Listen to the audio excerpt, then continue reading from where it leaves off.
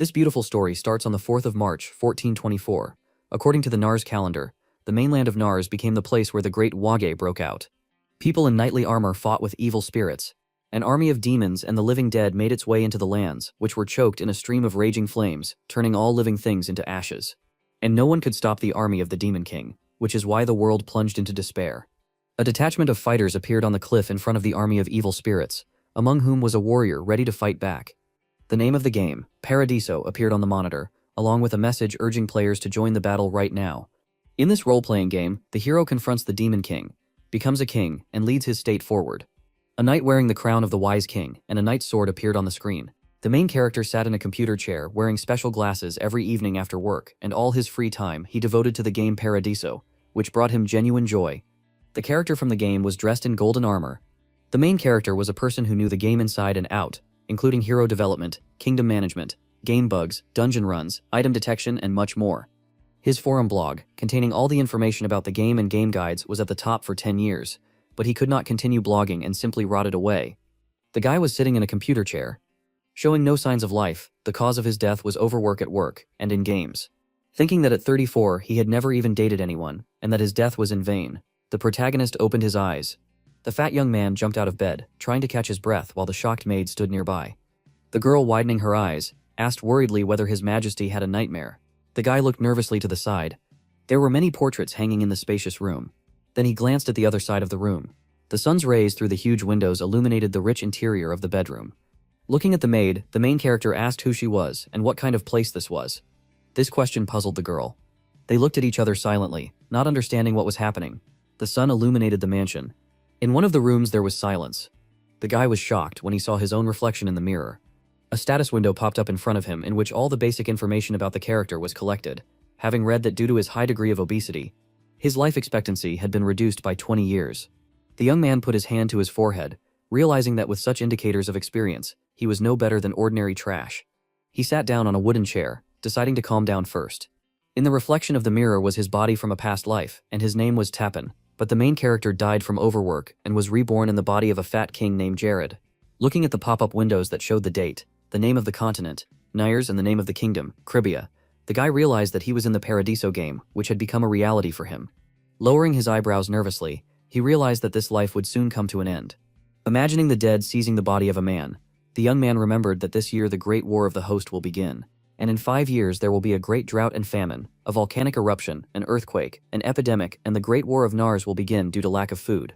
Clutching his throat, he thought about what would happen to him, the king of this land, if a war broke out on Nars involving all the states, including Trivia, angrily waving his arms and legs. The main character was disappointed in his character, despite his extensive knowledge about Paradiso, because in novels about rebirth, the hero is always reborn in the image of a handsome guy who lives a beautiful life. When asked why he was reborn in the body of a fat man, the chair leg cracked. His body fell noisily to the floor. With his arms outstretched, he lay on the ruins of a chair. Remembering the character as he was as a child, Jared thought that he must have grown up to be very handsome. Leaning on one hand, the guy decided that he still had hope because weight can be lost very quickly. Trying to get up, the fat man realized that he had memories from his past life, and decided that he could be content with all the blessings of this world, since he was completely alone here. Standing up straight, he promised to secure a great future for himself, with the help of knowledge and to get what others don't even know. About of breath, the main character stated that his goal was to become the strongest warrior on the mainland, and a renowned king who would unite the whole world. The maid, humming some kind of melody, brushed dust from the bookshelves.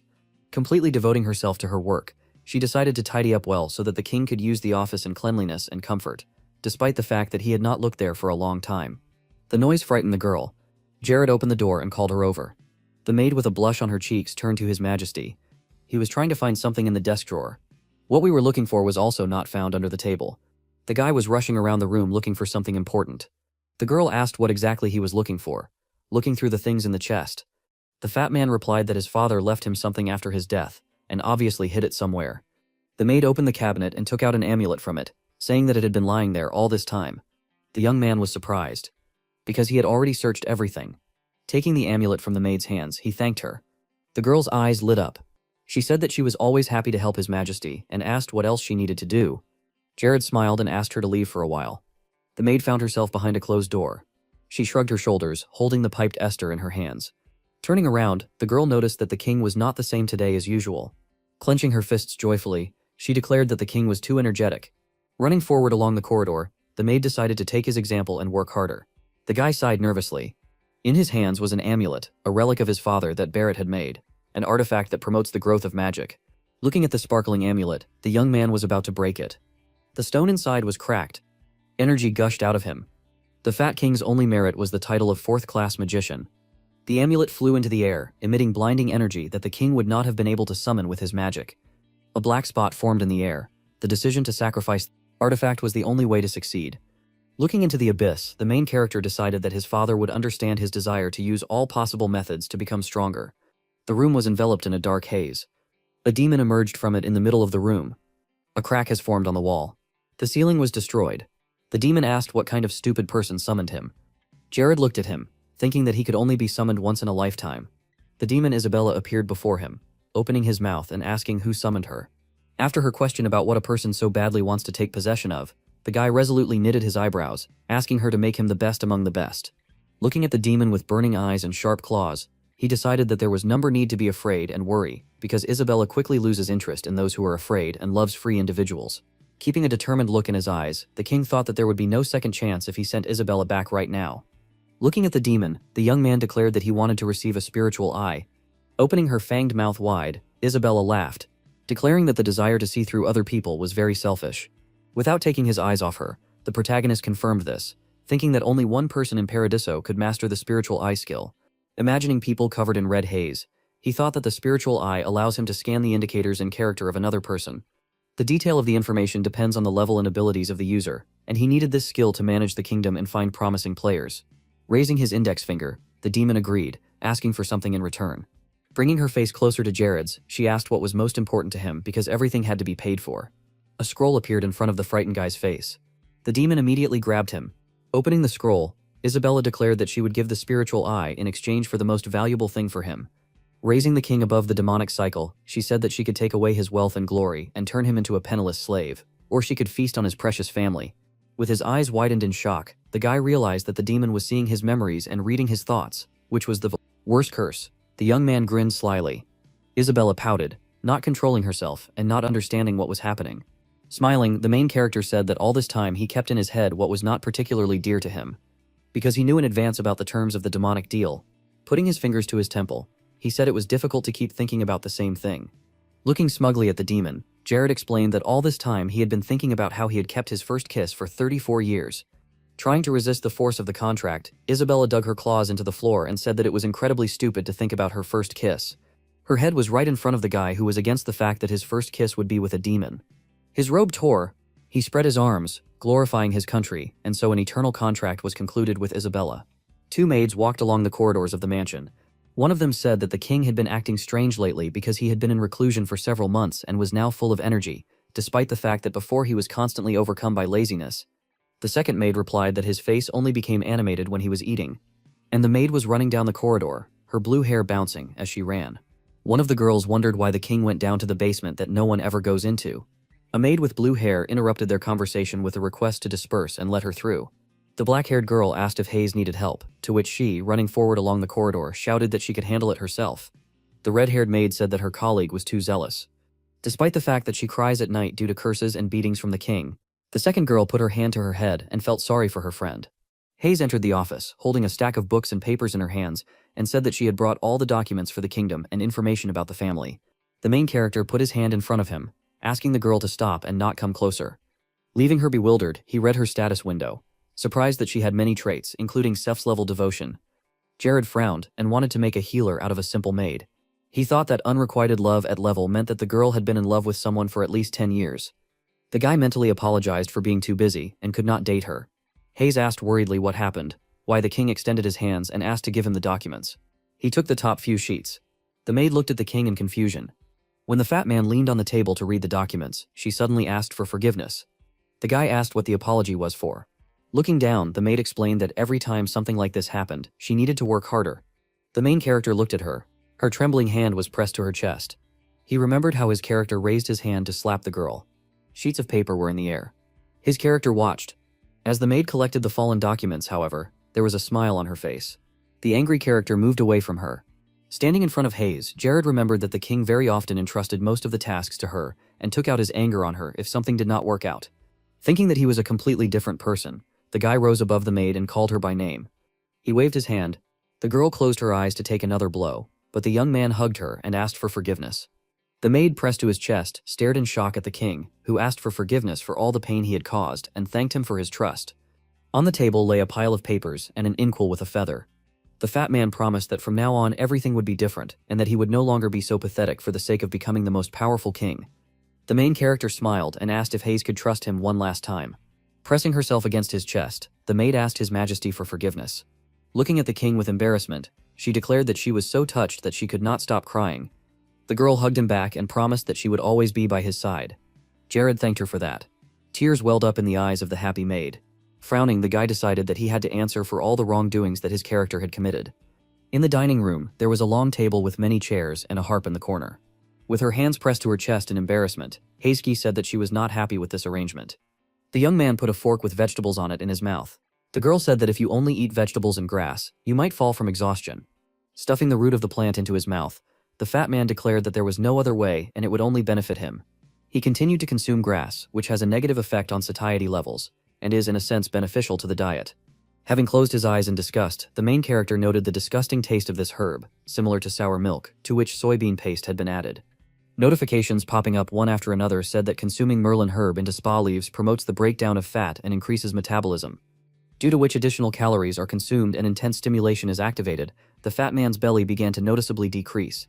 Realizing that he was about to throw up, Jared covered his mouth with his hands, stopping the urge to gag. Hayes put a plate of steak on the table, saying she had prepared soy meat just in case. Scratching her cheek in embarrassment, the girl explained that she had learned to cook this dish for the sake of the king's health and offered to try it, despite the fact that he had always thrown it away before. The guy shed a tear, wondering how his character could mock such an angel. Imagining himself soaring into the sky on angel's wings, the fat man thought that her cooking was at a level and felt the rotten taste disappear from her mouth. After putting the steak on his fork, he decided to try it. Putting a piece of meat in his mouth, the young man thought about the fact that, judging by the documents, Kribia is located in the northernmost part of the continent. Imagining a kingdom surrounded by snow-capped mountains, he thought that the kingdom was very cold, making farming impossible, and that the Class F desert land was inhabited by poisonous insects, wild animals, and bandits. But despite this land has many advantages. Hayes watched contentedly as the king ate meat. The plate was empty in an instant. The main character realized that his main problem was his weakness, which did not allow him to properly use the advantages of the kingdom. Resolutely rising from the table, he decided that he should start with himself. An angry Isabella appeared, demanding that the spiritual eye be given to her. Her sudden appearance caused the guy to choke. The fat man asked why the demon was still here, to which Isabel's head hung in the air, replied that she would not allow him to laugh at her like that. The demon warned that it would follow him for the rest of his life and torment him until he died and returned the spiritual eye. Jared swallowed nervously. The sun illuminated the royal mansion.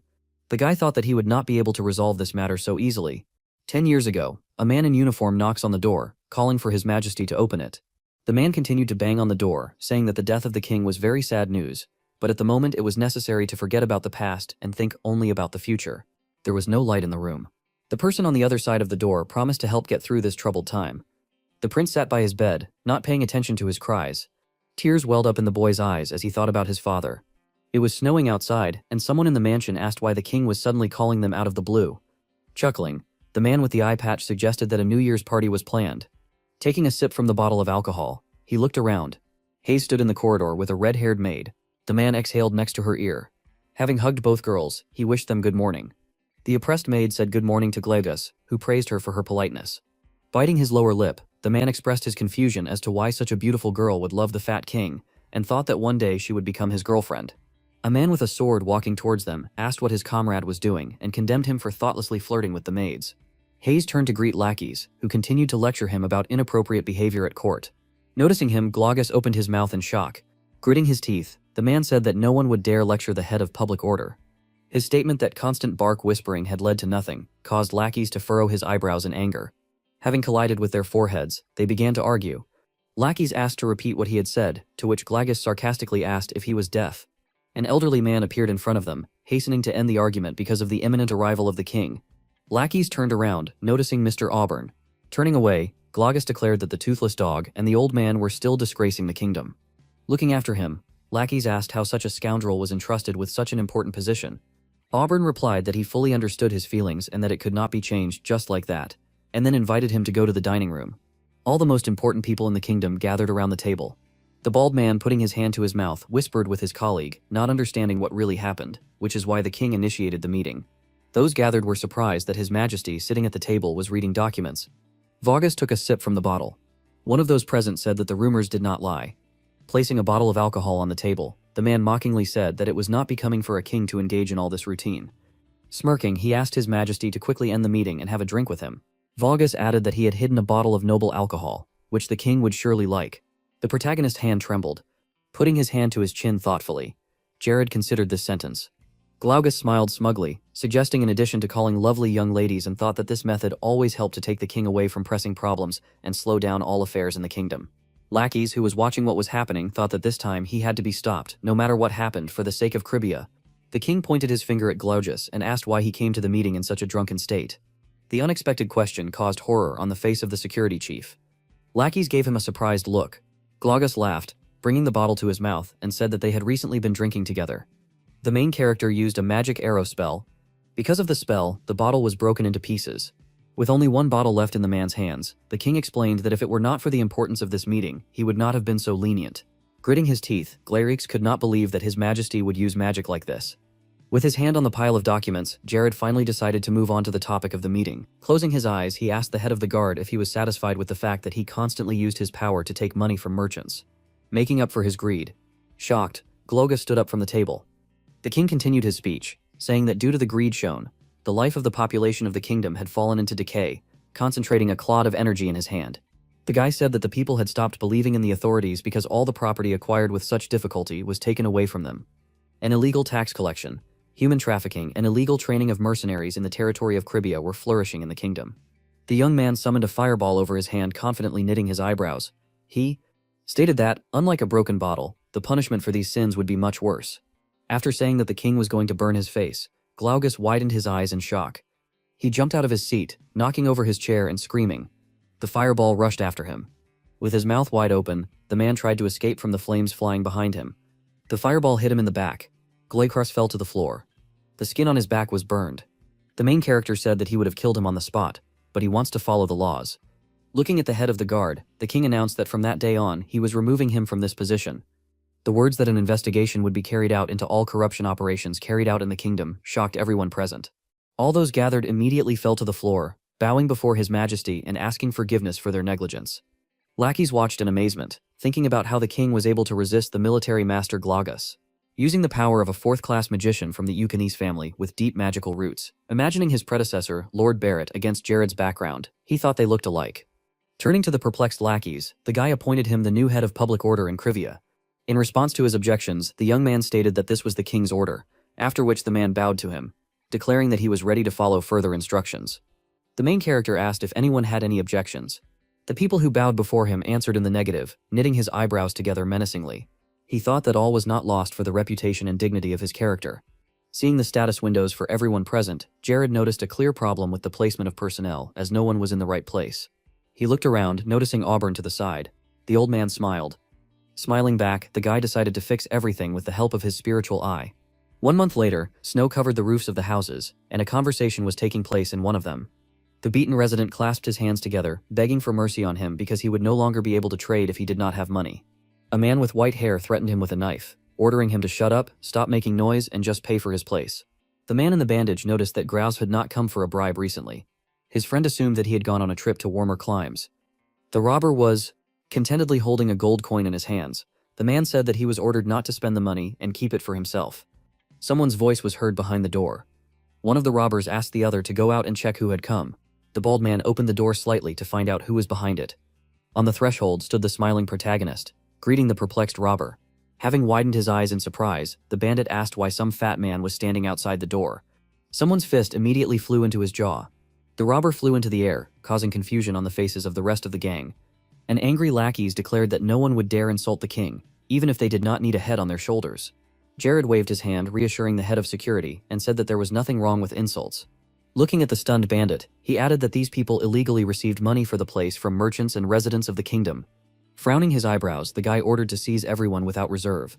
Gritting his teeth contentedly, Lackey said that the order would be carried out.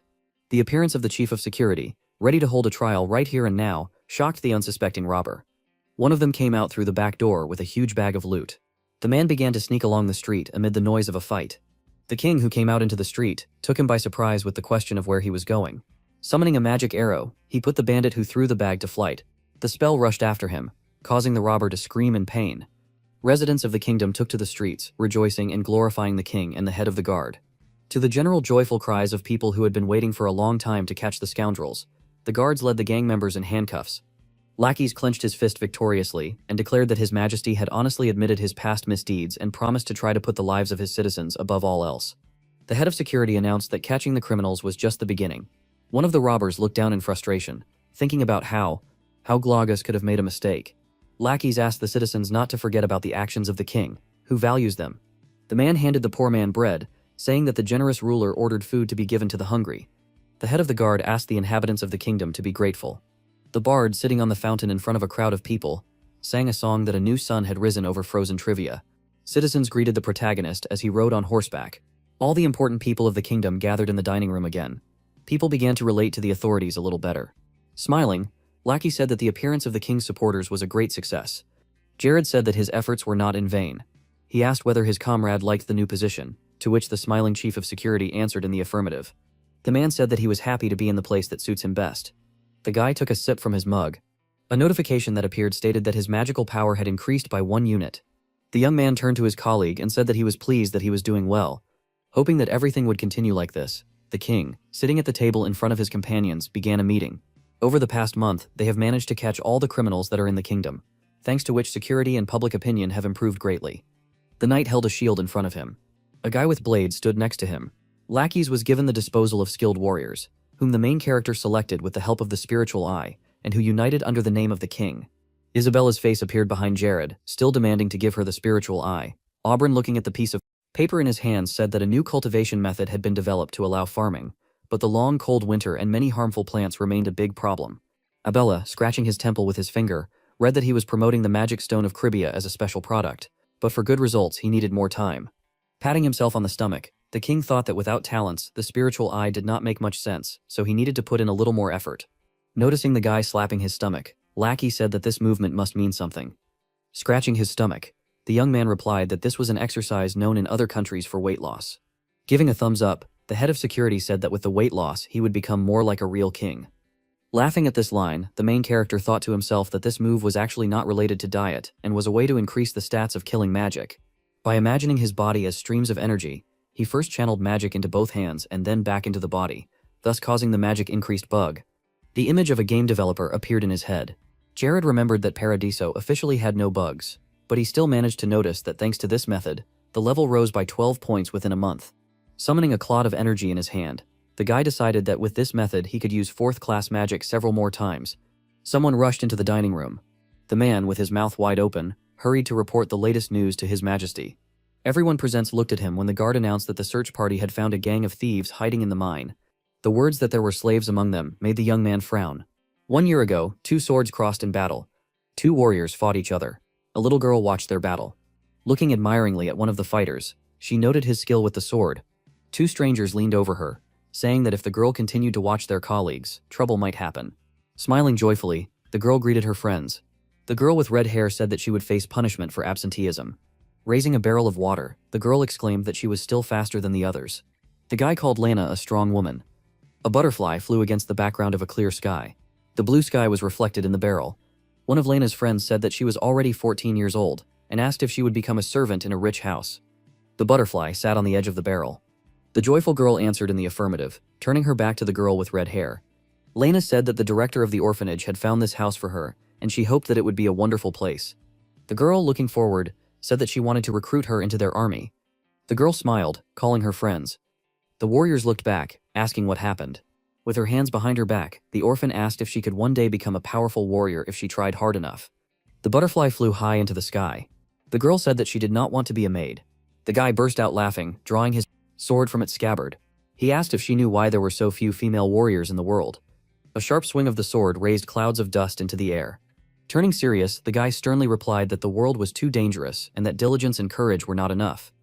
Lana grabbed her dress when her friend said that most women either gave up after really realizing it or died, taking off his glove with his teeth. The guy objected that men were no exception.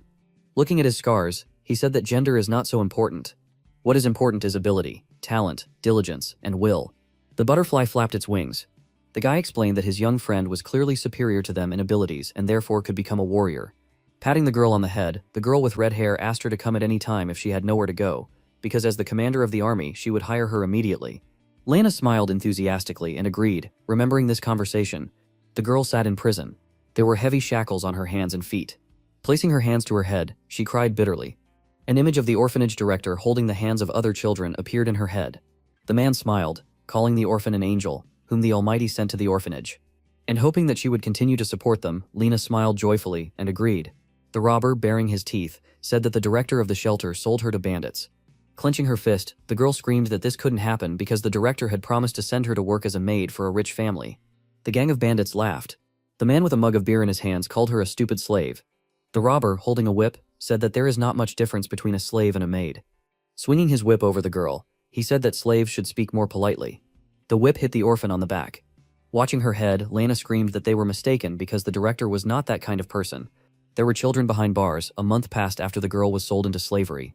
Sometimes she was subjected to corporal punishment, but almost all the rest of the time she spent in a prison cell. A girl with red hair turned to her, asking if the slave was from Majorca. Looking at the ceiling, she said that slavery was destined for her.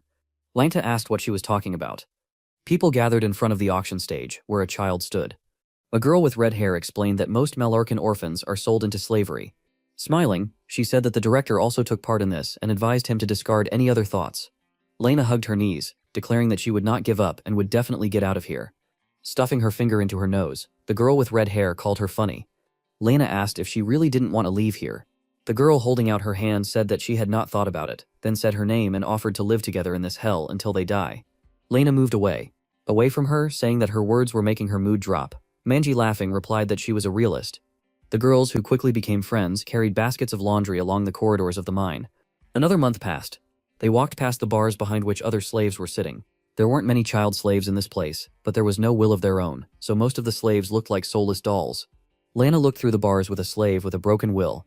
There are much fewer problems, and selling such a slave was not difficult.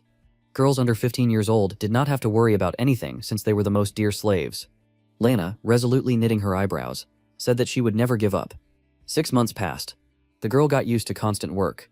Soup was boiling in the cauldron. Manny said that Krivia was a more backward country than Majorca. The orphans were peeling potatoes. Lena thought that her friend taught her a lot. Manny stated that Krivia was gradually declining due to the deserted land and the young king who did not have any special talents. Holding a knife and a potato, Manny turned to her friend when she asked where she got such knowledge. Laughing, she replied that she had good hearing, thanks to which she overheard the conversations of the robbers. While stirring the soup, the girl said that Krivia is full of monster hunters, but there is no work for hired soldiers, so Lena's friends will not come here to help. The orphan displeasedly thanked her for these words. Clenching her fists, the girl looked at the chains, deciding never to give up. Holding a ladle in her hands, Manny called her the most persistent person in her life. Looking away, she whispered that she really liked it. A snowstorm hit the mine. A year passed. The girls turned 15 years old. Lena sat in front of her friend, who had a fever. Her face was red, and sweat was running down her entire body. Putting her hand on her shoulder, the girl realized that she had a fever and that trouble could happen if nothing was done. The robber, throwing his feet on the table, said that Glaucus, who asked to believe only him, had fallen into the clutches of the fat king. Taking a sip from the mug, he displeasedly stated that because of Glaucus they could not sell the dirty slaves and continued to hide in the damp mine. Lena called out to him to attract attention. Holding onto the bars, the girl asked for a cup of warm broth for a friend who had a high fever.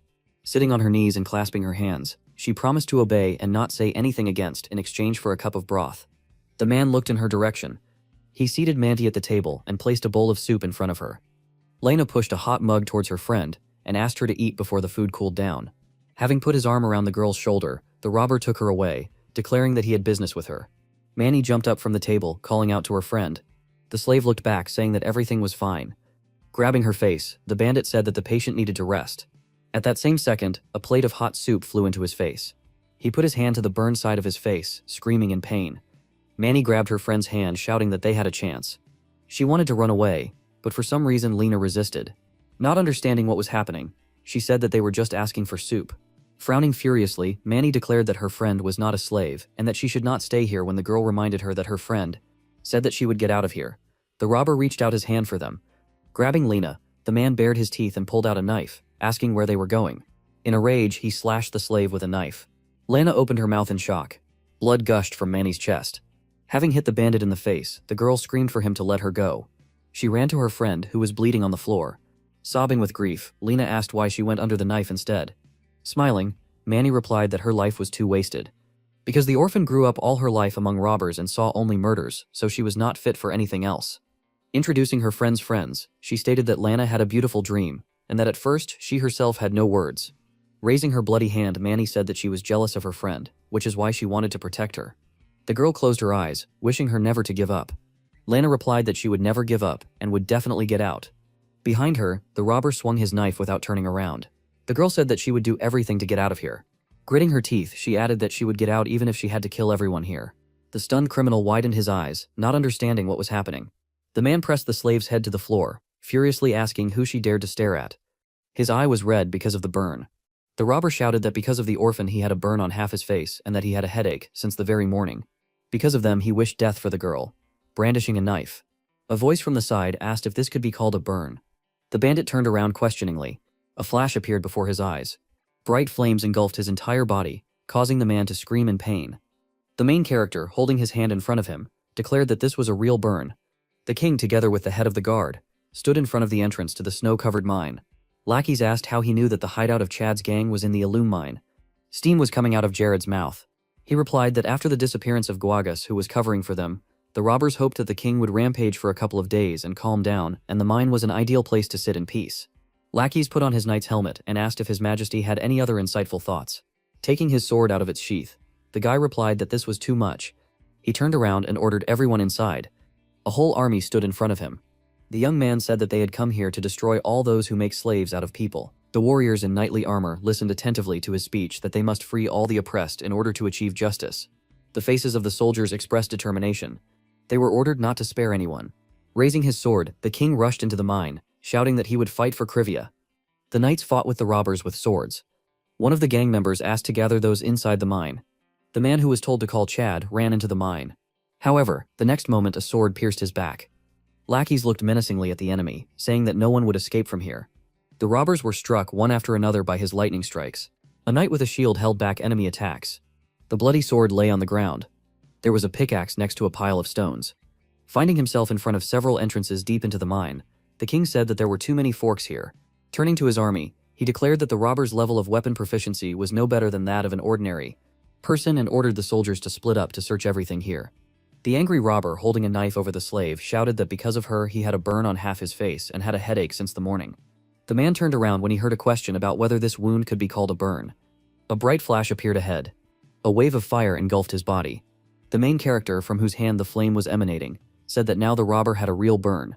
He ran forward, thinking about how he often saw slave prisons in games, but in reality it looked much more disgusting.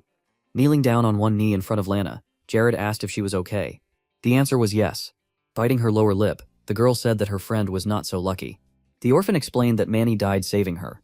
The guy looked at the girl's dead body, frowning. The young man thought that it was too late to use restoration magic. Having hugged Lena, he asked for forgiveness, saying that he should have come earlier. The girl began to cry. Looking at the sobbing slave, the main character noticed her emaciated body and dry skin on her hands, and thought that she had to go through a lot. The leader of the gang, heavily intoxicated, entered the room and asked what all the fuss was going on. Seeing Jared in front of him, he was surprised that the fat king himself had come here. Chad shouted that it would be better for the king to sit at home and eat fatty meat, and asked what he forgot here. The guy knitting his eyebrows angrily did not understand the question asked to him, thinking that his character's life was too worthless because everyone knows the king is stupid fat man. Gritting his teeth and gathering energy in his hand, he promised to catch Chad and personally send him to hell. Creating a ball of energy in his hand, the leader of the bandits laughed, saying that such a fat man could not use magic. The young man frowned angrily. The bandit looked him straight in the eyes. A bolt of light erupted from his hand. Using speed magic, the main character was able to... This attack, Chad opened his mouth in shock, not understanding what kind of magician would use speed magic in battle. The king began to run around him, not allowing him to follow him. Trying to discern the opponent's movements, Chad guessed that it would be difficult for him to change direction since this entry-level magic is quite difficult to control, despite the fact that it gives the owner's body super speed. Deciding to blow up everything around him, the gang leader raised his hands up, focusing powerful energy above himself.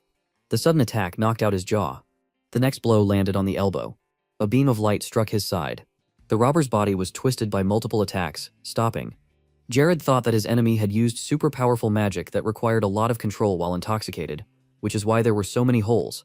The guy sheathed his sword, declaring that his opponent was too weak and that he did not even have the strength to be angry, after which he wished Chad to simply disappear into the abyss. There was a ringing sound. A notification appeared saying that the War Against Crime task had been completed and that the level of devotion of the inhabitants of the kingdom had risen to 23.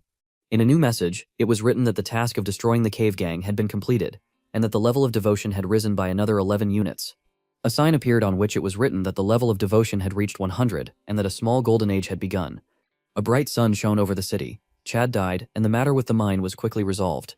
Lackeys rode on horseback, accompanying the cart. All of Chad's accomplices who were involved in murders and kidnappings were sentenced to death.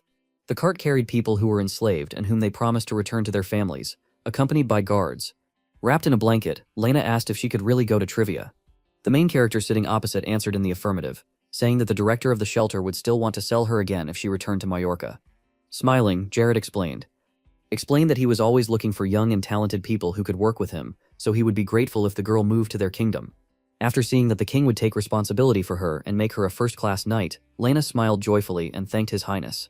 Raising her hands enthusiastically, the girl promised to become a skilled warrior who would live up to his expectations. The guy replied that he was looking forward to this. Rounding his eyes, he thought that he did not expect to see Lana here. An image of the earth being burned to the ground appeared in his head 10 years later during the Great Host War. This girl would have to stand in the vanguard of the Demon King's army. The young man imagined how many warriors rushed to attack, but the blows would be easily repelled because Lena is the strongest tank who does not lose. The girl in the black demonic suit grinned arrogantly. The fortress she was guarding could not be taken by storm because Lana was an excellent protector of the Demon King's army. The protagonist took the hand of the innocent girl sitting in front of him, thinking that it was good that he was able to meet her, because then he could stop the orphan from falling into the hands of the Demon King. The girl watched in surprise as their hands glowed. Jared decided that in preparation for the Great War of the Host, he would make her a rising star not of the devil but of his army. Looking down intensely, the guy thought that the only problem remained in the neighboring state, Mallorca, which allowed the illegal trade in slaves, and therefore there were other violations that had a bad impact on the territory of Cribia. The young man asked himself where the scoundrel Horgus was going to spend all his money. Meanwhile, the lights were burning in the windows of the house in Mallorca. The bald man surrounded by girls, but he began to hear more often how Crivia was praised, which made his mood worse. He asked the white-haired man with a pipe in his hands what he thought about this situation. Being a friend of Glaga's, Fru replied that he would prepare everything as required by their position. Smirking, he stated that he needed to repay his friend's insult. Moonlight illuminated the night city. The killer, standing on the roof, watched the patrol knights below. When one passed him, the killer deftly jumped from one roof to another. Having landed on another roof, a man in a dark cape with a hood stopped. A moment later, he threw the bag from his shoulder into the alley between the houses. Blood spread across the ground after the bag landed. The killer stood on the roof, watching the result of his actions. The mask covered the killer's face while he looked into the alley.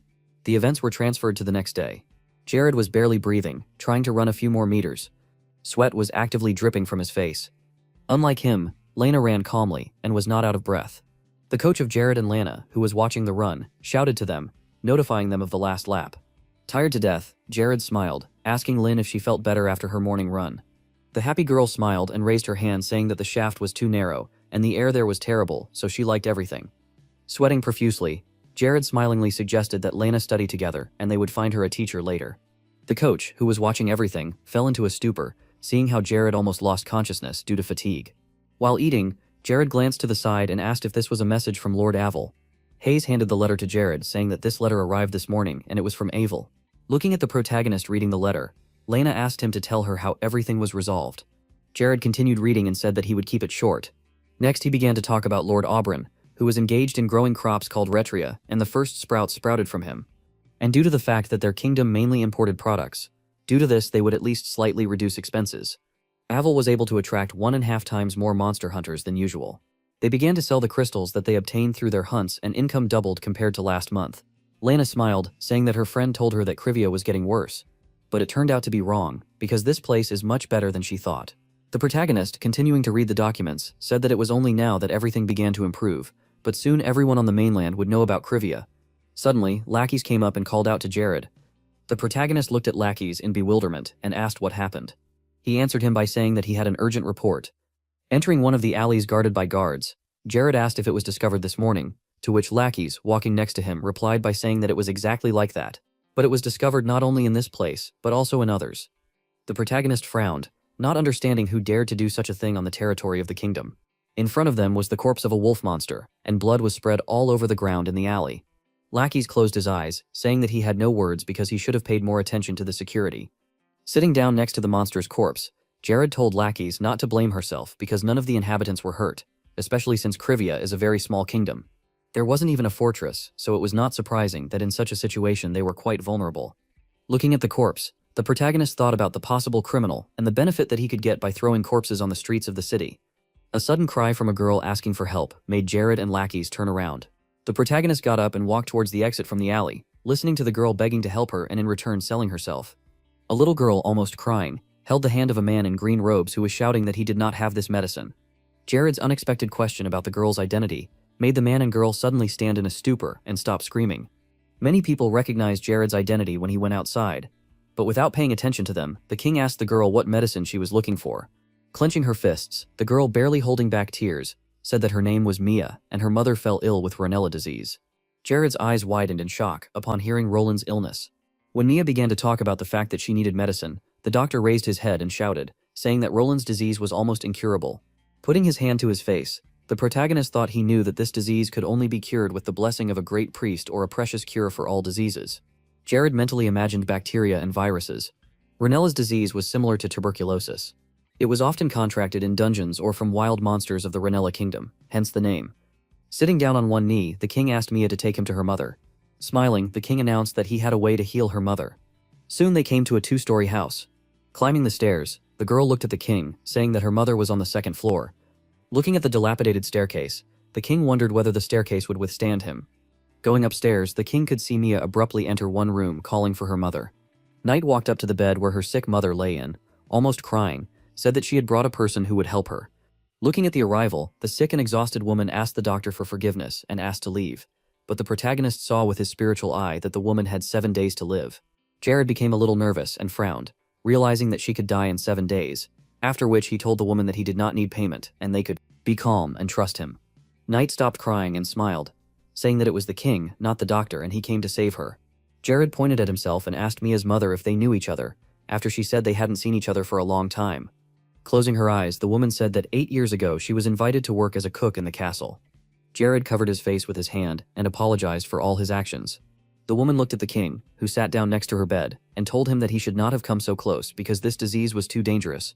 But the protagonist interrupted her, asking her not to say that. The king asked Mia, who was standing at the door, to bring a wet towel. Then Jared stood up abruptly and looked to the side. He walked to the window and began to lift the lattice window. Picking it up, he looked outside, confirming his fears. Poking his head out and looking at the monster's corpse, Jared asked Mary how long ago she started seeing monsters.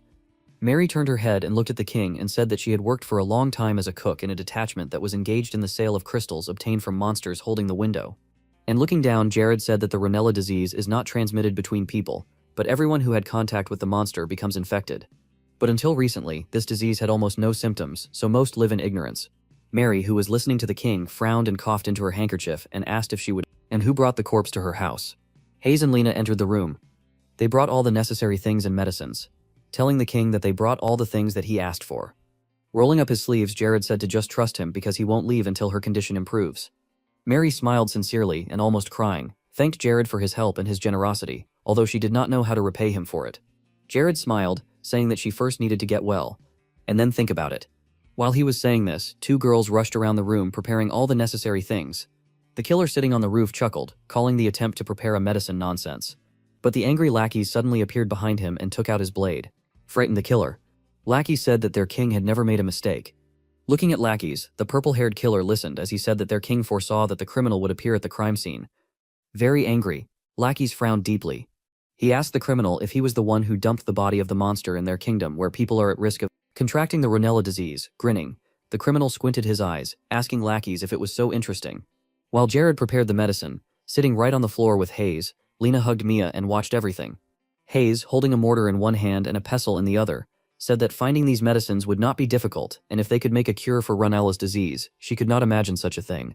Jared sat in front of the flask alchemy machine he had created, preparing a potion. The protagonist involuntarily remembered the site on which the composition of the medicine for Ronella was posted. During the game in Paradiso, pharmaceutical players were developing a cure for Ronella's disease, but suddenly someone posted a recipe, thanks to which almost everyone learned about it. Thanks to this, 10 years later, he sits and prepares this medicine. Mary turned her head and addressed the king. Exhausted, Mary opened one of her eyes and asked Jared why a person like him would try so hard for some poor commoner. Jared, sitting with his back to Mary, said that anyone who has been sick before knows what it is. Looking at the back of the king sitting in front of her, Mary asked if he had Ronella disease. Lena and Mia looked at the king when he said that he grew up in a loving family and was never sick. Grabbing Mary's hand, Jared said that there was something else besides his mother's affection. Stroking the exhausted woman's hand, Jared began to remember the old story. The moment when they lived in poverty, they were not in a position where their mother could get examined at the hospital. When they finally arrived at the hospital, it turned out that his mother already had the last stage of cancer, which is incurable. He then sat in front of her couch and cried. He trembled all over, feeling not so much sadness as anger, because even in such an ordinary situation, he did not have the ability to solve this problem. He cried then. Even after he wiped them away, they continued to flow from his eyes again. Jared still blamed himself for this. Shaking the flask in his hand, Jared understood what Mia was experiencing, which is why he was here. Looking at the red liquid in the flask, the king realized that he did not want Mia to feel the same as he did. At this time, the criminal and lackeys were moving along the roofs. Lackeys and the criminal clashed blades, starting an intense battle. The angry chief of security frowned as he moved at great speed. His opponent swung his blade, wanting to kill lackeys. Lackeys and the assassin clashed blades at great speed. Suddenly, the killer's blade changed its trajectory. Lackeys clenched his teeth, looking at the tip of the blade approaching his throat. Suddenly, the head of the guard blocked the enemy's sword with his own right in front of his face. Lackeys pressed down forcefully on his sword, causing the assassin to retreat and his hands to tremble. Looking at Lackey's sword, which was already a few centimeters from his head, the killer realized that he was simply rudely pressing on him with force. Using his speed, he sharply turned his body to dodge the enemy's sword. A moment later, he took his chance and threw a kick. The killer's foot hit Lackey square in the face. Lackey staggered slightly after the assassin's blow. Suddenly, the criminal's eyes widened in shock. The evil lackeys looked at his opponent and asked if this was all he could do. The chief of security's sword began to cut through the roof, moving towards the enemy. Lackey's eyes lit up as he swung his blade upward, asking his opponent how he, with such pathetic abilities, still dares to touch Krivia. The criminal managed to place his blade in the path of the strike. With one swing, Lackey sent the criminal flying. The killer was horrified.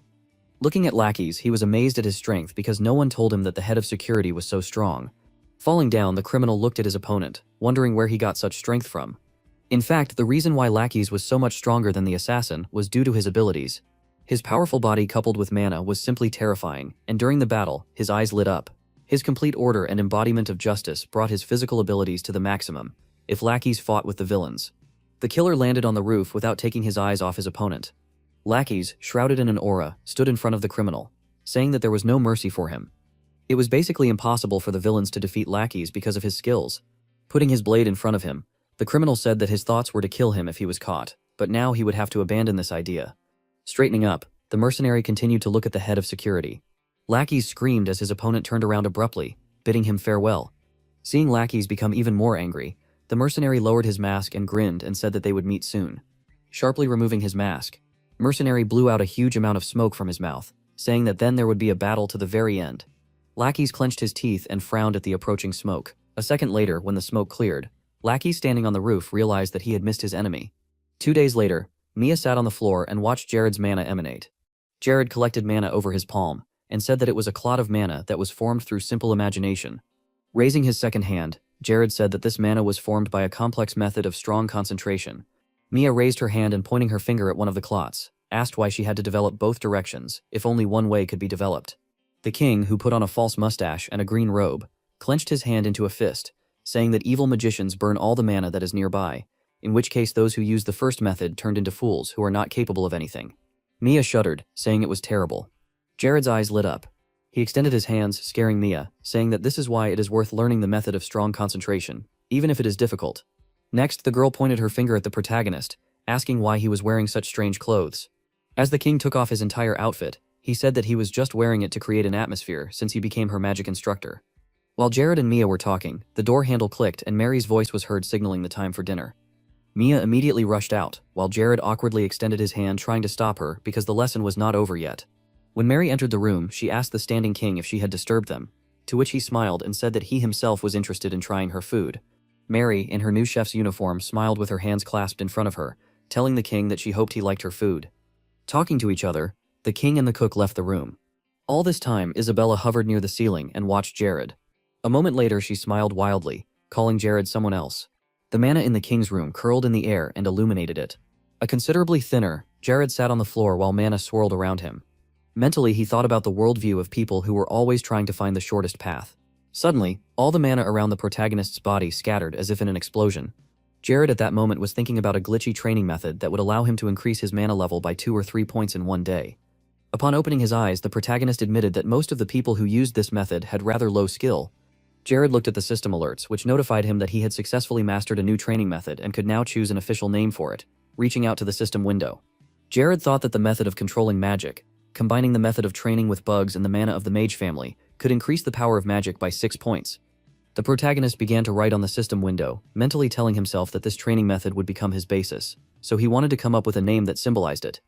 When he finished writing, the inscription "single-player bug user" was visible on the system window. Isabella stuck out her tongue, saying that she had secretly observed many magicians, but his methods were different from others. Jared raised his head and looked at Isabella, hovering above him, asking if she saw the streams, to which she replied by saying that ordinary people could not see this, but not her. Pointing her finger at Jared, Isabella said that although he did not play by the rules, his mana level was acceptable. The protagonist was horrified when the demon touched his face with her hand, asking if he was from another world. Isabella sticking out her tongue and looking at the guy with a wild grin. The king looked at her and asked her a little nervously what she was talking about. Jared breathed a sigh of relief when Isabella flew away from him, and said that she just wondered if he had come from another continent, because even though she had only heard, they said that people from the Eastern Empire had enormous mana absorption abilities. Raising his finger up, Jared smiled, saying that according to the stories of his ancestors, he had heard the same stories. He then looked at his hand, thinking that the Eastern Empire was a project that the Paradiso development team had been working on for 5 years. He was eagerly awaiting the release of the update, but died before he could try it in the game. Isabella's hair fluttered as she asked Jared what he was thinking about. The demon hugged the protagonist, saying that as long as she was next to him, something interesting always happened. The protagonist, without looking at her, asked what was strange about it. Isabella smiled, offering to talk because anyway, only he could see her. When the demon spread his eye with her fingers, the protagonist activated the spiritual eye, saying that he would not give it up because it was his. Jared screamed in shock when Isabella, putting her hands to her face, said that she would not be upset about the spirit eye and would consider it a wedding gift to her future husband. Touching her tongue with her finger, the demon told Jared that at first he was fat, which was disgusting to look at, but now that he had lost weight, he was handsome. The protagonist became very nervous, asking the demon if that was why she kept looking down at him while he was sleeping. Isabella hugged the protagonist, saying that a man like Jared would be just right for the ghost of a virgin. The protagonist grimaced, horrified, remembering his first kiss. Jared abruptly began to run away from the loving Isabella, saying that he needed to go to Ranella. Reading the letter, Hayes said that Lena was developing too quickly, and it was surprising how the king saw such abilities at first glance, which is exactly what lackeys conveyed. Hearing her, Jared smiled awkwardly, realizing that the strongest warrior of Krivia would only last for a month. Jared asked Hayes, who was sitting across from him, to tell lackeys that he would find a good teacher. Looking out the window, the king began to remember several good candidates for this role. Something was approaching the king's carriage at great speed. When an arrow broke the window and almost hit Hayes, a barrier of mana formed in front of her head and saved her. Shocked, Jared looked out the window while his palm was enveloped in mana.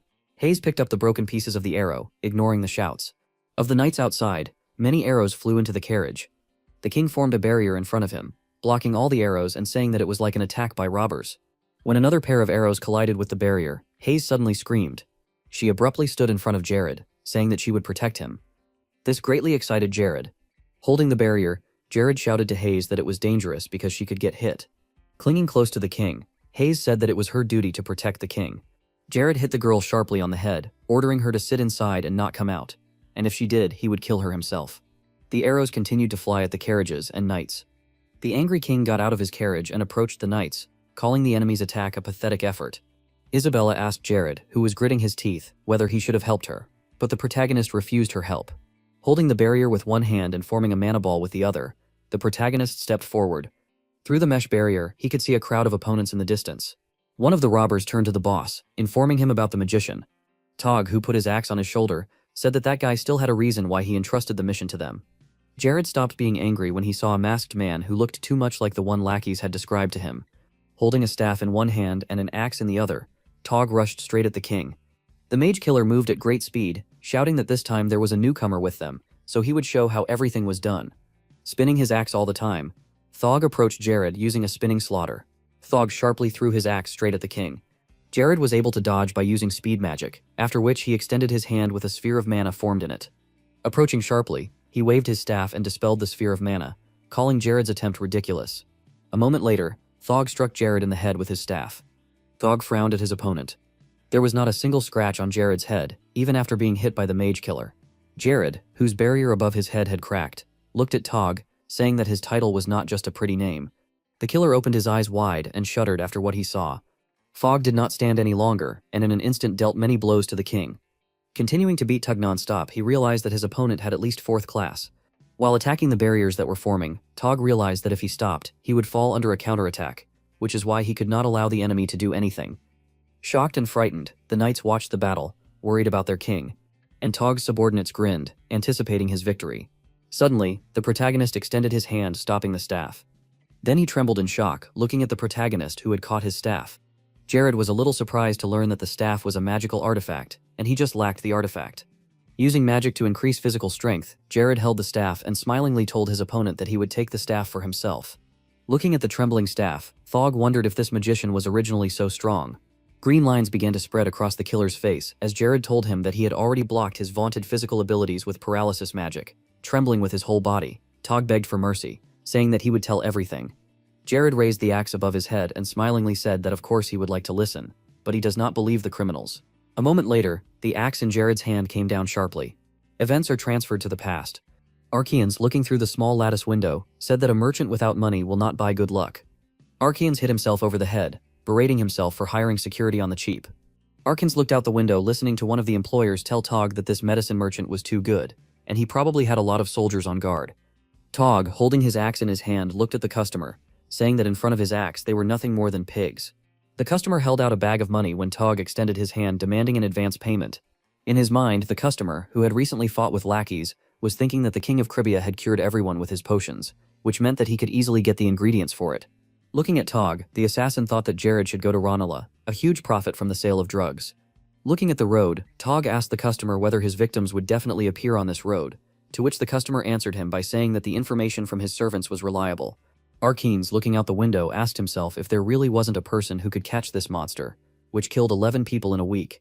Events returned to the moment when the protagonist lowered the axe directly on Thog. Archeans watched the entire battle through the window and listened to the screams of the robbers. Jared soared into the air and began shooting everyone with magic arrows while simultaneously forming a fireball in his hand. Archeans' cheeks turned red as he looked in admiration at the man who managed to cope with Thog. Looking at Jared floating in the air, Archeans called him a warrior who would save him. Clinging close to the protagonist, Archeans smiled thanks to his savior. Rubbing his finger on his cheek, the king called gratitude a good deed. Jared closed his eyes, asking the huddled Archeans if it was possible to keep his distance. Hayes, standing to the side, was a little embarrassed by this behavior of the rescued boy. Covering his mouth, Archeans feigned an apology, saying he was overcome with emotion. While riding in the carriage, Jared asked the boy if it was true that he had come to make a deal about the crystals, but Thog attacked him and stole everything. After receiving an affirmative answer, the king put his hand to his chest and asked forgiveness for the fact that there were no supervising guards in the area. Archean smiled broadly, saying that nothing terrible had happened because he thought that he would die like that until he saw him. Looking at Archeans, the protagonist used the spiritual eye, remembering who this boy would become, namely the largest ruler of the NPC, who bought a kingdom in the east for an astronomical sum. Jared couldn't help but imagine a statue of Archeans, who with the help of his excellent forecasting skills and fashion analysis, identified trends in advance and bought popular products. Jared kept his eyes on Archeans, wondering what brought the boy here who would in the future become the largest ruler in the east. Archeans flinched when Jared offered him a deal. The king raised his hand, offering Archeans 15% of the profits, but he needed to sell instead the product that he was going to trade in Ranella. Looking at how the guy thought, scratching his chin, the protagonist mentally said that of all the outstanding people, he was the most extraordinary, and first it was necessary to conclude a deal with him, arouse interest, and then hire him for a job. Archeans extended 2 fingers, asking the king to fulfill 2 requests instead of profit. Hayes looked at the guy who was telling the king that if he believed and trusted him, he would find a good place for them. Looking at the guy leaning back in his seat, Jared told him that he agreed, but depending on the situation, he could refuse. Hearing him, Archeans closed his eyes, saying that the king would most likely listen to his requests. Looking kindly at the king, he asked to call him. A key is the first request, and he will say the second later. While a shocked Jared agreed in a stupor, Isabella appeared above him and began to swear furiously. Soon Jared arrived in the kingdom of Ronella. Then, looking at the busy streets, Hayes said that she used to think that this kingdom was dark and nondescript, but it is quite bright. Aki, holding a box of scrolls in his hand, looked at Hayes, saying that many people thought so, but people could not refuse the jewelry obtained from the dungeon. Looking at the crowd of people in front of you, Aki said that if only the problem of the disease was resolved, the potential of this kingdom would instantly be revealed. Jared glanced at Aki, saying that thanks to him they opened their business in a good place. Aki awkwardly scratched the back of his head, saying that this was all compensation for everything they had done. Like he looked at Jared approaching a huge barrel and asked him if this was exactly the medicine for Ronella's disease that he was going to sell. The king answered him negatively. Jared brought the flask to the tap and opened it slightly, pouring the potion into the flask. At the same moment, the system notified the completion of the production of medicinal herbs. When the king closed the lid, the flask lit up brightly, and the system notified Jared that the medicinal herb had been raised to the second level and the highest growth rates had been achieved in a day. Looking at the system window, Jared confirmed his suspicions about a glitch, due to ignorance of which the production of the medicine at the very beginning took 2 months. Jared smiled, handed the potion to Aki, and said that he needed to sell it, and during the sale tell a few features to the buyer. After some time, Apeoi stood in front of a mercenary whose name was Tolan. He was infected with the disease and he urgently needed help. Tolan asked Aki if they would really sell him the medicine for just 1 gold piece. Aki clasped his palms together, saying that only he would sell it for gold because he saw that he was a good person, so this offer was especially for him. Wiki leaned against the mercenary, assuring him that this was not a scam. Tolan handed over a gold coin, saying that he was dying anyway, and he didn't mind 1 gold coin. Aki thanked Tolan for the purchase and then handed him the contract, asking him to sign it. Tolan frowned, looking at the contract, not understanding why this medicine was needed. In the end, the mercenary nevertheless signed the contract, saying that it was quite strange. A moment later, the mercenary drank the entire flask of potion in 1 gulp. Jared, standing to the side, told Tolan that it would be 30 minutes before he felt the effects of the potion. He would be here the whole time so he could rest and come again. The mercenary frowned again, saying that although he believed Aki and bought it, but if it was a scam he wouldn't just stand by. Jared smiled and said that in this case he would reimburse the potion in the amount of 1,000 gold. Aki and the king watched the mercenary leave. Aki waved his hand, telling the king and Hayes that he would go and prepare one more thing before the trade began. Deciding to take advantage of this time, the protagonist again leaned the flask against the tap, deciding to try to make the medicine again. While the protagonist and Hayes happily looked at the potion, the system notified the protagonist that the production of the healing herb had been completed, and the crafting skill had increased to the 2nd level, and also that it was impossible to increase the skill within 24 hours. In Paradiso, skill in making medicine was given depending on the product of manufacture. The same mana potion could restore 30 units or 100, depending on the skill, and the penalty that limited the level of skill was 24 hours according to the criteria of the potion itself. But by transferring production rights through a contract to another user, all data except the level of skill that has already been applied to his information will pass to him. That is, even the fine for 24 hours goes to the departed Tolan. Events move forward 2 hours at a time. When the protagonist was looking at the blue sky, Jared and Hayes looked to the side, waiting for a key. Suddenly, both shook in fear as the ground began to shake. Hayes looked to the side to see a whole crowd of people chasing after a key. Hayes started screaming excitedly, asking if people were running towards them, but Jared didn't answer, continuing to look at the crowd. At the front of the crowd, Jared saw a key and their first customer smiling as they rushed towards him. A crowd of people suddenly approached the protagonist and began to demand medicine and scream because of their proximity. Hayes even had to push his master away. Hayes, trembling with her whole body, stood in front of Jared, listening to the crowd screaming, demanding to sell them the medicine. Jared and Hayes smiled as they heard people say that God bless Krivia for them to make the cure.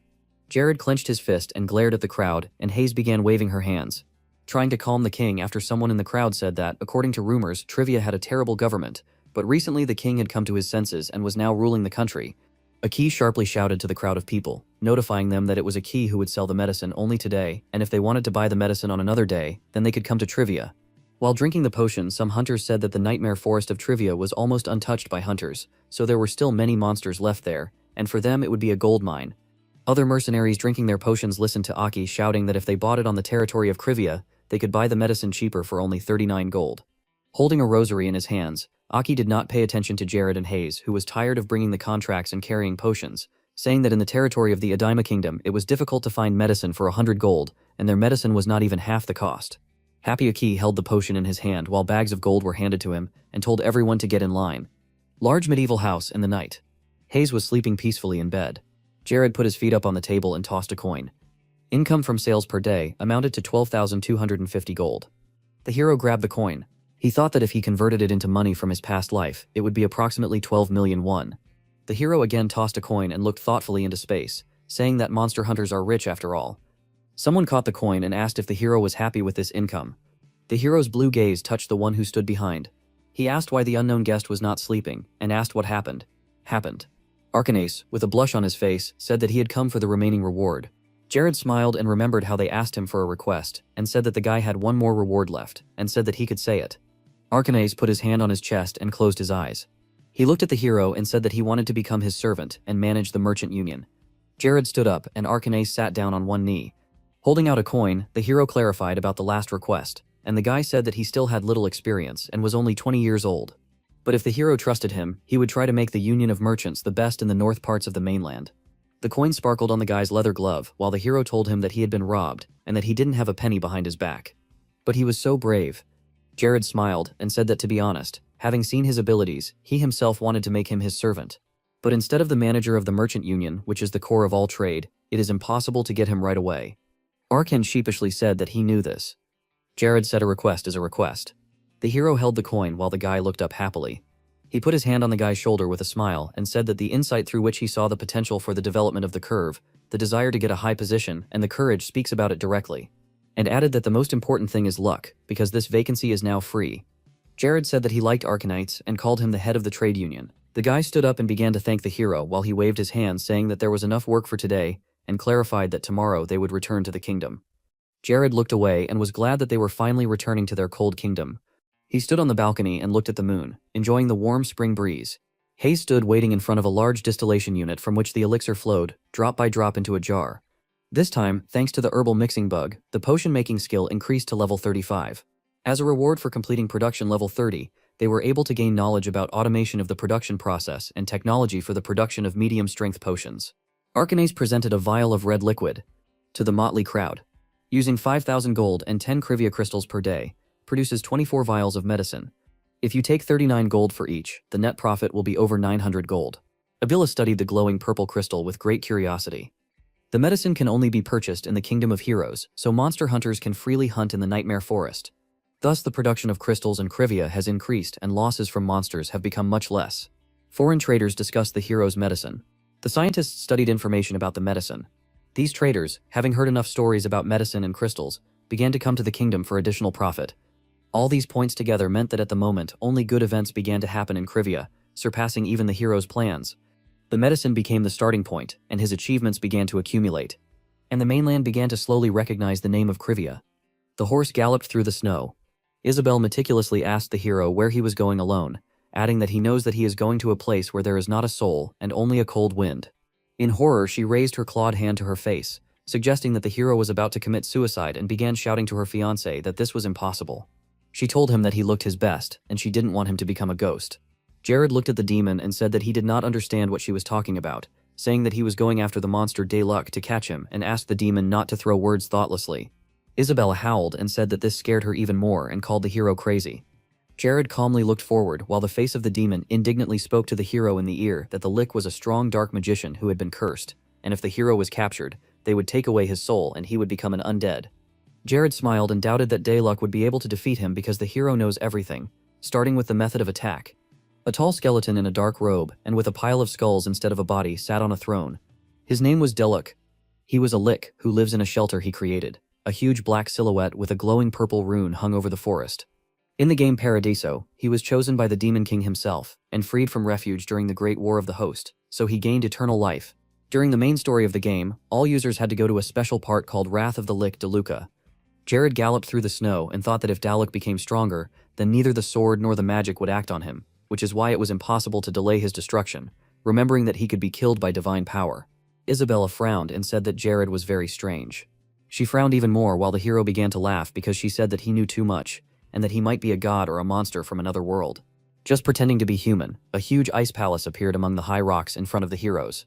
Sharp cave stalactites hung menacingly as the heroes tried to figure out where the entrance was. Jared sat on his knee and felt the wall.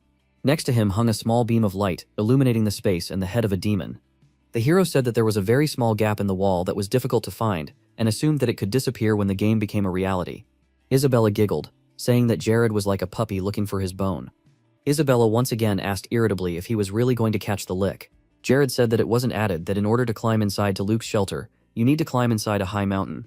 Inside this mountain of heroes, many traps awaited the heroes, as Jared said, adding that even he could not cope with them alone. At the entrance stood many frozen corpses, pierced by spears and arrows. The hero's hand began to glow red and passed through the wall. Jared climbed through the wall, which angered the demon. The satisfied hero crawled back out and said that there was a secret entrance. Isabella looked with curiosity at the hero, who noted that this was another bug that he had personally discovered. He imagined a diagram of the Lick's hideout and suggested that most likely an invisible passage had appeared on the map. Thanks to this, there was a way to defeat the Lick. The heroes found themselves in a room sparkling with treasures. Jared told the demon, "Welcome to the Lick's secret room." The couple looked at the mountains of treasures in admiration.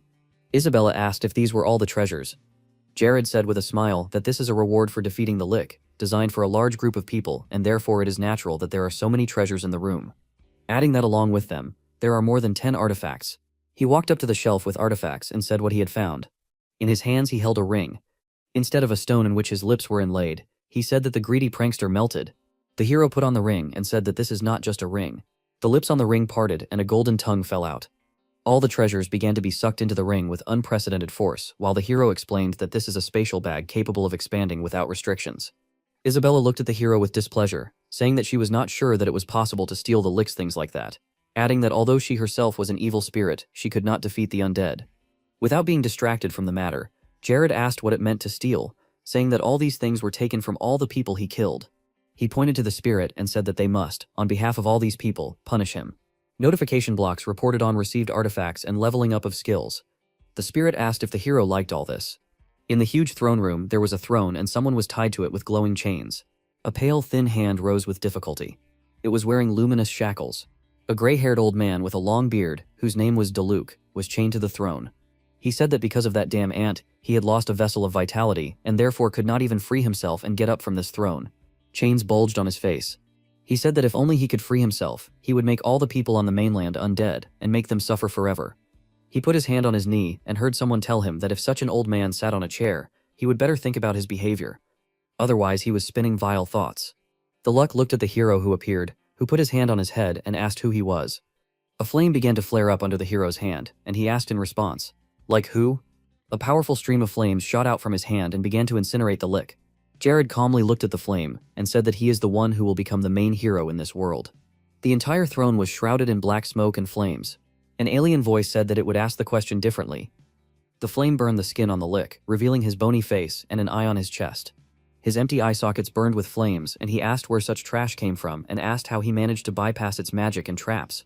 The dies showed artifacts and a description of their properties. Jared jumped to the middle of the throne room. The Lick smiled. The flames burned off him. His insides glowed purple. He was a cursed magician who received monstrous powers that violated any laws of this world in exchange for his humanity. Purple smoke rose from an anthropomorphic dark goblet with an eye. Magicians like the Lick are able to create their own image and fill it with powerful magic.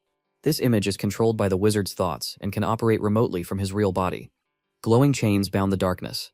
The Luck lost this vessel of life force because of one sacred maiden. Now his soul was locked in his body. Now he is very weak, and if he dies, he will not be able to resurrect. Jared launched several magical projectiles and quickly began to close the distance. He believed that you just need to be careful and keep your distance so that the Lick cannot use dark magic, which allows him to drain the life force of the victim. The Lick extended his hand and a glowing pentagram appeared near it, forming an energy ball. Jared dodged exploding purple projectiles and his weapon accumulated an electrical charge. He noted that he had already fought the magician several times after he was freed. Electric arrows formed under the hero's palm. They flew in an arc towards the magician. The Lick put a red net in front of him, which reflected the arrows and said that this was low-level magic. Other blue projectiles quickly flew towards the magician. They hit him in the head. He looked at the hero and was surprised at the continuity of the attack, and said that in this case the hero would need a lot of magic. He was surprised by the enormous power, deciding that it looked like third-grade magic. In some places the Lick burned with white flames. He noted that he felt the divine power of eternal fire in his body. He noticed the glowing ring on the hero's finger. Surprised, Lick looked at the hero and could not understand how he could end up in his vault. The Lick began to form a huge beam of purple energy in front of him, noting that all this was strange, but he could not hesitate. Red fragments flew everywhere. Jared asked why. He cut the magician's defense, and with it a beam of energy, a fireball burned in his left hand. He said that he came to visit, and besides, he was younger than him, and told him to look after him longer. There was an explosion near the throne, and Jared jumped to the side. He smiled and looked back, noting that the continuous attack to block the Dark Wizard's magic was working. He took a fighting stance. His club began to accumulate a projectile. He said that even if he could not finish him with one blow, if he continued at this pace, he would win. The Lick sat engulfed in fire, thinking to himself that Jared knew him so well, as if he could see right through him, and said that this was his territory. Skeletal monsters and armor emerged from the ground. While the monsters were rising from the ground, the Leek shouted that an invader had broken into the kingdom and ordered his path to be blocked. Frightened, Isabella began to scream that the undead had appeared in the darkness. The eyes of the undead glowed purple. Jared thought that the creatures must be where the traps were, and assumed that the pattern could have changed after his revival. The Lick leaned forward and thanked him for the aforementioned suffering and offered to fight properly, since he had extinguished the divine fire. Jared took off. He flew through the army of the undead, and understood that until the Luck began to use high-level magic, he must be blocked no matter what. Isabella looked at the approaching monster and said to entrust them to her. The creature's face was pierced by a red beam. The monster is stuck. He turned around, his mouth and eyes glowing with the red light of the spirit. The companions howled in fear.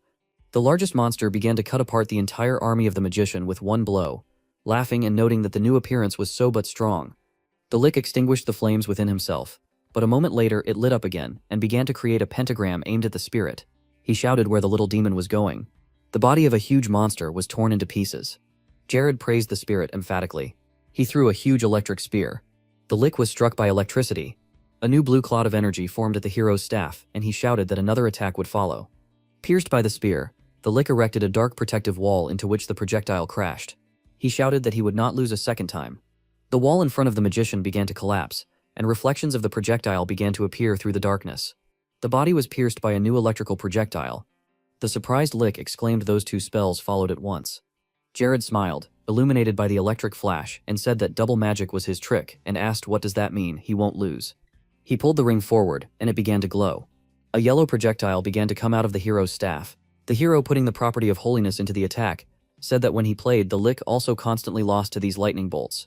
The screaming Lick lit up with a yellow glow. The skeleton's hand went limp. A chained skeleton remained sitting on the throne, steam rising from it. A giant skeleton approached the hero and asked if they had really defeated the dark magician. Jared walked up to the limp skeleton. He looked at the dead magician while Isabella screamed that it was all thanks to her. Suddenly, the skeleton's hand rushed towards the hero. The skeleton reached out to the hero. It glowed purple, and his hand was covered with purple flesh. He shouted, "Die." Jared hit the skeleton's head with his staff. The skull split into several pieces. The hero's eyes glowed red. He used the spiritual eye and said that he knew that he would not throw away his skates. The skeleton raised its head. Jared began to use the treatment, investing in it the quality of holiness. He pointed his hand at the skeleton, and it began to glow yellow and scream. The Lick screamed. Holy flames came out of his eyes. He asked if this was his death. Jared, his eyes glowing, continued to cast the spell as the Lick thought about the fact that he felt the fear of death for the first time since becoming himself. His instinct told him to avoid the guy, but the bonds made him unable to move. The mad Lick refused to accept death. He screamed, and a huge pillar of dark and violet flame covered him. He shouted that he himself was the Lick, a dark magician who spreads plague and rules over death. He screamed, and the chains began to glow purple. He called himself the Lick. With renewed vigor, all shining with darkness, he invited the hero to fight again.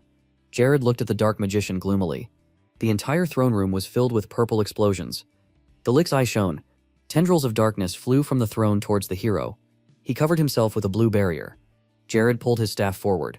The blue field was enveloped in darkness. With difficulty, he restrained it and thought that the flow of magic was just gushing, saying that it could hardly be called magic. The protective barrier cracked, and the hero began to hide from the darkness. The Lick's eyes sparkled with mad excitement. With a cry of "Die," a new stream of energy flew at the hero. Jared recoiled in fear. The giant skeleton repelled the attack. The Lick, burning with darkness, exclaimed that he had been thwarted again. Purple hands headed towards the skeleton. The skeleton's body was destroyed. Isabella flew up to the tired hero and said that she could no longer do it and asked if they could destroy this monster. Jared smiled, sweating, and said that he had already said that the Luck would never beat him. He rushed towards the throne, thinking that at first he was a little confused by the sight and method of his attack, but noted that his basic techniques had not changed. Jared remembered what his hero looked like in Paradiso, and said that this boss appeared in this game more than anyone else, and that's why he knows everything about him. He rushed towards the throne while clots of energy missed him. He knew all its methods of attack, defense, and more. The Lick screamed, called the hero a fleet-footed beetle, and shouted, "Die." The shadow of a huge hand hung over the serious hero. Jared noted that this was the right time. He suddenly stopped and a black hand pierced the floor, missing him. The Lick glared at the hero and was surprised how he stopped at such a moment. Jared looked out from behind his hand with a smile and said that if you have confidence, then it's easy to challenge. The Lick leaned over and asked the question. The hero does nothing but dodge. Is he really so sure that he can crush him? Jared teleported and appeared in front of the Lick and answered with a smile. Of course. Jared grabbed the chains and pressed the yellow glowing staff towards the Lick. The Lick exclaimed that it was 4th grade magic and asked if he deliberately used low-grade magic to trick him, to which Jared replied with a smile that he was confident in himself. He clenched the chains into a fist on which a golden ring glowed and added that he was 100% confident in himself. The chains began to shine even more, and the magic of the Holy Seal chains intensified. The Lick screamed and groaned, while the hero said that it was more convenient to capture shapeless guys because it was enough to seal them with a sacred object. Jared hit the Lick and told him to feel the divine blessing throughout his body. The sacred ring ended up inside the Lick's entrails. The hero added a new property of holiness. The Lick's face was pierced from within by a bright light. The entire throne room was engulfed in light. All that was left was smoke. Jared calmly looked at the Lick while Isabella hid behind him. He said that the demon king that the Lick was waiting for would not come and told him to give up. A black puddle and a piece of the skull's eye socket remained on the destroyed platform of the throne, but the Lick was still alive.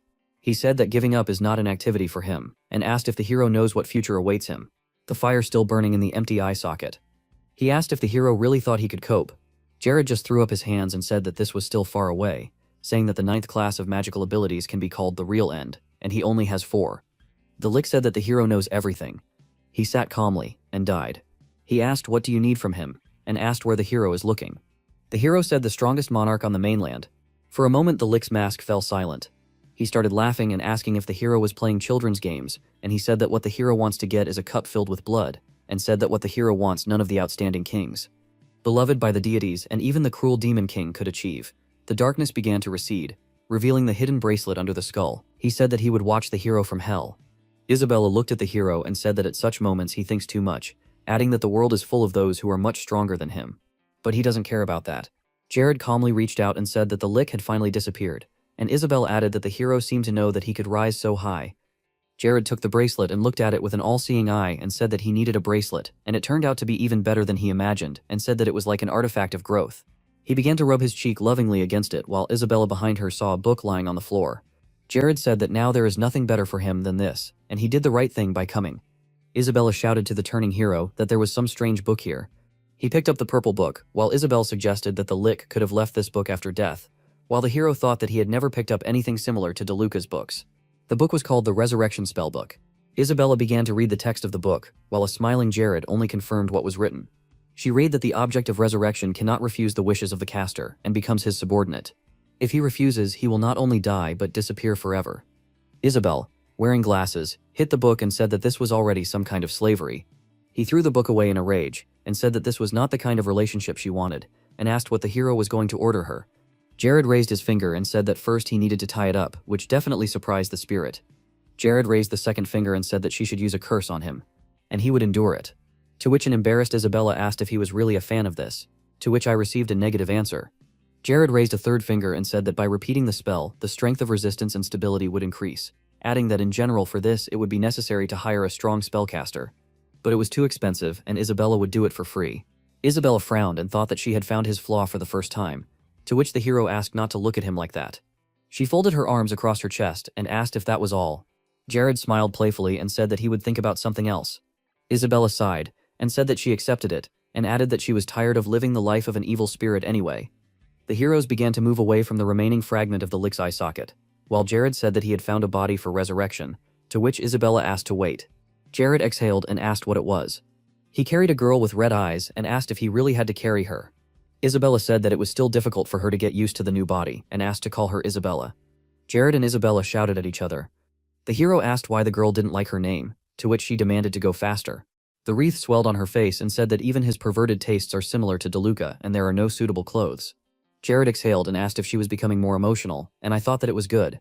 Of course that she had the same indicators, but her character had not changed. Ahead of the heroes was a cave with a bunch of ancient corpses. Isabel turned around and asked if there really were that many corpses here, and Jared replied that this was a trap zone and added that he had neutralized everything and so they could relax. The girl was silent. She remembered how they looked at the body of the girl in the technological flask. She asked how this girl died, to which the hero replied that he had no idea, and this made her laugh. She looked at the girl's deathly calm face and thought about how she wouldn't become an evil spirit. Because such a life makes you very tired. There are no feelings, but it's cold and lonely. She suddenly perked up and suggested that the girl might even be grateful to her if she lived a decent life in her body. She happily spread her arms and legs while Jared asked why such conclusions. Isabel said that she would eat goodies, wear makeup and beautiful clothes, and live an interesting life. She playfully put her hands on the hero's shoulders and asked if it would be interesting to be with him. Jared calmly replied that yes, it would be interesting, and at times even dangerous. She clung to his back, closed her eyes and said that it was so good, to which Jared smiled and said that he was also glad that he had a good partner. Isabel smiled silently, and lay on the hero's back. The cat analyzed the loot and acquired skills after the foray to the lick. The mustachioed man was angry that they had lost more hunters in their region. A guy stood in front of him and said that yes, since the cure for Ronella could only be found in Krivia, it became the main element of their emigration. The man shouted that this is why they spent a fortune to hire people and steal the recipe for the medicine. The guy looked away guiltily and said that unfortunately it seemed that Trivia had made it a priority to not let this information leak. Although they managed to get a few samples of the medicine, the process of recreating the formula was too complicated. The man furiously started pointing his finger at the guy and shouted how dare he say this with such a calm face. He asked why the hell he hired this guy in the first place. The guy was thrown out of the room by throwing books. The man was left alone, leaning on the table on which everything was turned upside down. He said that Jared was a bastard and that he was pretending to be someone and that he did not understand how this world worked. The veins on the man's face popped out and he said that two could play this game. Horgus sat surrounded by smoke with a young girl sitting on his lap. He looked ahead and asked how many lives could they give up if they declared war right now. In front of him, a hooded envoy sat on one knee. He replied that currently 1239 trained fighters were at the complete disposal of the master. Horgus rubbed his chin and said that this was still not enough, and asked the unknown man what he thought. Didn't they need even more people? He added that he knew that Jared was a class 4 spellcaster. He said that he was no longer the fat pig he knew, and added that he should have asked Gragas to poison him while he had the chance. An unknown man sat behind bars while someone stood opposite with a bloody knife. Horgus asked what happened to Gragas. The unknown man replied that the assassin had been sent by Sir Perua to silence him.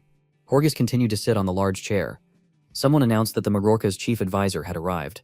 Horgus replied that he was finally here. A white-haired guy with glasses and a hood and a big-eyed staff stood and smiled, saying that he was glad to see his sir in good health. His name was Akron. Horgus approached the crowd while the wizard pointed to the hooded people and said that he had brought those spellcasters that Horgus had ordered, and added that it had cost a lot of money. Horgus replied that money is not an issue. Horgus put his hands on the hooded man's shoulders and asked what class of caster he was. The unknown person replied that it was the third. Akron smiled and said that if they attacked immediately, Krivia would be wiped off the face of the earth. Horgus smiled madly and said it was perfect forest and country path. Abila turned to his master and said that he was aware of his efforts to spread his influence through diplomacy, but were not these forests adjacent to the northern border? The harness detachment moved along the cliff. Abila asked if this was anyone's territory at all. He added that this place borders Majorca and Ranella, which are constantly fighting over it. Jared calmly replied that this was an unofficial visit, and that they were here to make a deal with the local tribe. Abila looked questioningly at the hero and asked if elves inhabit these forests. Jared looked ahead, holding the horse's reins, and said that they would soon find out. Unknown creatures watched the squad from above. Hiding behind the stones, Abaya noticed someone else's presence and asked what it was. Small armed red goblins began to run down the ledge towards the party. Auburn chuckled, saying that he thought they were alone in these parts. However, the squad found itself completely surrounded by goblins. The commander shouted to the soldiers not to yawn and began to defend the master. Lackeys ordered the establishment of a defensive formation and gave the command not to engage in battle with the goblins. The soldiers looked at each other. Abila looked at the goblin squad in bewilderment and did not understand why. It was needed. Someone turned to people. The tallest goblin in a white robe and jewelry came out through the rows of goblins. He said welcome to their lands. He calmly looked at the people and introduced himself as Ibaniba, the leader of the goblins. The old man was surprised that this was a goblin who could speak the Nasu dialect. Jared walked up to the goblin leader, put his hand on his chest and said that he was glad to meet him and introduced himself. The goblin said that Jared had exceeded all his expectations and asked what was the reason for organizing this whole meeting. Ibaniba smiled. Jared said that they wanted to establish diplomatic relations to acquire gold and iron from the goblins, to which the goblin replied that this was the first time in his long life that a person was the first to extend his hand to them. Jared turned to the sitting soldier and said to get it, when Ibaniba asked what he had that could satisfy them. Abila looked furiously at the cart of crystals and said that this was nonsense. Jared smiled. Behind him were boxes filled with magic stones. He said that they were nightmare stones, and asked if this would be enough to satisfy the needs of the goblins. Abila and other companions were surprised that this was the most common resource from the Forest of Nightmares, and said that this stone was worth nothing. Lackey stood with his hands folded on his chest, and thought that the nightmare stones were beautiful stones that hunters bring from the Forest of Nightmares. It might turn out that the goblins would consider the gift of these stones an insult due to their extremely low costs. Ibn Aba calmly examined the stone in his hands, and said that it seems that people have quite a lot of them. He angrily shouted that none of the people had even looked in their direction before, and now they were bringing these stones to meet them. Abila and the others waited in shock for the continuation. Ibn Aba smiled, and said that he liked it, and they did a good job. The leader of the goblins shook the hero's hand with a smile and thanked him for coming such a long way to present them with these beautiful stones. He began to sign the paper. Jared and Ibn Aba hugged, and he said that this made them brothers of the North. Jared looked at the goblin and said that he hoped that their relationship would become even stronger over time, to which he received a reciprocal response. Embatabi joyfully ordered to drag iron and gold. The goblins quickly carried large sacks on their backs. Gold and silver bars sparkled in the open bags. People looked in shock at the pile of metal.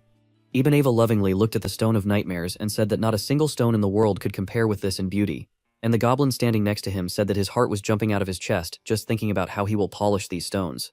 The man held a gold bar and frowned. He thought that he could not imagine that goblins possessed such an unimaginable amount of ores.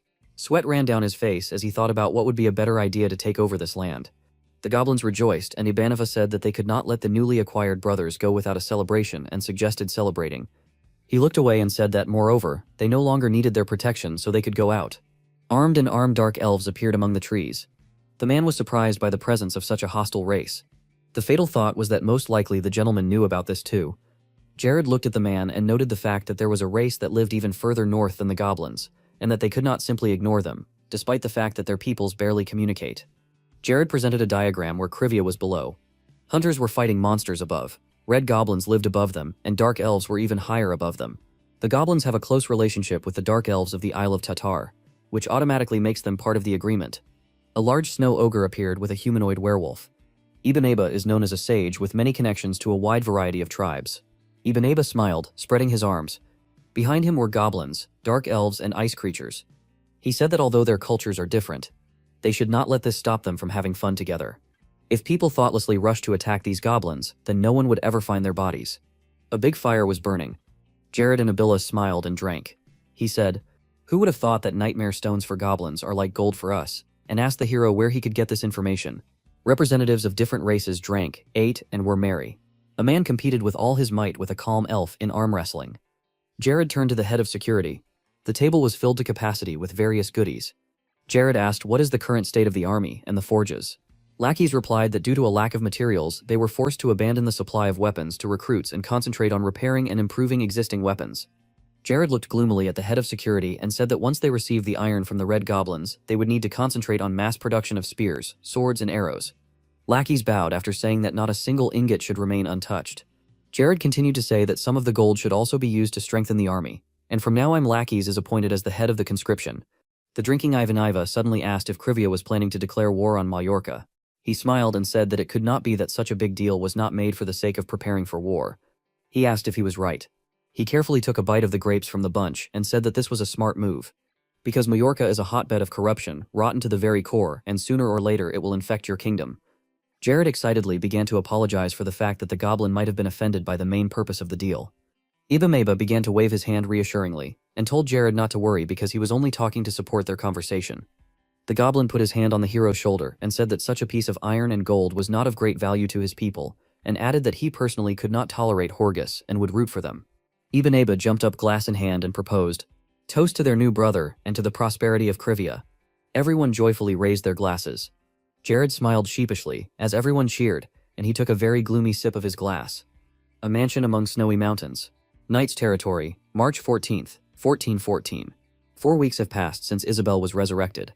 Jared imagined Hayes smiling at Isabel in a beautiful dress, saying that this was just her classmate from her days at the Desmond Empire Academy. As Jared had expected, Isabel had no trouble adjusting to life on the estate. Isabel directed a stream of red energy through her finger into the hero, who was holding his head in horror and screaming like a spider as she began to help him in daily pumping up his resistance. Isabel frowned at the hero, who was very afraid of spiders, noting that they were not that scary. Thanks to Isabel, the hero's magical resistance increased to 34 points. Isabel held the candy in her hand, asking what it was. The couple stood facing each other and Isabel asked if Jared really wanted her to get fat. Jared scratched his sweaty face and said that this was just a small gift in honor of a small anniversary, adding that today was a special day when guys usually give candy to girls. Isabel squeezed the sweets into her fist in bewilderment and said that she didn't remember that today was a special day. The hero just waved his hand and said that this was only true according to the Eastern calendar. He thought that in his previous life today would have been a white day celebration. Isabel flirtatiously twirled her locks of hair. A blush appeared on her face. Jared said that a month ago, on February 14th, there was a day when women decided to give chocolate to men. Today, on the contrary, it is customary for men to give sweets to girls. Isabel said that it sounded quite romantic, and that it sounded like he was starting to realize feelings for her. Jared, with a straight face, replied that he had already given candy to every girl in the estate. Isabel opened the candy, sniffed and popped the candy into her mouth, saying that he was funny and that he used people left and right and that he treated them like tools.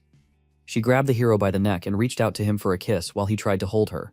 Both smiled madly, and the girl asked if the hero didn't know that their lives were now intertwined with a spiritual eye, and the agreement was forever sealed with their kiss. Jared responded that it sounded strangely like a prenuptial agreement when she talked about it like that. He hovered over the girl and put his finger on her lips, making her feel embarrassed. He told her not to play with fate. He walked away and turned around and said that now that they had significantly increased their magical resistance, it was worth moving on to stronger curses, to which Isabel, with a full cheek, displeasedly said that he could just continue to ignore her. Isabel smiled wickedly and said they could start with a sex drive spell. Jared turned around in horror. The hero was engulfed in red, passionate smoke.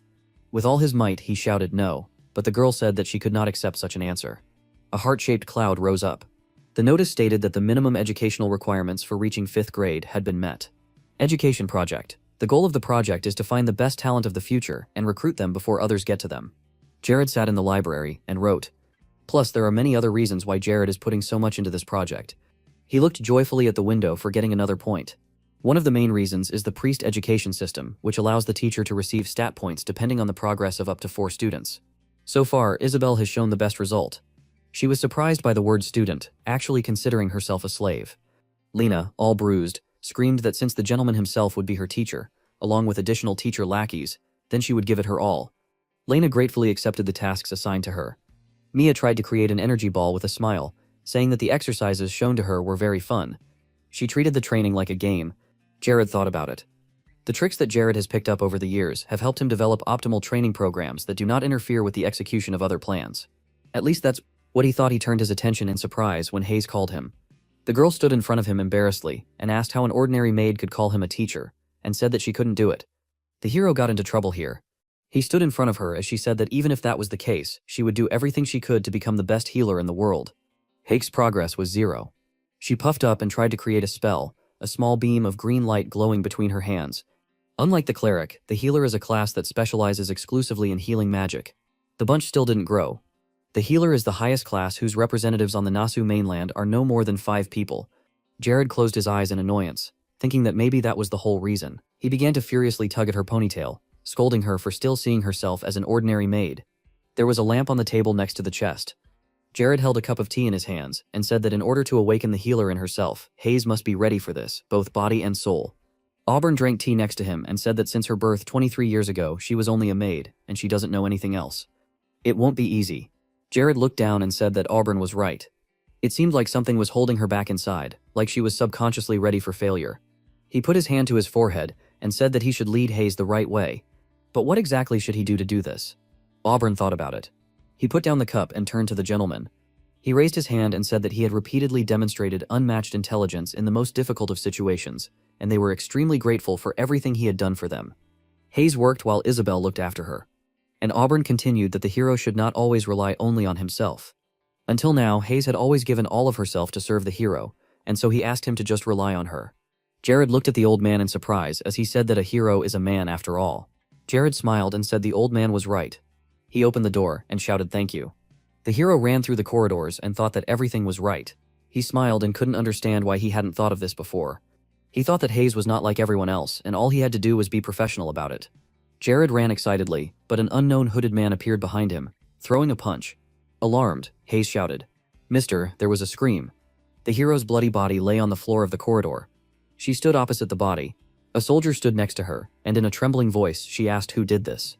The soldier replied that the killer took the gentleman by surprise. They called a doctor, but the situation was critical. Hayes looked at the body with horror in her eyes, saying that they needed to cure it.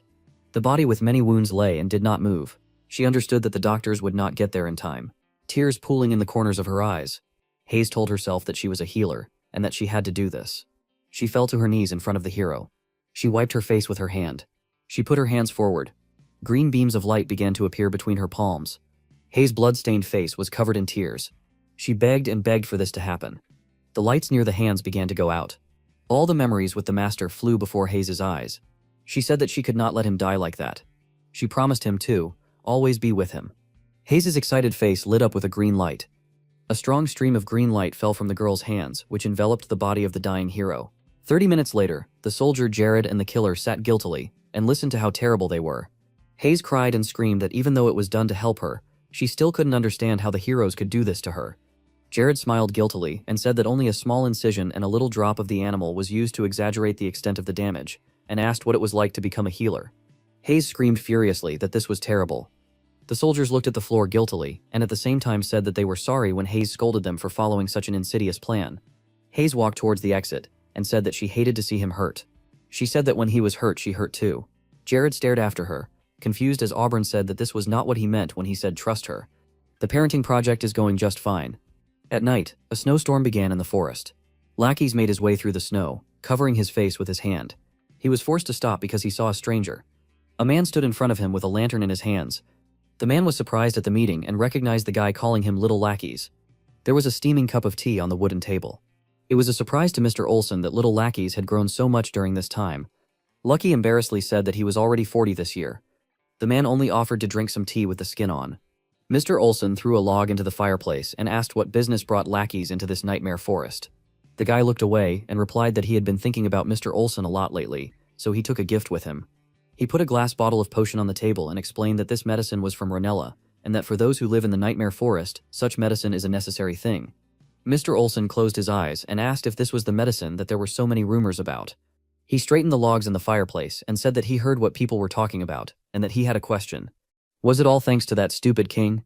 Lackeys replied seriously that His Majesty Jared repented of his past, so he sent him here to persuade the man to return. Mr. Olson burst out laughing because the king abandoned him so easily, and just as easily wants to return him. Lackeys frowned because this was the time when seasoned veterans like Mr. Olson were needed. The man frowned, but if he had seen how Cribia had changed, he would have changed his mind. A headless horse was racing along the road, and on its back sat a rider in a robe with a scythe in his hands. Until now, there have not been so many wars of conquest on the Nars mainland. On the mainland, countless lives disappeared, and a huge number of heads of rulers were cut off. Opposite the riders stood Jared, musing about blood relations, human bonds, and how no one could escape death because of this. Jared's figure towered over the figure of the fortress, and he continued to think about fear and the fact that he could mount the horse of death and rush to the northern edge of the continent. The mug was placed on the table with a thud. Jared smiled and said that the cool beer at Caribbean was still excellent. There was a delicious-smelling fish on the plate. And the king continued that it was because of the proximity to the sea that expensive seafood was so cheap. Isabel rested her head on her hand and asked what the king meant, that there was a terrible oak tree here, and nothing grew. Jared smiled sheepishly and expressed hope that at least this time his pesticides would do some good. Hayes tried to console the king because he himself had made them, so there would definitely be some benefit, to which the king only embarrassedly hoped that her words would turn out to be true. Hayes turned around because she heard someone surprised at how everything was put in order here, starting with the road. The mercenaries were sitting at the next table. One of them said that of course he saw it, and that merchant Icky said that she would become an example and would keep everything around clean and tidy. The other man was surprised that Icky was praised so much, because it was only thanks to the mercenary that the kingdom became better and better. Hayes continued to overhear the mercenaries saying that if there was a cure, a potion, and even full support from the kingdom in case Ronella fell ill, then don't they think that now it would be a good idea to start expanding the territory of Cribia? Isabel and Hayes smiled when one of the mercenaries suggested moving the headquarters of their hunters guild here. Isabel said there was some benefit to exploring the village, and then noticing Jared's gaze, she asked where he was looking. At the next table there was a loud knock of a mug on the table and a satisfied exclamation about how great the beer was here. A girl with red hair and round glasses loudly asked for another glass of beer. She looked back at her neighbor and asked if she needed it too, because the local beer was so cool. Jared stared at her because it was that strange sword warrior, Ella, a famous character who in Paradiso for Money constantly helped the main character in difficult moments. Ella pointed her finger at her neighbor's cheek and asked why she was so unapproachable, because when she liked someone, she would at least have to drink a glass of such a drink, to which her neighbor replied that she did not need anything, because alcohol blocks the mind and causes a storm of emotions. Ella stood on the mountain nearby and was in the role of an enemy. This was her flaw, that for money she was ready to help even the devil himself. Jared activated his ability, trying to remember that he had also seen the second girl somewhere. A blue sign appeared above the neighbor's head, which told her that the girl's name was Chloe. She had the ability for absolute concealment of Class S and classic camouflage magic. She answered Ella that you can date someone who doesn't drink right. Jared remembered that Chloe was the Queen of Silence and couldn't understand what she was doing here. The king recalled how Chloe stood over her defeated enemy. Is this the same Chloe who, 5 years after the Great War, at the age of 38, will act as Queen of the Dark Elves? This is a mystical character whose history the developers hid for the purpose of a large-scale patch. Jared couldn't remember Ella ever appearing in the north, and Chloe shouldn't be known at all right now. He whispered to himself that he did not expect to meet such important people in one place, and that if this happened, then he the king smiled like a maniac, set his radar to on and thought that he could not stand it anymore. His companions were perplexed, but Jared only asked them to continue talking and he stormed off. Ella, taking a sip, did not understand anything when Jared approached her. He asked for forgiveness, but Ella interrupted him because she was not interested in suckers since she was 32 years old. Hayes ran to the stunned king. She apologized to the warriors.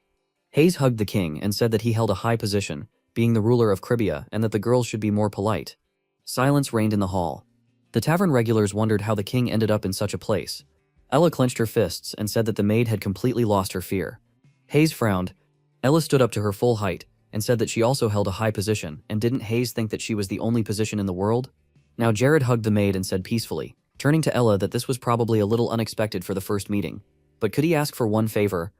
The king stood up so that he was now defending Hayes, and then said that he would pay well.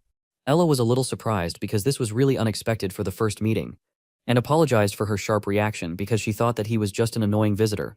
Jared looked around and suggested they go to a more suitable place. In the room, Jared, Chloe, and Allah were sitting at the table, the latter asking about the amount of 5,000 gold a year and a personal house for teaching a child. Jared clasped his hands and confirmed his words. He would pay in advance, but he would need to sign a contract. Chloe turned to the girl and said that she would do as the teacher said, because no matter where she went, people lived the same way. Ella looked at the king, not understanding why he trusted her.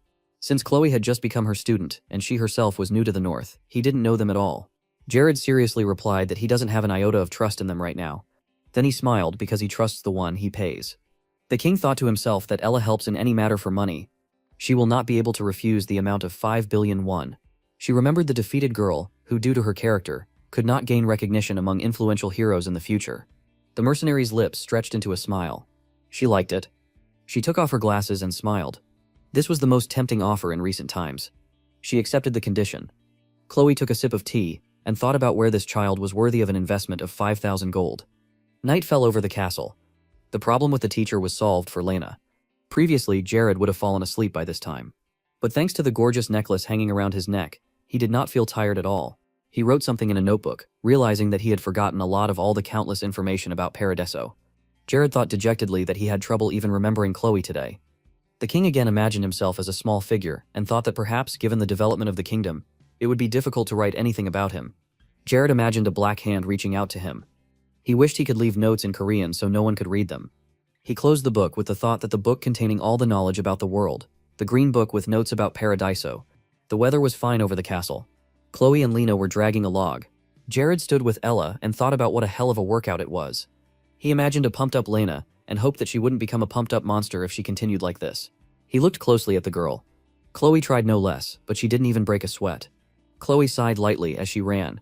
Ella happily noted that the world is huge and Lena is not the only talented child.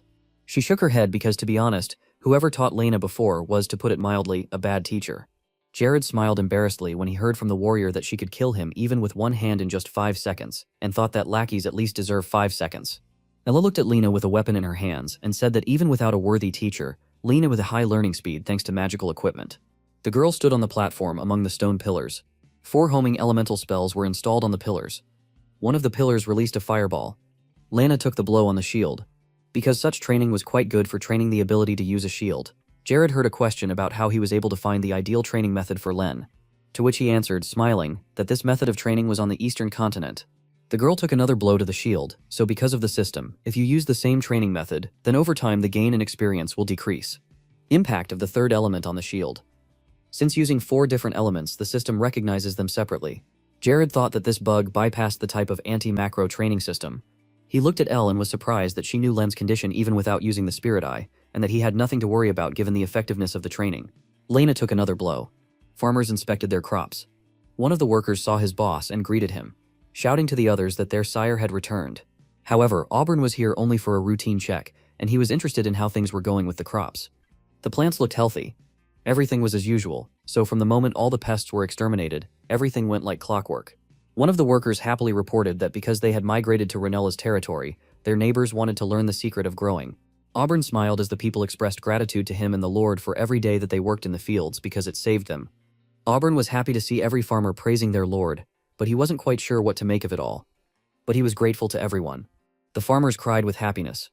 The bell rang and game signs have appeared with inscriptions about the united voices of farmers offering prayers in the name of the king, the completion of the task, sincere gratitude, and the fact that the king receives 200 loyalty points.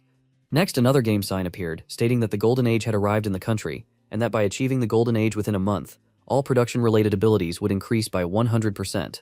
The sun shone brightly above the houses in the city. People in the streets shouted words for the glory and health of their lord. Hayes worked with the rest of the staff to distribute documents and direct where to put what. Chloe and Lena were working hard outside. Jared looked at the game boards and rejoiced in another Golden Age. The Cribia was immersed in the sun's rays. Walking down the street was a delegation led by Akron, who was saying that he had heard quite a bit about Cribia's welfare lately, but the site was definitely worth dying for, even though they lived in the northern region. Akron, already in the castle, bowed to the king and showed his respect. He grinned, introduced himself, and said that he had come from Majorca to deliver a personal message, and also had the ability to provoke conflict and greed. Game signs appeared in front of Jared, which said that the task wedge with Wedge had been activated, and his opponent was a 4th-class magician. For eliminating him, the king would receive 15 points to wisdom. Jared thought about it. He then smiled and extended his hand to welcome the guest into his home. He immediately inquired whether the previous amount of tribute had satisfied Lord Mallorca. Akron assured that his lord was very pleased, and if we consider the history of the relationship between Mallorca and Cribia, then Lord Jared's decision definitely deserves praise. Jared tensed and thought that the guest was trying to say that they were superior to him because he paid tribute. Lackeys tensed as his king expressed his joy at Lord Mallorca's satisfaction. The Akron guards grinned when the king expressed his desire to see the message. Akron held out the letter and mentioned that it was written personally by the Lord. The king began to read the letter, which said that after looking at their relationship, the Lord realized how poorly he had treated him in his territory in the past. He thought about it every day. But despite this, the Lord dreamed of eternal peace between their vast lands. The Lord also suggested continuing to build mutually beneficial relationships. Because great friendship begins with small steps, Jared mentally rolled his eyes and thought that Horgus didn't care about him at all. But he said out loud that he, more than anyone else, dreams of peace between their countries. He looked at Akron and said that he would soon send the best and purest magic crystals in all of Crembia. Besides, he sincerely hoped that this would serve as a confirmation of the friendship between them. Akron smiled. Because who can doubt it? His lord will definitely be happy. Jared smiled friendly and assured that they were welcome at Crivia at any time.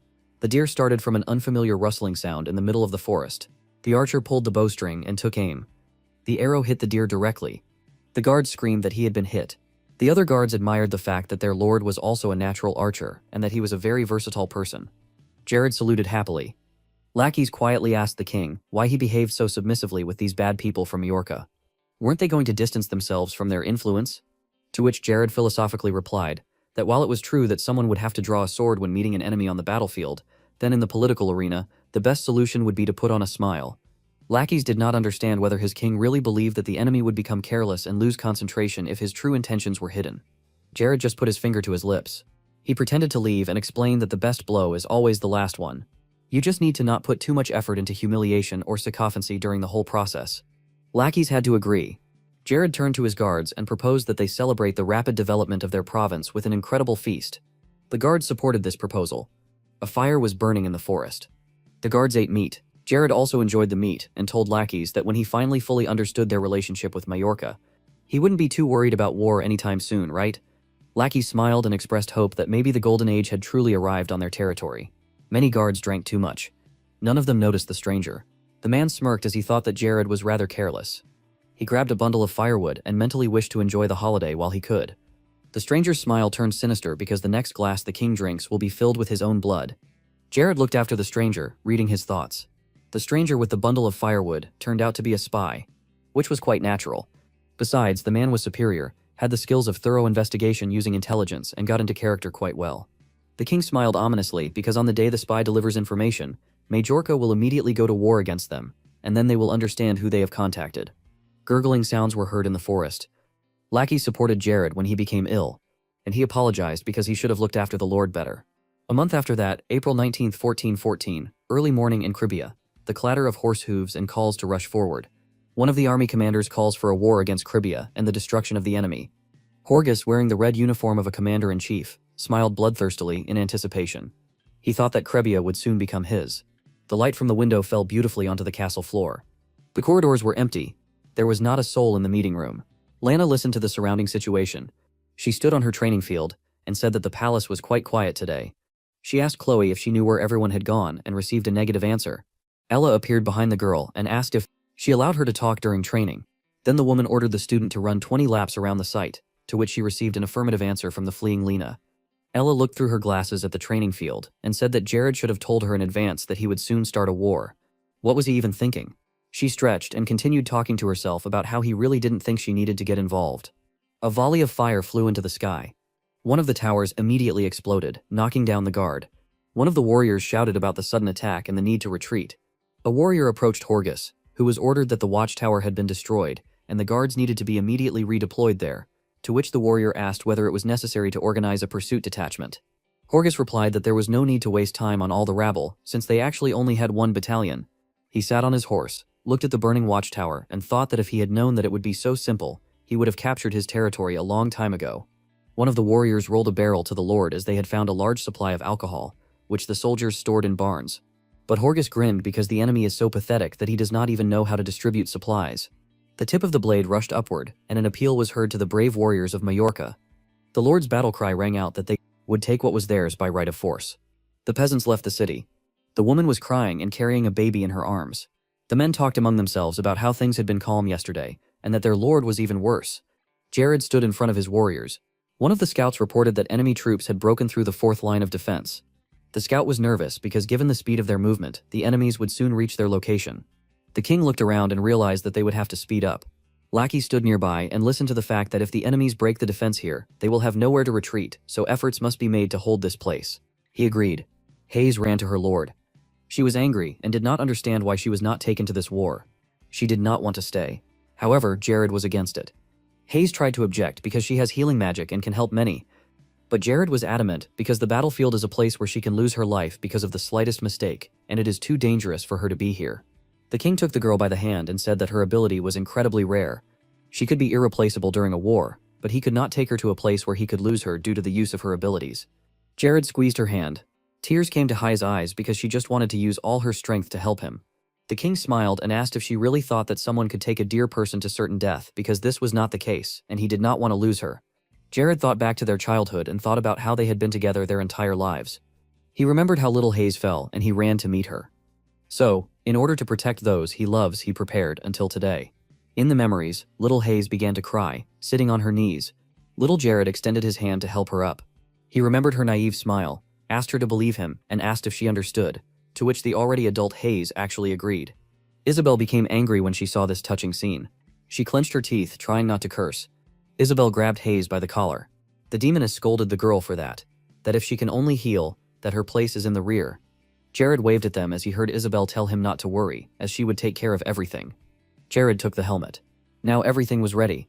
He put the helmet on his head. Scarlet eyes sparkled from the slits. He thought it was time to start now. Green banners fluttered over the rocks. The warriors thought they were in a good position due to their geographical advantage. But they only had 300 fighters. The green banners became closer and thoughts were directed to the fact that there is quite a lot of talent in this military battalion. But this is not enough. Lackeys became more serious. Their detachment consisted of 100 farmers who were not at all suitable for combat operations. He bowed his head and closed his eyes. Then he gathered his courage and began to make a speech to his soldiers about it, that he is grateful from the bottom of his heart to those who responded as soon as they heard the news about the war and the need to help. Lackeys frowned and continued to speak about the truth that he was very ashamed and sorry to put them through this because of the lack of troops. He put his hands behind his back and continued, since everyone already knows that the Lord only wants peace with Majorca, and even offered them a truce. But despite all the efforts of their Lord, they still want to capture and subjugate them. Horgus approached the defenders' positions at high speed, leading 1,200 trained soldiers. Lackeys' speech reached its peak when he said that those who are not ready can leave without shame, but it will be a great battle. He remembered himself with a bundle of firewood, his friend urging him to leave together. His friend tried to explain that soon everything in the kingdom would fall apart because the previous king was dead, and Jared was too stupid to rule. The firewood fell to the ground with a crash. Lackey sat down next to them and said that he was staying. His friend was angry because even after he was thrown out of work, he can still talk nonsense. He should listen to his friend, because Kribia will not survive the coming winter. It will be too harsh. But lackeys did not even turn around when they shouted to him that it was all over, because if so, he would die along with this country. His friend then got angry and left, leaving the man to do what he wanted. In parting, he only said to keep lackeys out of his sight. He was fed up. He remembered how he stood in front of his axe with no understanding of how to survive. His memories were interrupted by people asking him not to talk like that. They shouted that Kribia had always been and would always be theirs, and they would not allow her to be taken away so easily. People also shouted that it was thanks to Lord Kribia that it became the place they deserve. People said that they would not give their land to people from Majorca who are not even responsible for their own words. Lackeys had heard that they would rather die fighting than on the run. Did he mentally turn to his comrade from the past about his words, that this winter would be the coldest? Lackeys was overwhelmed with emotions because his friend was mistaken, since he had never been so hot in his life. He pointed his hand towards the approaching army and ordered his soldiers to issue weapons and armor to the new fighters. A scout came running and reported that the enemy was approaching. Lackeys peered and thought that he could see them from such a distance. The trampling of horses was heard, and the scout reported that unexpected circumstances had emerged. Lackeys tensed. Yellow flags fluttered. Ronella's wars rode on horses. The commander of the troops, Ronella, urged his soldiers forward to crush the army of Kribia a month ago at the Majorca castle. There were two kings sitting in the office who had indeed been arguing with each other for some time, but didn't they have a common goal of protecting their lands?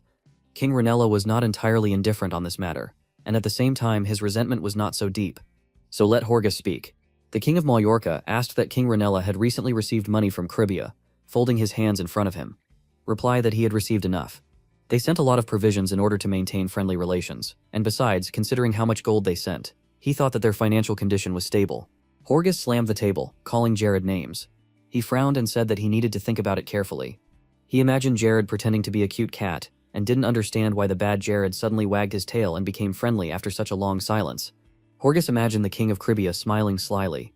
Because 20% of their guards had fallen, and this figure continued to grow, and besides, Jared was trying to affect their lands.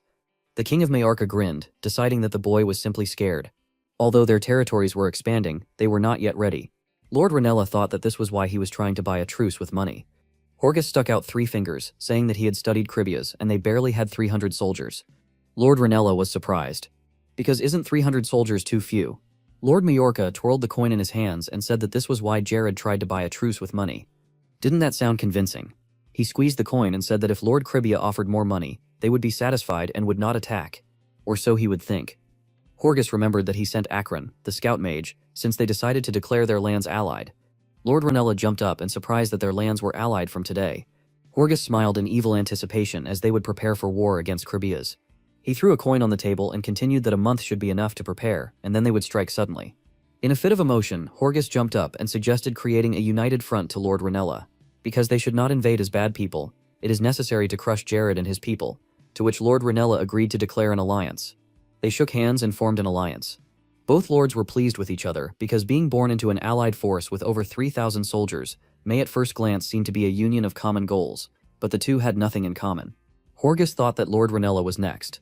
Lord Ronella was thinking about how he would take over the lands of Majorca.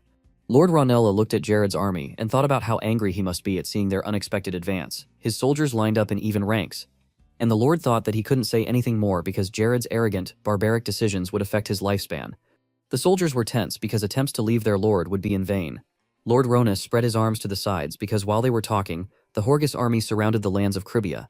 He imagined galloping warriors and thought how stupid it was to distribute his army on the main front, leaving the bypass red.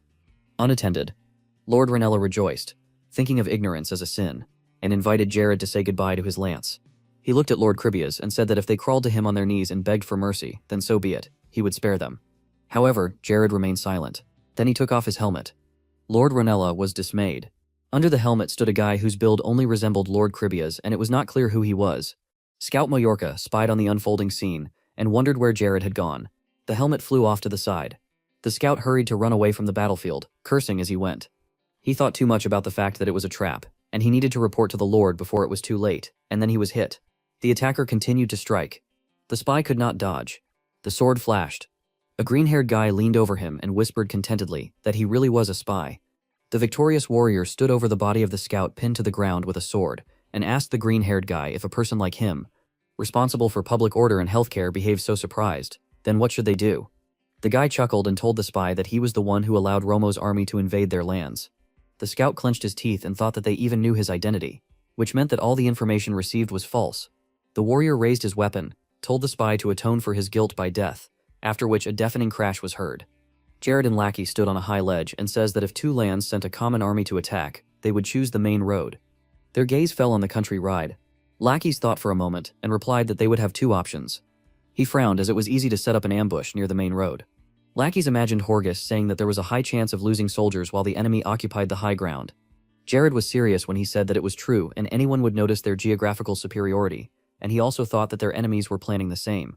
Lord Ranella looked at Horgus and asked what their last option was, to which Horgus replied that after careful research, he had found a hidden workaround. His scout found his way through the forest. Jared frowned because if the spy was truly talented, then they would find a bypass route, and since he was pretending to be a lumberjack, then he had to study that route carefully. Jared looked at the flat disc he would place as a trap in the nook. An in-game sign flashed up, informing him that it was a Jared landmine, which is a magical device that causes a magic move to overload, and in exchange creates an explosion comparable to a fourth-class mage. Lackeys leaned on the mine and said that he had never seen anything like this and asked to look at his abilities. Jared asked him to stand behind him, to which he did not understand, since when he needed to be protected. A magic ball appeared in the hands of Lord Cribias. The light from the ball streamed along the rope. The magic reached the mine. There was a deafening explosion. Stones and fragments flew in all directions. The earth shot up into the sky. Jared put up a defense. Lackeys found this incredible. Seeing a crater in the ground, he called the mine an exceptional weapon.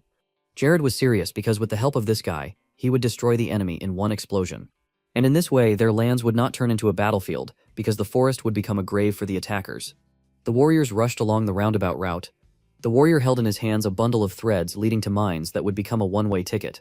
Horgus rode his horse at full speed. Ekron was right behind him. The king of Majorca urged his soldiers to listen. When they attack Cribia, the soldiers must dismember anyone who resists. He presented the slaves and ordered those who surrendered to be chained. Akron smiled in anticipation, because the beginning of this war would begin their era of wealth and glory. The soldiers, eager to fight, were ordered to raise their weapons. Horgus shouted joyfully that the massacre would soon begin. Jared's voice sounded, saying that now the massacre would really begin. Horgus turned around in surprise. Threads were visible all along the road, and the voice of King Cribias said that Horgus was not mistaken about one thing, that his guys should raise their weapons. The knight in armor ordered the shields to be raised. Power flowed through the threads, and the warriors of Majorca were invited to enjoy the traps. The mines that Jared had been diligently placing began to flicker. The soldiers did not yet understand that a whole network of mines was placed under their feet, which were ready to explode. Akron clenched his teeth nervously. Perspiration appeared on his forehead, and he thought that the mana flowing beneath them was shaking the earth. He shouted to Isaac and Odium to begin defensive magic. The soldiers began to look around in fear. There was a powerful explosion, a pillar of fire and earth shooting up. Stones and fragments pierced through the armor. The warriors were burning alive. Akron managed to put up a shield around himself and several other people. The trees were burning. Smoke obscured my eyes. Lord Ranella looked at the blazing bypass. Drops of sweat were running down his face, and he thought about a huge explosion from the side of the bypass road. He was overcome with fear because now they were the ones who had no advantage. However, he quickly grinned and came to his senses. Behind him there was still an army of 1,800 soldiers, even without Majorca's support. He raised his sword and ordered to grind everyone into powder. The first line of attackers put their halberds forward. The commander of the defenders ordered the tanks to be put forward and hold their positions. Two armies clashed in battle. The black one covered the road. The wounded Corgus rose to one knee, spitting. Akron fearfully asked if everything was all right with his lord, to which Horgus ordered a report on the situation. The magician hesitated. They looked around at the corpses of the soldiers, because except for the 500 soldiers who followed them from behind, everyone was dead.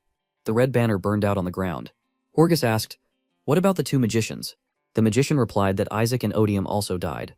Horgus gritted his teeth and thought that his situation was catastrophic, since all the soldiers with whom he was supposed to fight against Jared had died. He thought hard that he would never have thought that Jared had such a terrifying weapon, and now he could only rely on Akron, and the rumor asked the magician not to go anywhere far. While he was talking about retreating and meeting with the army, Jared attacked Akron. Horgus shouted the magician's name in fear. Jared rushed upward at full speed, holding the magician by the throat. They soared into the sky at breakneck speed. Jared asked Akron why he was so nervous. The magician only swore that before this, his appearance was only a stage performance. Lord Cribia grinned because his enemy only now realized this. Akron, swearing, asked how far he planned to fly. Jared suddenly released his hand. He said that this was enough and let the magician fall. Akron was now flying down. He picked up speed every moment, screaming in fear. Jared looked down. Then he flew like a bullet after Akron. Jared cast a spell. He gave the magician a choice. Akron can activate flight to prevent himself from falling, or it can create a shield to counter Ice Storm. Jared sent a spell and offered to make a choice. Akron stuck his hand out, still calling him names, and then he shouted that Jared was crazy. An explanation appeared that usually in a duel of magicians, opponents keep their distance. By exchanging attacks, they reveal the level of strength of the opponent. The following explanation stated that after a long period of mutual exploration and reading of movements, mages bombard each other with chains of furious attacks, which is why duels usually happen like this. Jared hit Akron in mid-flight. He wrapped his arms around him. They flew down together as Jared took common sense and completely ignored it. The magician realized that in this situation he wanted to kill them both. Then he looked down. Akron saw the magic circle and was happy. He chuckled as he understood Jared's intentions. 4th grade 4 dark silhouettes stood against a blue background. After a general examination of all the mage classes, the 4th class is definitely not considered the last. A bald man, steam coming from his mouth, was holding a pale, dark-haired guy by the neck around whom stood 3 people holding their stomachs. Even Horgus, who forcefully filled Majorca's ranks with criminals, spent 1/4 of his fortune hiring 3rd-class magicians to do his job carefully. Several people in gray capes lay dead on the cold ground.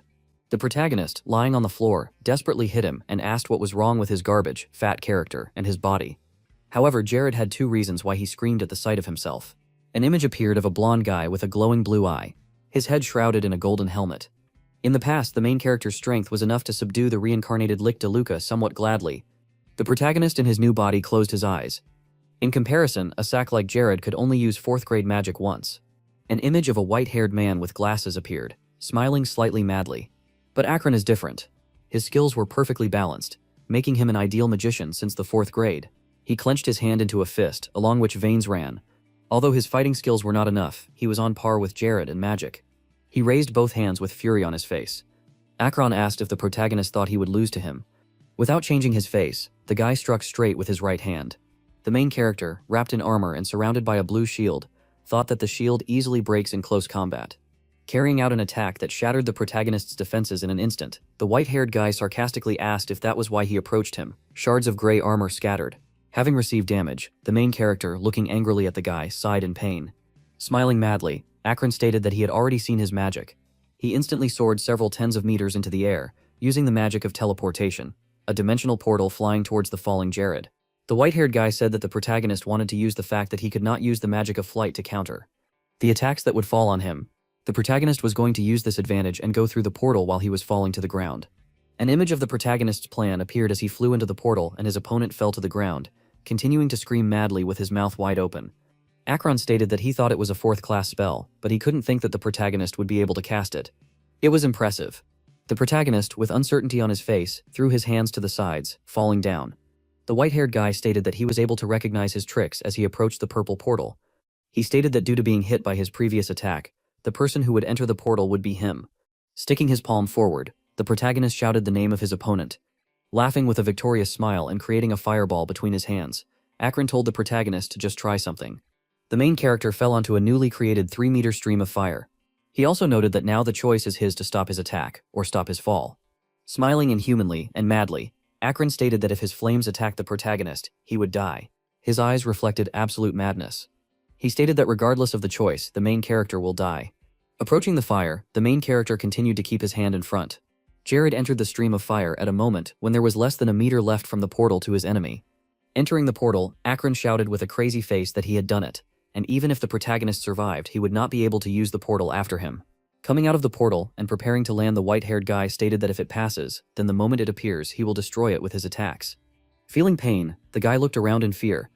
A dozen bladed weapons coming out of the tree pierced his body. He, looking at the spear, asked with fear and misunderstanding what had happened. Coming out of the portal, the main character, holding his cloak, asked if the guy recognized his tricks.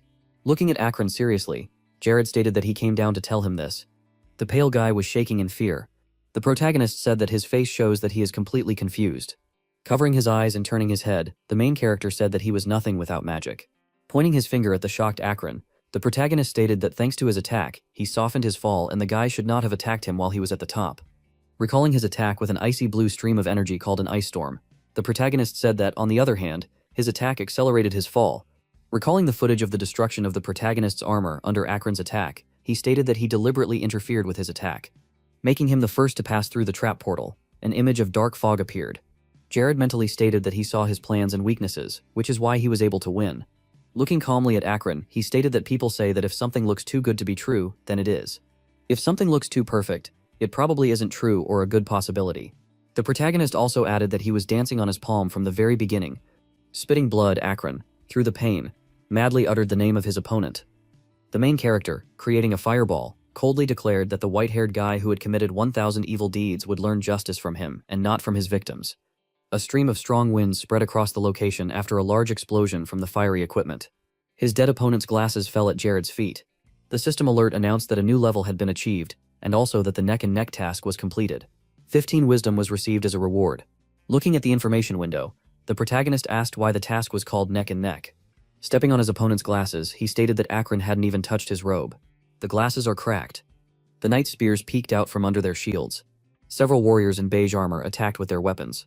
The guys with green shields receiving numerous attacks retreated. The blue-haired girl treated the guy who received an attack to the body with green magic. One of the attacking soldiers, looking at his retreating enemy, shouted for his soldiers to force the enemy out, for soon their defenses would fall. One of the beige-armored soldiers was struck on the head by a sword attack, piercing his helmet. The knight in gray armor, fighting off the attacks, shouted for the soldiers to keep in line. The enemy's spear scratched the guy's face. He told Sir Ruckus that they needed more people in the center. Now warriors in beige armor, breaking through the center of the formation and actively attacking the enemy with spears, quickly moved forward. One of the retreating warriors turned around and was shocked. With inhuman smiles, the running warriors in beige armor were ordered to ignore the soldiers and leave ordinary people first. Smiling and laughing madly, one of them declared that after the battle they would fill their pockets with gold and become damn rich. The soldiers who broke through ran forward to a large tent with the wounded. Hayes watched them approach with fear. Throwing a spear forward, one of the soldiers joyfully shouted that they were going to die. A strong and unexpected blow hit his face. His spear fell out, and he himself flew away and fell to the ground. Several of his companions looked around in surprise. As Olsen approached them, he stated that although he said that their military strength was the worst, he did not think that they would be driven out so quickly. The brown-haired guy who had slung his bloody weapon over his shoulder stated that it seemed that after their departure, the Caribbean army had become helpless with a smile. One of the silver-armored soldiers asked why Olsen only came down. Closing his eyes, the man with the scar on his left eye said they kicked Majorca's ass before they came here. The spears of the troop of warriors were raised. The guys in armor looked forward confidently. Introducing the calm and collected protagonist and his father, Olsen appealed to Master Cribia and the great leader Barrett that accompanied by an equally great man, the current leader of Cribia, Jared, they could win. Inserting his sword and standing in front of the huge number of soldiers, the white-haired man stated that they had 100 elite soldiers of Barrett and 900 soldiers of Jared's army. Further, he, opening his eyes, said that they would all fight side by side. The main character said that the man was doing well all this time. Looking at the protagonist with one eye in surprise, Olsen asked what he meant.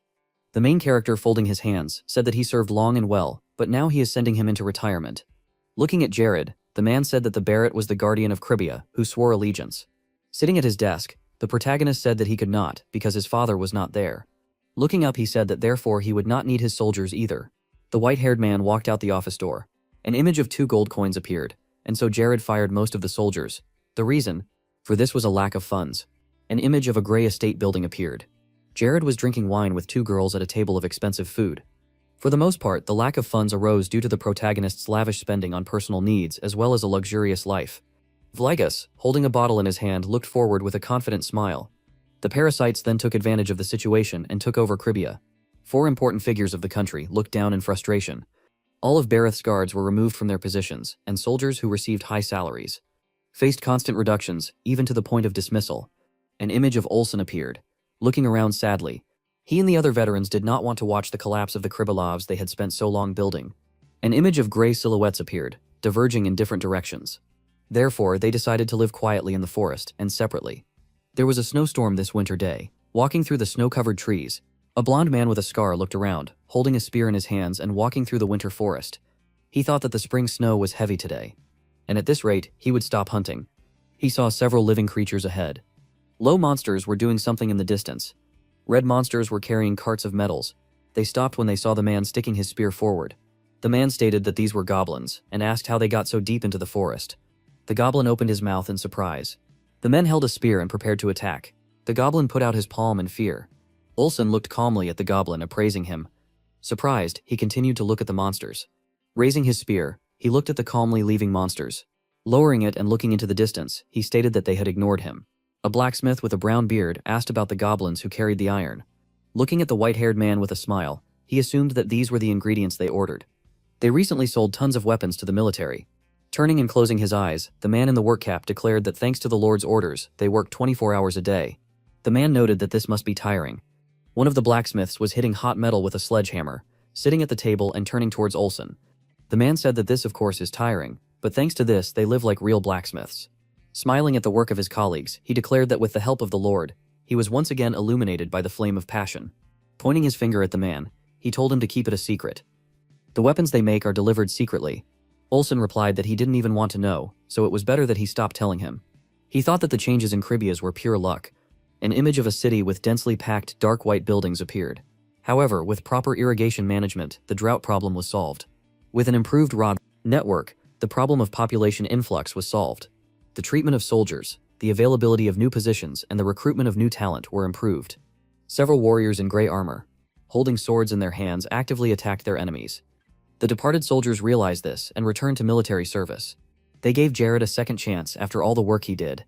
An image of the protagonist's troops appeared, instantly destroying the knights, cutting them with their blades. These people stood with Jared and dealt with the monster's invasion. They were the best of the best. Scarlet blood flowed down the leaves of the plants. This was the Mallorcan army, and Rana's army simply could not compare with it. Dozens of corpses of beige-armored knights lay behind Olsen. They had incomparable experience and skills. Coldly looking forward, the white-haired man stated that these worthless soldiers did not even dare to look them in the eye. The surrounded guys, kneeling and raising their hands, asked to be spared. A detachment of defeated soldiers ran away shouting about retreat. A man riding a horse told Horgus that he was a fool, and he asked if he couldn't foresee that they would be hiding there. Furiously gritting his teeth, the dark man with a mustache declared that they had created an alliance in Bane. He suggested they just retreat before Jared showed up. One of the warriors on horseback turned around and shouted. Several fleeing warriors in beige armor shouted that it was a magician. A squad of fleeing soldiers, seeing the protagonist above them, shouted that it was him. Gritting his teeth, the guy in the red helmet declared that he had already caught up with them. Approaching the man's face, the protagonist asked with a smile if everything was all right with his lord. The stunned man made an arcing attack with his blade. The main character, who dodged and found himself above the man, stated that he was very weak, putting his hand to his chin. The protagonist suggested that he was stronger than Rakshi's. Looking angrily at the protagonist, the man told him to stop flying. He told him to come down and fight like a man. Grinning and creating a magic circle with his left hand, the protagonist, with a fireball beginning to form above his head, declared that he would go down first. The man's eyes widened in fear. A huge fiery explosion covered the location. One of the warriors, looking at the battle in fear, said that the warriors should protect the Lord. Fiery arrows pierced him, several warriors and horses. The protagonist told them to retreat with a deadly look. The warriors, looking up, backed away slightly in fear. Jared hovered over several corpses. The crippled man stood up, wiping blood from his mouth. The protagonist approaching him stated that from the very beginning he knew about the impossibility of peace. They were simply quietly planning their attack. Gritting his teeth, the man said that this was impossible. A concentrated air attack flew towards his face. He fell to his knees with his head bowed. Receiving several new attacks on the body, the man asked if he wanted to take everything from his lamps. By thrusting his palm forward and attacking, his opponent, the protagonist, stated that he had to make sure to correct them. Recalling the damage, tears and deaths of his loved ones, he said it was to make sure no one else suffered from their atrocities. Conducting a dense attack with wind and pushing back his opponent, the protagonist declared that he would thoroughly cleanse his lands.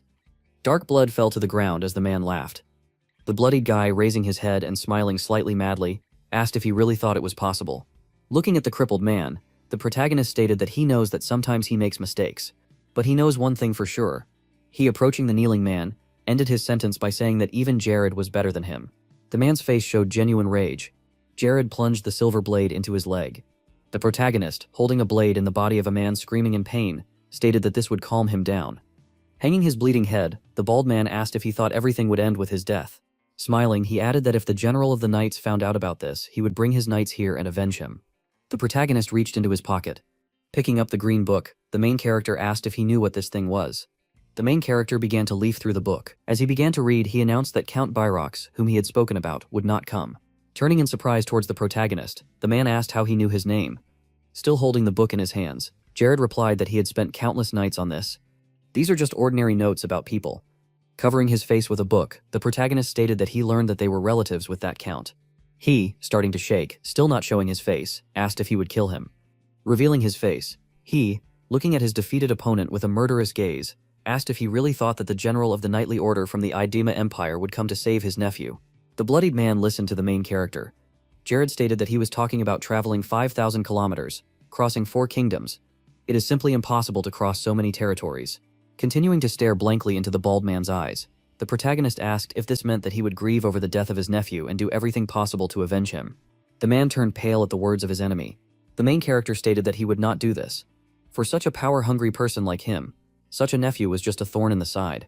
On the ground not far from them lay a red flag with a white symbol. Jared asked if anyone would even grieve for him. The man's world narrowed down to a protagonist who told him things that destroyed him from the inside. The protagonist said that no, they would simply be relieved by his death. Smiling mockingly, the main character said that this man's life was truly worthless. The main character began to form a spinning white ball of energy. He said he was much more prepared than he was, so he shouldn't worry. A powerful white and blue barrier covered the space surrounding them. The lost man lowered his head. Jared asked him what his last words were, stating that he would give them to him. The bald man's opened eye lit up. He pulled out a knife from his leg and rushed at the protagonist with a scream. The main character, holding out his palm, directed some of the magic surrounding them towards the man. In pain, he continued to hold the blade. His body was taking enormous damage. He screamed in pain, unable to attack anymore. He froze, surrounded by the magic of the main character. Touching his nose and beginning to freeze it completely, the protagonist declared that he would listen to him in the next world. The man's body was covered with ice. It slowly began to crumble into small particles of snow. The protagonist, surrounded by snowflakes, moved his hand away from the dead man. A system alert appeared, indicating that the first successful defense task had been completed. The protagonist received 50 charms as a reward. The value of his territory increased by 50%, regardless of the state of internal affairs. The main character, sitting down on the ground, exhaled with relief. The knight standing 10 meters away looked at him. He turned his head in their direction with displeasure. Immediately raising their hands, they together declared that they were giving up. Several men, who had the best armor, walked near the Malakron soldiers who were waiting their turn. The remaining Malakron soldiers had their armor removed and finally surrendered. It was an easy victory. The protagonist put on glasses. He pulled a hood over his head and walked behind a soldier with a red and yellow helmet. Jared didn't get carried away by his victory, but disguised himself as a mal or cannon moved on. Hundreds of soldiers entered the tall wooden gates. From the very beginning, the protagonist had only one goal. The main character, riding a horse together with other soldiers, was catching up with the enemy warrior. He planned to take Majorca and Ranella into his own hands. He, along with his best warriors, stood over a group of bowed knights of Majorca. As a result, Majorca fell. The flag with a yellow star on a green background was raised. Then the leader of Majorca changed in one day. The protagonist assessed the stats of his country. Agriculture 50 out of 75, business 96 out of 501, science 75, loyalty 200 out of 300. The main character, putting his fingers to his chin, thought that Caribia is no longer a subordinate country, even though it is called weak. The dark-haired man approached Jared and asked him what he was going to do. Raising his hand, he declared that Ranella had no fortresses left, and their troops were destroyed. He noted that he did not think that they would be able to defend themselves. Putting his hand on his belt, the protagonist, who got up from his chair, said that this is so, and for starters, the battle between armies comes down to who has more soldiers. Seriously looking at the man, the main character confidently declared that they would go to Ranella. An image of a surprised and slightly upset protagonist appeared. However, Jared's ambitious plan was dashed by the appearance of an unexpected person. Ranella's reception room. Jared sat in front of several people. The brown-haired man, putting his hand forward, declared that now the genius of this war, Horgus, had been killed at the hands of Jared. It was General Capri from the territory of Massyria. Holding out 2 fingers, he noted that he had also captured Majorca. Thus they got rid of the cause of war and have good results. The protagonist, sitting on a luxurious chair, said that he thinks differently. Turning to the side in shock at the man with the sparse mustache who turned away, the protagonist stated that he did not think that only one person was responsible. Clearing his throat, the sweating man turned to Lord Capri. Capri said with a smile that if so, then Lord Ranella should agree to pay compensation. The dark-haired man lowered his head. Lord Capri stated that he, as a peace-loving pacifist, would not like to see the territory of his neighbor consumed by the horror of war. The protagonist's eyes lit up and he said the general's name. While introducing the Ronella and Massyria territories, the protagonist thought that Capri was definitely looking for an opportunity to attack Ronella's territory by putting on a show about being peaceful. The brown-haired man asked the second one if he agreed. The dark-haired man kneeling said yes, forming a sphere of air between his hands. Jared stated that he disagreed. He released a stream of energy. putting both hands forward and used an ice storm. Making a hand gesture, he created orange arrows near him. They headed towards his previous attack with lightning speed. Lowering his hands, he began to form fire. A huge explosion destroyed the room following the use of a fireball. A 10-meter column of smoke was raised after the protagonist's attack. Capri ran out of the smoke, grabbing his blade. Having flown through the protagonist, he stabbed him in the stomach with a sword. The main character, closing his eyes, thought that he needed to calm down. He mentally noted that he was facing a rank B Tang. Magic would not harm him in any way. He is the leader of the Central Territories, having an army twice the size of Cribia's. A cold look appeared on Capri's face, and he asked if Jared agreed. Lowering his head, the main character, sitting calmly on a chair, made a mental decision that it was pointless to engage in battle with him. The protagonist replied that he understood. Looking at the main character with a smile, the Lord declared that he was right and a kind-hearted guy. Closing his eyes, the protagonist sadly mentally noted that, in addition, if he wants to move from north to south, he will have to go through Mysteria. Looking angrily at Lord Capri, the protagonist mentally declared that he would kill him. An image of a map appeared that described the characteristics of Capri.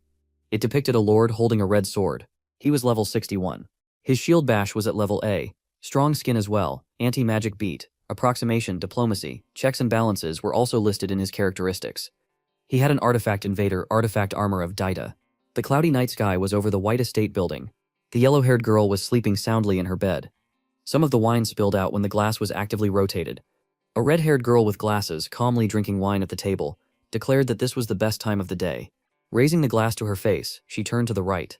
Ella, looking at Sabio, asked what she was doing here so late. Rubbing her neck, the girl replied that she just wanted to get some fresh air. The blonde girl sat down at the table. Ella excitedly stated that she had been somewhat absent-minded all day. She also asked if it was the war that affected her so much. Lowering her head slightly and looking down, Sabio replied that she had not, and said that the reason was that she was simply thinking about why Lord Jared had not asked Ella for help. The girl said with a smile that he probably just didn't want guests to defend his house. She also said that he only invited her to teach Lena. The blonde girl, looking uncertainly in her direction, said that Cribia was about to be captured by enemies. Closing her eyes and starting to drink wine, Ella stated that if you look at the results, it seems that Lord Jared has been preparing for this for a long time. Placing her hands on her knees, the white-haired girl noted that she felt this when they first met. She also stated that she felt like he was seeing into the future. An image of a girl with two swords appeared standing in front of the protagonist. Sabio said she had many chances to talk to him during her vacation. The girl also noted that he asked if she was okay. The main character, looking at the girl with kind eyes, stated that since most elves are better off staying in their safe territories. The white-haired girl, calmly looking ahead, said that Jared asked why she toiled in this dirty world. She stated that he knew everything. An image of a bloody monster with glowing yellow eyes appeared. Sevio said that he knew about the terrible end her father met at the hands of the Black Orcs. Looking back at the girl, Ella asked if not only Grey Elves know about this. She noted that she only knew because she told her.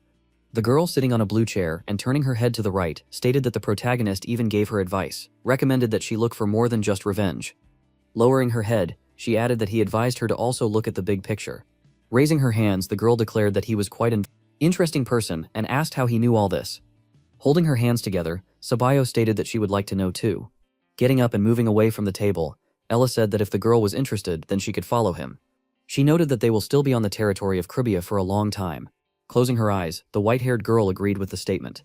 Stopping, the red-haired girl, holding a bottle of wine, said to tell her when she starts to feel something. Sabio trembled in surprise. Blushing with embarrassment, the girl said that she was doing it again as Ella danced away. She said that she wanted to ask if he also wanted a glass of wine.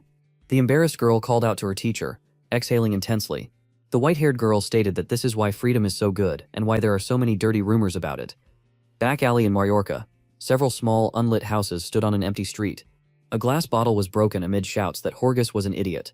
Frobel, holding out his hand with anger on his face, declared that he had taken so many soldiers while being defeated. He also managed to die.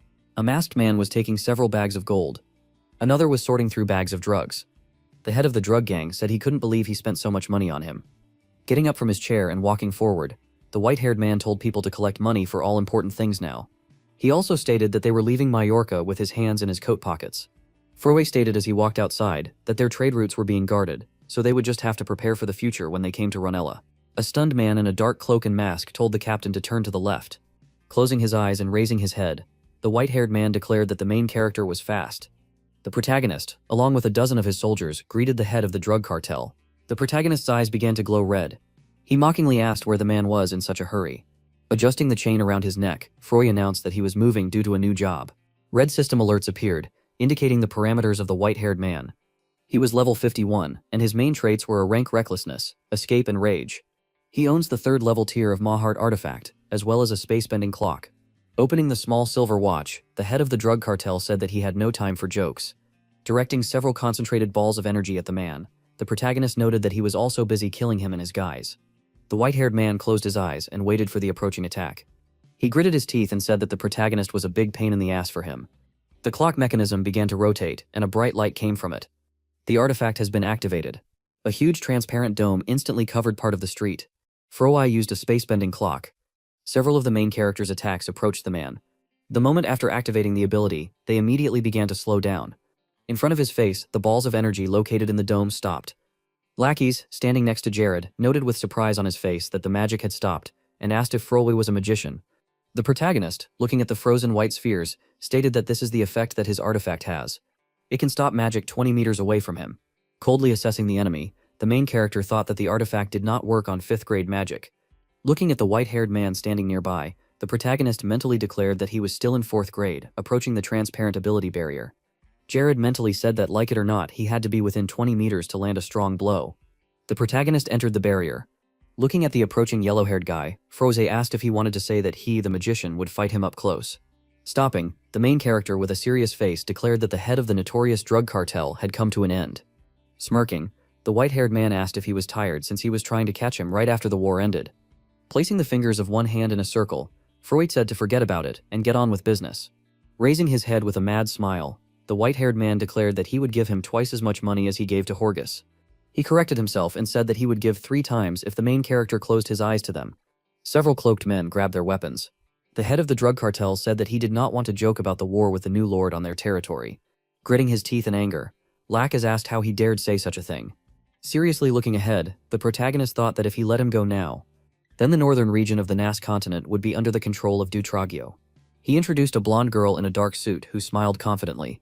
He mentally declared that in the future Lana would be known as an impenetrable wall. An image of a blonde-haired man appeared wearing a gold mask on his face and a gold jewelry with rubies on his neck. He mentally noted that Froy would be known as the right hand of that tyrant, the advisor of the Demon King. Raising his hand and placing the fingers of his other hand in his sleeve, the protagonist declared that they must kill people like him in order to maintain the nobility of Mallorca as a new territory. Taking out his saber, the man asserted that negotiations were impossible. Light came from the watch of the head of the drug cartel. He asked if Akron's beating had gone to his head. With rage on his face, he declared that childhood time was already over, and now he would put him to bed. Revealing a golden necklace with dark symbols on his wrist, the protagonist prepared to use the ability. After he clenched his hand into a fist, a system window appeared in front of him. There was information that if his level is lower than that of the enemy, then his strength and wisdom are doubled. The conditions were met, so the 5th option of the Delic bracelet was activated. The golden bracelet began to become covered with dark magic. The protagonist said that according to the 5th option, his strength and wisdom are doubled. Frawa, standing in a stance and preparing to attack, looked at the lightning that came from the protagonist. Dark purple lightning bolts were coming off the guy's bracelet. The main character asked with a grin if the man was ready to sleep sweetly. It was a nightmare ability. Empty houses of the same type stood densely on an empty street. Lackeys, along with other soldiers, engaged in sword fighting. Jumping up, the protagonist fired several magical projectiles. The head of the drug portal, making a dash forward, dodged the attack. Clenching his blade, he used the 1st level fugitive ability. Making quick attacks with his blade, he cut through the remaining balls of ice energy of the protagonist. He used the Sword of Speed. Stepping onto the ground, he made another jerk. Approaching the main character, he extended his hand forward. A knight in silver armor appeared in front of his face, holding his green shield forward and declaring that he would not allow him to injure his lord. Worried, the protagonist, nervously moving his fingers, shouted that the guy should not come near him because he was dangerous. The white-haired man launched a powerful saber attack on the shield. The warrior, who did not have time to react, looked at his cut shield. Frokai jumped, pushing off his head.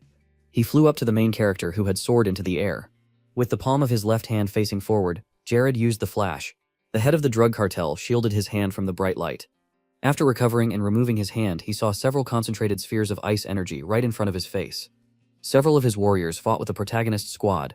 The white-haired man landed in the alley. Lowering his sword and looking up, he mentally asked what kind of magician he was. While levitating, the protagonist held his hand near his chest. The man mentally noted that even though the main character is a magician, he knows how to react to hand-to-hand combat. Clutching a piece of his leather jacket, Froy mentally noted that his magical power was ridiculously fast. Spitting out blood, the man thought that Jared might actually be a 5th-level magician, not a 4th. Looking forward and imagining his white-haired acquaintance, the head of the drug cartel mentally stated that it was like fighting 4 Akrons at the same time. Applauding sarcastically, the protagonist stated that he was able to see his abilities since he was able to cut the shield. Looking down with a smile, he stated that it was obvious because the man was a master of the sword. The man looked at the guy in surprise. The main character noted that the strangest thing is that he does not feel his artifacts. The protagonist asked about the black light coming from the sword because it was created to fight magic. Frog's inserted saber emitted a dark purple light. It was Moisel, the 99th level 1 failure sword. His first ability is an anti-magic sword designed to combat magic. The protagonist began to walk on the ground. The main character stated that he suspects that the leader carries this sword with him because he is too weak. The veins on the white-haired man's forehead bulged with anger. The protagonist stated that he expected more from him. Gritting his teeth, Froshi asked if Jared had used such a weapon before. With his arms outstretched, the protagonist asked with a grin if it was true. He also noted that he sees that the spatial distortion clock is just a decoration during the battle within a radius of 20 meters. The clothes on the man's hands were torn. He screamed with genuine rage for the protagonist to shut up. He used the fugitive ability, level 2. Instantly closing the distance, the head of the drug cartel put his blade forward, trying to attack the main character. The protagonist calmly jumped back. He flew away from the man who was trying to strike again with his blade. Extending his palm, he created a large fireball. With fury in his eyes, the white-haired man cut through his opponent's attack. He used the sword of speed. Looking ahead, he saw Jared quickly flying to another street. The protagonist, pushing off the walls, quickly increased his advantage in distance. As Frotsk approached him, he spread his arms and used an ice attack against the walls. Large pieces of the stone wall began to fall on the head of the drug cartel. The man dodging the attack began to use them to push off and close the distance. Flying between large stones, he swung his blade. The protagonist was flying in front of him. The main character, sensing the attack, turned around in surprise. The white-haired man instantly launched an arcing attack with his blade. Looking ahead, he saw only Jared's green cloak. There was genuine surprise in his eyes. He thought about avoiding it before cutting, but how could he avoid the blink? Flying over the building, the protagonist stated that the man's speed was truly frightening, and said that he even had to use a spell. With a confident smile forming a dense purple-white ball from which black lightning came out, the main character announced that it was his turn. Furoichi looked at Jared's ability. The protagonist used the lightning ability and Night Awakening. Purple lightning struck from the sky. A column of smoke rose at the sight of her impact. The kneeling man sighed, releasing a bit of lightning. Sitting on the old roof of the house, the main character told him to give up. He also noted that if they only fought with swords, he would definitely not be an easy opponent. Looking at the crippled Froy, who was trying to stand up, leaning on his blade, the protagonist stated that he was much faster than any swordsman. At the same time, each of his blows was powerful. Looking down and imagining the enemy's attack zone, the protagonist stated that he was not entering his attack zone. Smirking, still barely able to stand the head of the drug cartel, said that the main character was good at analysis. Spreading his arms to the sides, he began to emit red energy. A red aura covered his entire body and went upward in a column. He used the ability Fugitive Level 3. His face became covered with veins with a mad smile and an inadequate look. He said that since the protagonist is so good at analysis, then let him try to guess who will win this battle. Putting his head on his hand, the main character with a confident expression on his face said that he was 100% sure that he would get it. The man's aura grew even more, and inhuman rage was reflected on his face. He shouted for the protagonist to try not to die. He said he would shut him up. He used a level for a fugitive. Crouching, he prepared to lunge. The ground under Froy's feet crumbled in an instant. The frightened protagonist looked at the man. The red-faced head of the drug cartel threw his saber forward. She pierced Jared's body. A cry of pain echoed through the dark city. Froppy trembled with his own blade in his body. The protagonist looked at him in surprise. Smirking evilly, the protagonist asked if the white-haired man realized that he didn't care. The main character, comparing Delac and Prua, thought that despite the fact that both are strong enemies, they could not be more different. He noted that the leek's body, partially covered by magic, was slowly decomposing, which made him weak. At this time, the second opponent, possessing the artifact, had an advantage and was at the height of his power. Jared thought that he could dodge the already familiar attack of the ice and slowly reduce its health with the help of magic, but such a strategy was not very suitable for the enemies of Prua and Capri, who were capable of killing the young lord with just one blow if he let his guard down. While Jared was in thought, he smiled joyfully, discovering Prewa's special ability, which was the so-called recklessness. The head of the drug cartel looked worriedly to the side, clutching an artifact in his hand. With the help of the recklessness ability, one could increase one's physical abilities many times over in a short time, which was an ideal solution for the main character. Now the cunning blonde was taunting the opponent with the artifact so that he would finally hurry up with recklessness. Pruill only furrowed his eyebrows angrily while the young man heard him more and more with caustic phrases. At one point, the head of the drug cartel could not stand it and yelled at Jared, furiously waving his weapon. After Pruill was in the grip of recklessness, he rushed to attack the enemy with a dagger. Then the blonde used space magic to hit the man with his own blade, baring his teeth impaled by his own weapon. The drug dealer began to shake with rage, realizing that he had made a serious mistake. Jared looked at his wounded enemy with bewilderment, wondering if he had heard about keeping cool, but remembering to be kind. The blonde man held up a bag of white powder, menacingly declaring that many people had died because of the drugs Pruill was selling. The contents fell out of the hole in the bag, while the main character said that only those who did not have money gave up on this. After these words, he shoved the powder into the mouth of the resisting enemy, noting that it was a parting gift. Jared stubbornly held his hand to the man's mouth, reminding the drug cartel leader how proud his gang was of what they sold. The blonde removed his hand only at the moment when thick foam came out of the reddened Prutom's mouth, and he began to fall back.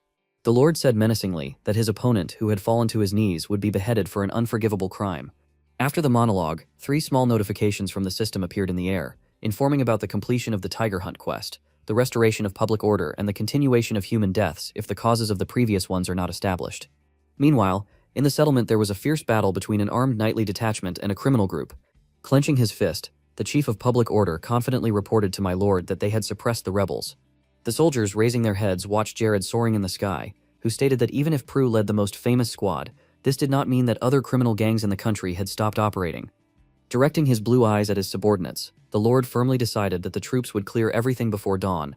The young man ordered the knights not to leave alive the bandits who opposed him. He imagined how captured and chained criminals were led to hard labor, demanding that the soldiers cut off the heads of the rebels. The houses of the settlement were illuminated by the rays of the sun as morning began to come. The head of public order, looking tired, wiped the sweat from his face. Then he raised his head with a frown, thinking about my lord. Watching the blonde soaring in the air, lackeys mentally concluded that he always surpassed insurmountable obstacles with mysterious wisdom. People hesitantly pulled back the curtains, looking out of the windows in fear, while the knight thought that his master had now abandoned informed decisions. The onlooker stood on the street watching what was happening, and the chief at that time concluded that my lord had shown a sharp and spontaneous nature. The townspeople stood in the town square during dawn. Impressed by Jared's actions, the blonde blocking the sun himself now appeared in the image of a rising emperor. Lackeys, illuminated by the soft light, watched his master with undisguised amazement. A notification appeared indicating that the knight's devotion had increased greatly. A tablet framed in gold also appeared, which stated that lackeys would reach the first level of awakening when his devotion rose to 200 units.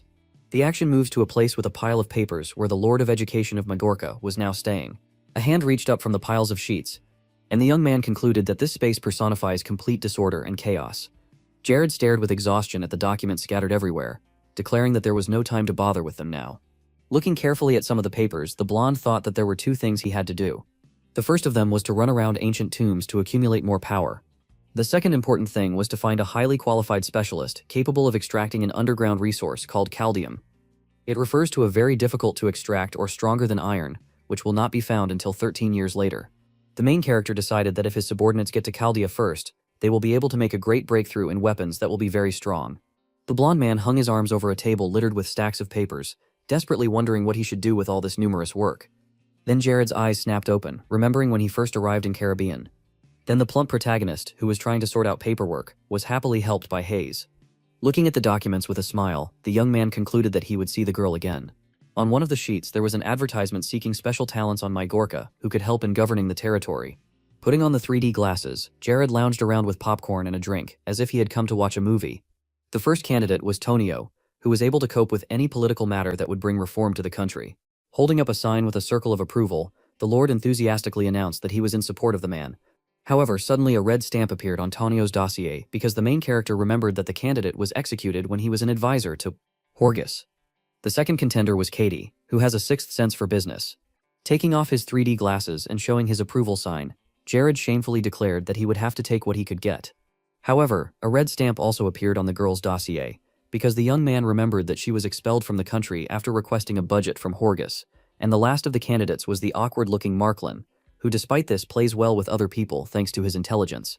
The blonde, scratching the back of his head in confusion, held up a sign of approval and decided that they would work with what they had. Suddenly, a red stamp also appeared on the form of the last contestant when it turned out that the man, under pain of arrest, left his post and fled on the day Horgus died. Discouraged, Jared froze like a stone statue in shock, dropping his glasses to the floor. Collapsed to the side, the Lord wondered in despair what was wrong with this country. Among the many people crowding the square, there was not a single talent to be found, which made Jared believe that his wisdom and sharp mind had failed him. The petrified young lord rolled on the ground in despair, realizing that even Auburn and Avila could not bring him here because they were busy with Caribbean. When the blond man lay down in the square with a dissatisfied look, arrows hit him in the back, reminiscent of complaints from the head of the Labor Department of the City Hall and unpaid wages to the head of the Ministry of Trade. Lackeys, who was galloping on his horse, stopped lowering his eyes in bewilderment and calling out to my lord. The head of the Public Order Department took little Jared in his arms, reporting that there was a problem in the village of Devani. The brunette, covered in sweat, reported with excitement that the recently appointed leader was absolutely not fulfilling his duties. Lackeys said the villagers approached him, crying and begging him to return their village to normal. Jared was shaking with anger, remembering that the head of Devani, Lonnie, drank every day and drew obscene pictures. Lackeys looked at my lord with concern when he concluded that the village manager had never learned anything except that he had managed to achieve that territory. The enraged lord in the fourth stage of recklessness began to move away from the knight in the opposite direction, informing his interlocutor that he himself would have to teach the head of the settlement discipline. The action moves to the village of Devani, where there were almost no people on the streets. The shadow of the arriving man fell on the door as the elderly doorman obediently pointed towards the entrance. The next moment, the knocked-out wooden product fell into pieces from a strong blow. At the head of the riot squad was Lord Jared, shrouded in red energy, and lackeys shouted in anger, demanding that the village manager Julian show himself immediately. The stunned subordinate turned to the side as the head of security continued to furiously call for the head of the settlement. The guy with green hair blushed, looking at something to the side with admiration. Paintings of spring blossoms, nailed to the wall, hung on the wall. While the entire security detachment was admiring the works, saying that they were very life-giving, lackeys menacingly shouted at the men, rudely demanding to shut up. There were also drawings scattered on the floor, among which were empty bottles. A man in light robes, holding a mug, clarified from the darkness who the visitor was. Turning his gaze to him, the head of public order, with a furious cry, asked the question whether Julian was in front of him. At this time, Jared cast a curious glance at the guy, reflecting on the fact that he had seen many talents before. Each of these people was gifted with unique abilities, which the main character tried to develop in them. The man lifted a full mug from the barrel, with water flowing down it. The Lord watching this was surprised to conclude that this talented man was different from all the previous ones. The main character looked at the long-haired Julian, level 65, sitting with a drink, noting that he was the closest to perfection. As the village leader closed his eyes, confirming his identity, system windows popped up, reporting multiple skills and increased wisdom due to their synergies. While Lackeys was shaking with anger, Jared held out his hand, asking the man to calm down and let him do the talking. The blonde was perplexed, not understanding what a man who had excellent skills and hid them was thinking. Julian put his hand on his chin thoughtfully, as he received questions from the Lord regarding the reasons for his poor performance in his work. Looking at his interlocutor, the head of the village calmly explained that this was too trivial for him. Taking a sip from his mug, Julian said that he shouldn't deal with Dewani because he wasn't the type to be in a peaceful place. Lackeys became furious at such statements, and drawing his blade, menacingly addressed the head of the village. Jared crouched on the floor in the middle. Calling out to Julian, the Lord curiously asked his interlocutor, who continued to drink from a mug, whether he really thought that such a job was not suitable for him, to which he received an affirmative answer.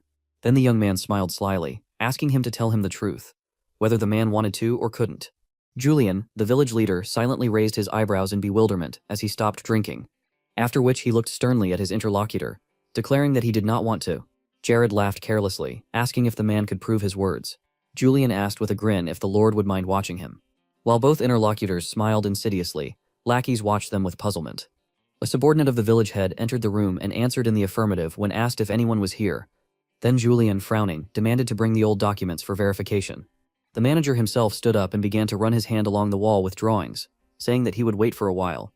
The knights looked at the long-haired man in shock as he awkwardly pointed at the images and asked for help in taking them down. The guys began to remove drawings from the nails on their owner with the help of their comrades, admiring Julian's work, and he urged them on. A woman with a poorly growing calf entered the office of the village head, and the man advised him to feed the animal properly without weaning it. The next visitors were a girl who was happy about the increase in prices for grinding flour and the reduction in grain processing, and a bald man who was dissatisfied with this information. Julian advised the 3 beekeepers who came to destroy the hive so that the bees would move to another one. The head of the village turned to the head of public order and said with suspicion that someone was wasting money earned from the harvest, which angered him. While lackeys menacingly promised to capture the scoundrel, Jared watched Julian from the side, concluding that he had completed a month's work in just half a day. The Lord thought that the long-haired guy was perfect while he began to disperse everyone since the work was completed. The blonde turned to the squad of knights, informing them that it was time for them to go too. Now the main character and Julian were left alone, sitting in silence at the table opposite each other.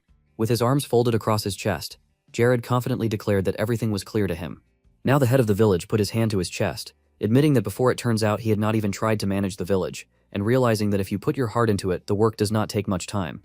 Now Jared was grinning, concluding that Julian had done a great job with the plan to bring him to Devani, and wondering if he knew what kind of person he was. The manager laughed in response, noting that the interlocutor managed to figure him out. A man in light robes extended his hand and reported the matter. Remaining in the same position, Julian asked what my lord's dream was. The village leader now recalled previous answers to the question asked, the first of which was from the general, who was only perplexed. The man of noble blood grinned, recognizing Julian's skill. But noting the arrogance of the commoner, the last was the past Lord Horgus with his companion, who sternly stated that he wanted the growth of the nation, concluding that the guy was driven by vanity. Julian, in the darkness, now reflected on how infinitely small an ambition he felt serving his master. In the real world, the long-haired man frowned, waiting for an answer from his interlocutor. Then Jared answered with enthusiasm that he dreams of becoming a hero of the continent of Nars. The blonde looked piercingly at his interlocutor, joyfully concluding that he wanted to become a world hero instead of being of a small territory. Then Julian, illuminated by the light, cast a stunned look at the young man. Covered in sweat, the head of the village anxiously asked whether the lord was lying. With his hands folded to his chest, Jared asked with a smile whether his interlocutor saw anyone here who could lie to him. The long-haired man suddenly became animated when the main character asked if he considered him a worthless person. Squeezing the cork between two fingers, Julian uncorked the bottle with ease. Pouring alcohol into glasses, he admitted that for a long time he wanted to find someone he could look up to. Holding the drinks in front of his chest, Julian concluded that if a vassal looks up to a lord and makes a mistake, then it is not he himself who is to blame, but his superior. After that, he handed Jared one of the filled glasses with a smile, asking him to either become an earl before the end of the year, or lead a conglomerate parade of territories to show the seriousness of his dream.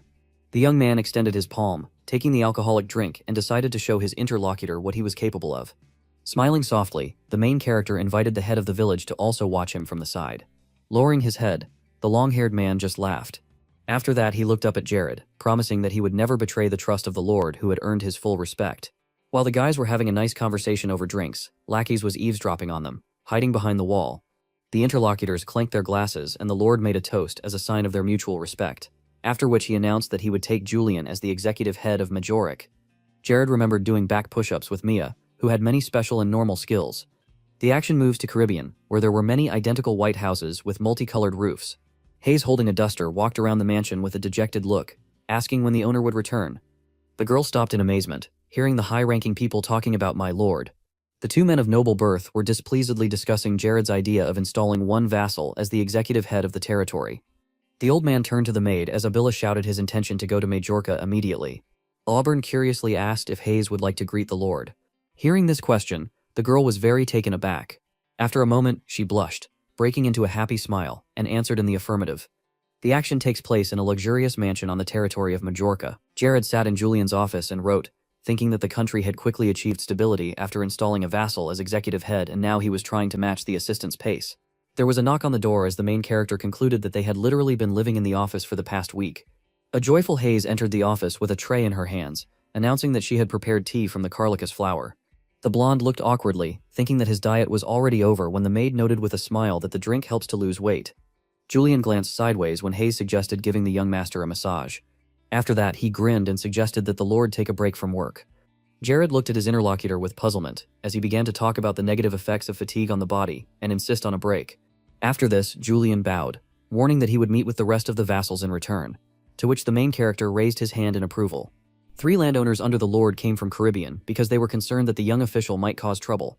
However, the men had already passed the stage of accepting Julian's skill and looking at the documents, sincerely praised him. There were several porcelain cups on saucers on the table, and there was an offer to drink tea. Hayes, hearing this, began to panic and deny, because the servants could not sit with my lord. Jared grinned back, reminding him that when he and the girl were alone, she shouldn't worry about such nonsense. Looking down, Hayes sheepishly agreed and said that she would drink carefully. Now the tart drink was pouring from the raised teapot into a small cup. Hayes watched the lord with curiosity as he held the saucer with one hand and raised the mug to his mouth with the other. As the girl began to drink tea, Jared lowered the cup and called out to her with a puzzled look. Tea splashed in Hayes' face when the lord suddenly asked if she wanted to quit her job as a maid. Laughing nervously, the girl began to tremble in panic. Looking up at her owner with puppy dog eyes full of tears, Hayes asked if she was a bad maid. Jared looked at her, puzzled and covered in sweat, replied that this was not so. The girl remembered wandering in shock through the sparkling clean corridors of the estate, suspecting that the Lord had cleaned everything himself.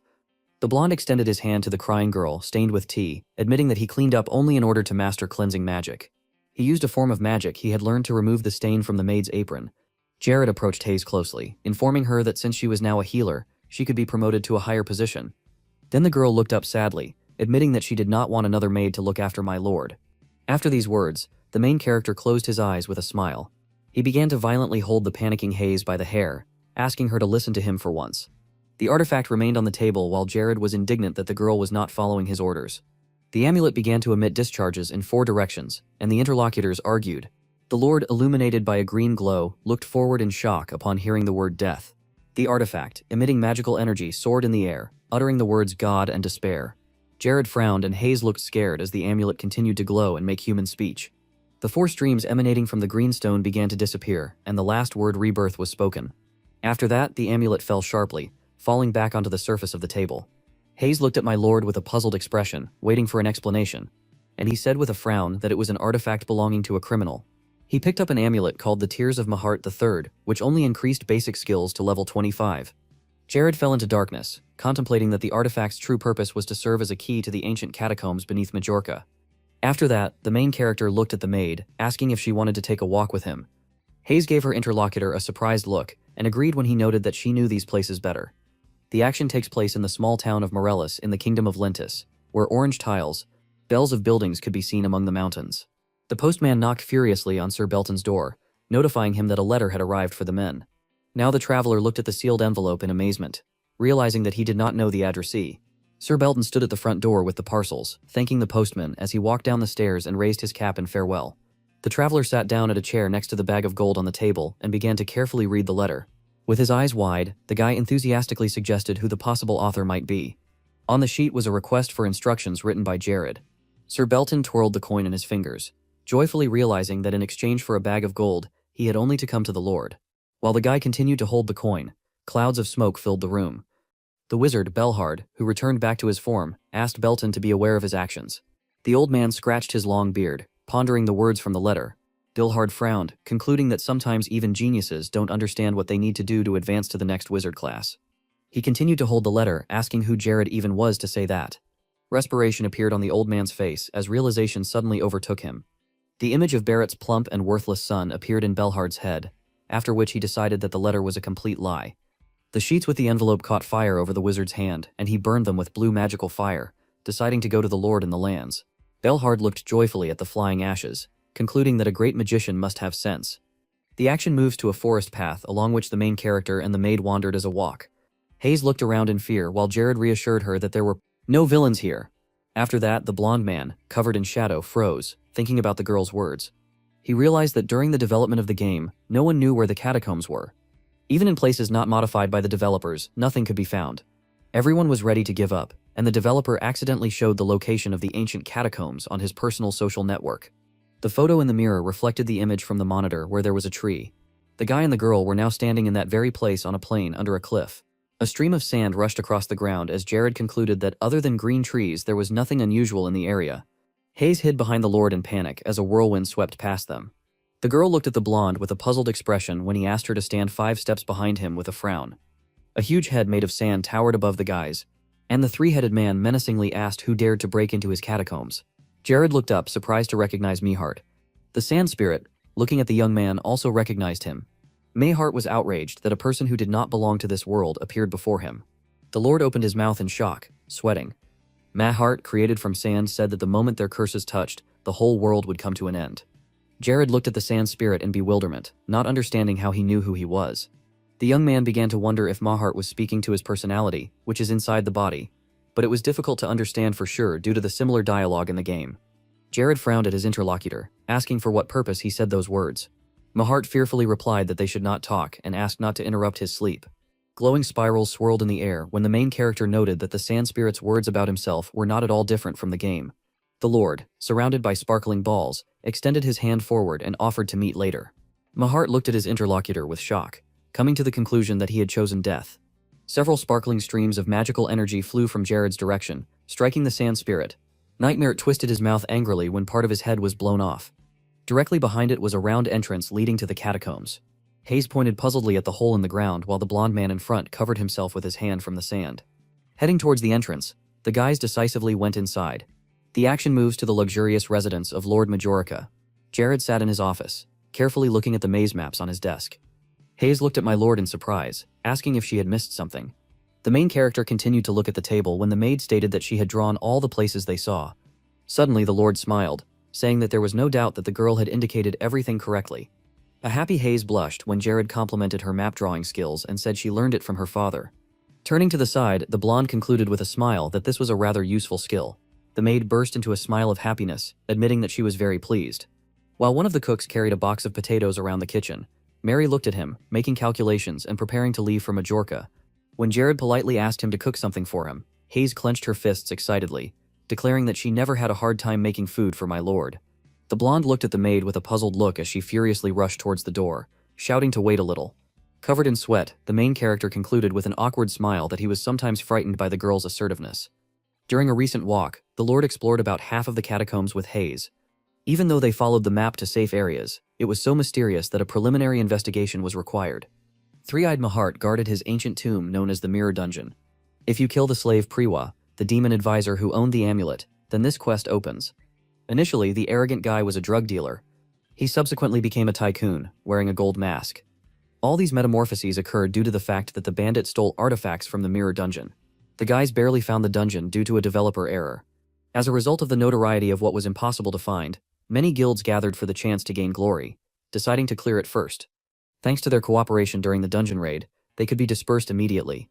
This is exactly what everyone thought when they came inside and rolled their eyes in horror.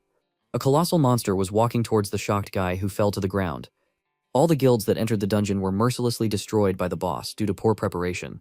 After such a shocking defeat, many persistent people united and created an alliance of guilds to once again challenge the dungeon. However, the boss monster appeared again, and the guys were once again faced with defeat. Jared sat glassy-eyed and thought that the strangest thing about this story was that a small guild had managed to clear the dungeon. There was a map of the labyrinth with the correct exit on the table, and the main character thought that everything before my heart only caused laughter. Leaning on the surface, the blonde stood up and concluded that any mistake he made could result in death, so he needed to be well prepared. Several days passed. There were 2 doors at the entrance to the hall. Hayes watched my lord from around the corner with a blush, concluding that he was behaving suspiciously. Jared stood in a sparkling clean room and reached out to a vase, cleaning it with magic. The girl also recalled that the blonde accumulates weapon artifacts that he does not use. Hayes also spied from the doorway how the lord stood at the easel, and painted in the company of Julian, calling such a pastime part of the training. The maid put her hand to her chin with a thoughtful look, trying to understand why this was happening. The next second she grinned, concluding that even if she didn't know, there must be some reason. Jared turned his gaze to the brunette behind him when he asked with a smile whether my lord had recently started learning to draw. The main character looked good-naturedly at a key, awkwardly asking her to find buyers for a couple of drawings. The boy became very flushed when he received a stack of sheets of paper and looked at the obscene images that Julian had drawn and which needed to be sold. Smiling awkwardly, Aki said that he would try to find a reasonable buyer. Julian grinned and blushed as he explained that he had some free time that night to draw. Jared looked with bewilderment at the executive head, who even without Sage the Magnificent's necklace had time on his schedule. At this moment, a knight approached, bowed respectfully, and informed my lord of the arrival of a crew from Coriobius. Hayes quickly ran to the gentleman when he stood up and called her name. Now Jared sat with his hand on the table while the girl concentrated on fastening the straps around her wrist and elbow. The maid widened her eyes in shock, asking if the lord was heading towards the ruins he had gone to earlier. The main character lowered his eyes, listening to the girl's offer to go together, and replied that to explore this place as few people as possible are needed. Lowering her head, Hayes said that it was better not to go there if it was so dangerous. The blonde calmly closed his eyes, not answering anything. While the cloak fluttered through the air from walking, Jared mentally agreed with the girl, because the place was a reality that could not be restored as if in a game. The lord, clad in armor, walked down the stairs, deciding that he wanted the reward of the Mirror Dungeon. The blonde screamed indignantly, noting that Jared was late. In front of him stood a team consisting of 2 women and an elf, who had been waiting for the guy for a long time. The team reached the right place, where under the roots of a green tree there was an entrance to the dungeon. Showing the folded paper to the blonde, Jared stated that he had already explored the dungeon, so all they had to do was follow the map. The elf, dressed in a robe with a hood, turned to my lord and he looked at her in puzzlement as the sorceress Isabel and the great swordswoman, and he carefully entered the dungeon. The pointy-eared companion declared that she understood why these two were here. Pointing to herself, the elf wondered why she had to go. Jared glanced at Chloe on the way to the cave, telling her that she was also important here.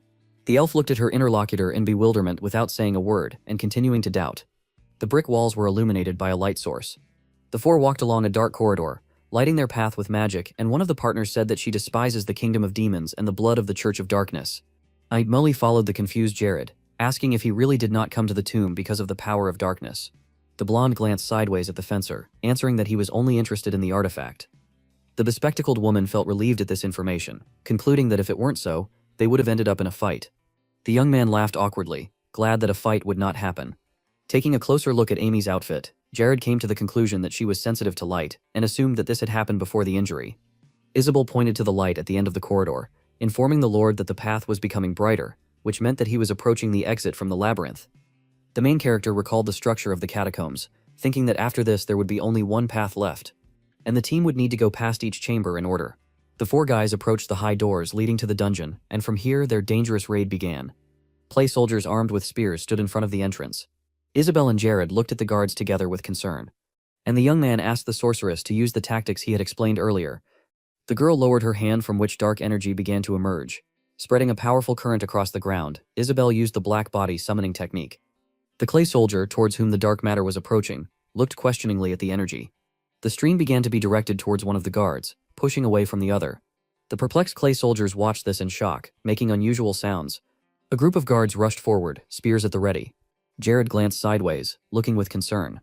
As the clay knights rushed past him, the guards went around the main character from both sides and holding out their spears, rushed towards the sorceress Isabel behind his back. When Jared was behind, he extended his hand towards the fleeing clay soldiers and several sparkling clots of energy appeared in the sky. The next moment, a bright magical stream pierced the bodies of the guards and they began to shake. After receiving the blow, the clay bodies and heads cracked and began to fall into pieces as smoke emanated from the soldiers. Chloe, sharply swinging her blades, attacked several other guards. One of the clay soldiers made a puzzled face as the round head flew off his shoulders. After the guards turned into sand, 2 gems fell to the ground. Isabel, standing in front of them, was unhappy that the clay soldiers were only aiming at her. Leaning down sharply to receive the reward, Jared stated that these guys would first attack dark magicians and sorcerers. The Lord with a smile extended his hand which contained magic stones, offering them to Chloe and Isabel. There was a spider carved on the stone gate of the dungeon. The doors began to open with a roar, letting light in. The four entered the dungeon, wearing clay helmets of guards on their heads. Isabel began to shake, making loud noises. The team stood at the entrance to the dungeon, and in front of them stretched 2 long lines of clay soldiers. Annie looked in surprise at the corridor, numbering at least 2,000 knights, perplexed that such an army could be hiding underground in her habitat. Isabel put a puzzled finger to the clay head, asking if camouflage would help, to which Jared replied that they needed to be as similar as possible to the clay soldiers. The 4 of them passed in one line through the armed knights lined up on both sides, and the sorceress turned towards them in panic. The Lord pondered intently on the exact number of clay soldiers, concluding that with them in disguise there were only 2,004 of them. He thought that when 500 people entered the corridor, there were 3,000 knights here, so the previous raid team was stuck in a dubious battle. There were quite a few of the current guys, which makes them less suspicious. Thanks to Chloe's cloaking effect, the team can sneak through without fighting. After passing the clay soldiers, Jared turned to Isabel and, throwing up his hands, declared that nothing had happened. Chloe looked at the young man, reporting that her masks were useful. The Lord pointed to the head, stating that it was difficult to see through the narrow holes, but without camouflage the people would have been discovered. Placing her hands on her cheeks, Chloe noted that the reds in the dungeon are fun, and the main character could not understand what kind of face she made at the same time. Isabel listened in silence and shock, hearing about the team where the team would have to fight all together. A finger landed on Jared's shoulder, tapping the iron armor. When the Lord turned around, the girl stated that she also helped. The guy was perplexed, concluding that there was no way to fix this. While Isabel summoned a stream of black body, Jared praised her loudly. Honey and Chloe looked ahead in shock, as loud cheers continued to be heard. The guys looked at the massive clay figure towering above them with a menacing look. Isabel, looking at the statues, concluded that the guys in front of them looked quite a lot like the undead. The skeleton belonged to dark magic, while the clay soldiers were born from curses. Before Monarch Mahart fell asleep, he placed a curse on his subjects, changing their form so that they cannot grow old. Then ordinary people were horrified, clutching their faces when sand began to cover their entire body. Many of the subordinates lost their form, so it was difficult for them to recognize their real appearance. Busty and he asked if all these clay figures were Mahart's subjects, concluding that he was not a pleasant king.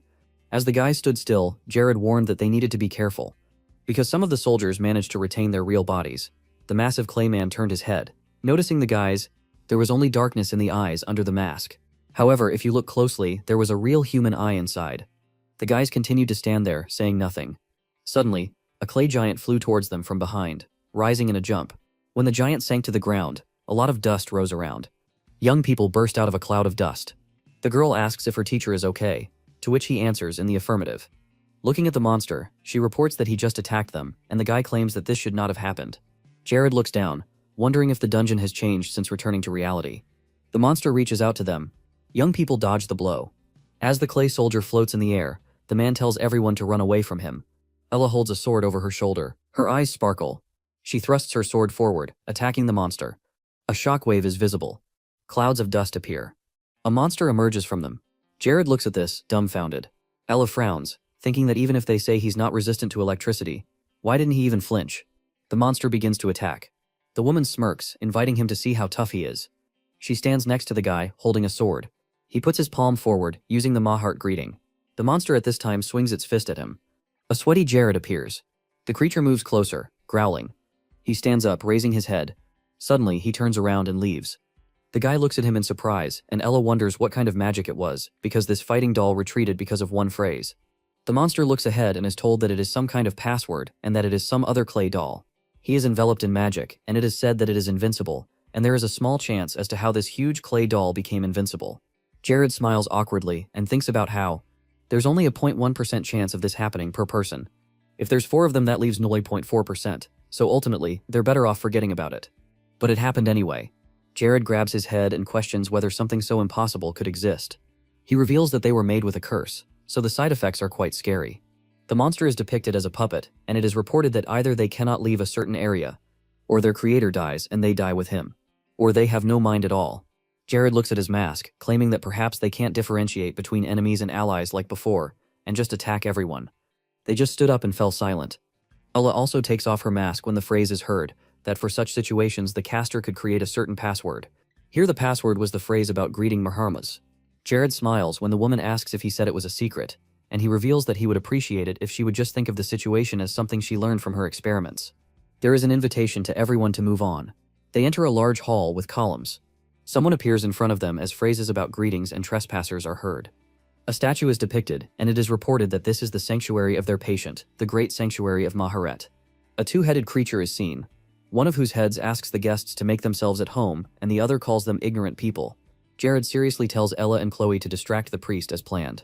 The sun and moon extend their hand, offering to give each other a warm greeting. The creatures are shown, and the order is given to kill them all. These parasites. Anlele is already grabbing the hilt of her blade. Chloe screams, frowning. She runs away, questioning why the monsters are only attacking her again. She transforms, starting to run with the sword. A large creature is depicted, and the question is asked about how these vile creatures can come and attack them. The monster strikes. Chloe swings her sword, wounding the priest. She notices how she is being insulted. They press her with a hand. The priest ends up bleeding and states that he was injured due to their incompetence. Monsters clutch their heads when the exclamation is heard that they do not develop even with the passage of time. Ella frowns, revealing that those who use the power of darkness can be so disastrous. The priest appears when he is asked if his subjects are the ones he is swearing at. He points the finger, stating that a slave can never achieve the status of a subject. They are merely tools used for his purposes. Ella fights off the monsters, revealing that she thinks my heart is using him for his purposes too. The creature looks at her. It gets angry, claiming that they are His Majesty's most loyal subjects. Ella smiles, believing that even if he says that he knows the truth, he has turned into a puppy who can either live or die after everything. The sun awkwardly wants to say something, but the moon tells him not to fall for the demonic lies. A glow is shown. The monster attacks the girl, declaring that he will not forgive her for all her blasphemous words. Chloe jumps on the creature, attacking. Ellie also rushes into battle. Chloe cuts the monster. The blow lands on his back. The woman stands with a sword in her hand, arguing that it is normal for devoted servants to break their composure with a few words. She strikes, declaring that she believes the same as she said. She looks down, thinking that he is not the enemy that she can easily deal with, but still he turned out to be so. This all happened thanks to Jared's plan of uncertainty against them, to weaken them mentally. She adjusts her glasses, thinking it's like he's just proving that this is the right way, and asks if the guy is done here. The monster gets hit again. Isabella is embraced by Jared and invites the creature to leave this rotting king and work as her slave instead. There are currently 3 hours available. Creatures that were attacked are visible. It turns out that there are 29 more cameras in the raid. Standing monsters are depicted. It is reported that there are now 2 cameras left. Ella stands with the sword behind her, thinking that this is interesting. She looks at Jared, noticing that he has some incredibly precise knowledge about this tomb. The guy and Chloe are shown talking, and the idea is that he even took into account her lack of experience, and put the responsibility on her, leaving the woman with nothing. Elena hums a song claiming that thanks to him she makes easy money, and her discipline grows in strength. She holds the bag in her hands, wondering if it's too much of him to treat her like a mule, since she's here as a guard. Pointing to the door, Jared reports that there is a single armed soldier behind it. Their plan of attack is very simple. They aim at the side behind them. They will be fine if they do enough damage. Isabella, with her arms crossed, asks if that's all, and he replies that they don't have many options. A door is depicted, and the idea is heard that even in the game, this monster independently pushed away the raid of allied guilds. Sheep tricks will not work. The door begins to open. Young people enter the room. A seated golden Hulk is shown. His eyes sparkle, and he tells no one to interrupt his master's sleep. The girl frowns, noticing the intense energy. The Hulk looks at her seriously, and she feels like her presence is completely consuming them. He frowns, reporting that he sees that he was unable to keep these intruders at bay, but instead sent them here and asks if he can consider him a traitor. The creature cries out questioningly. He holds out his hand, stating that there was a reason for this. His head is immediately taken off. His body falls and Chloe moves away from him. She suddenly looks at something in surprise. The Hulk raises his weapon when the line that betrayal should not be forgiven is heard, and he states that they must put their lives on the line to save the Lord. Jared frowns, telling him he means they got his attention for even a second, attacking him from behind. A fireball flies towards the Hulk. An explosion occurs. A cloud of smoke is visible. The Hulk scowls, claiming that all intruders who don't need his warning must face death. Jared seriously tells everyone to be vigilant. Because this guy is strong. He activates the magic missile and the nightmare. Magic rays fly at the creature.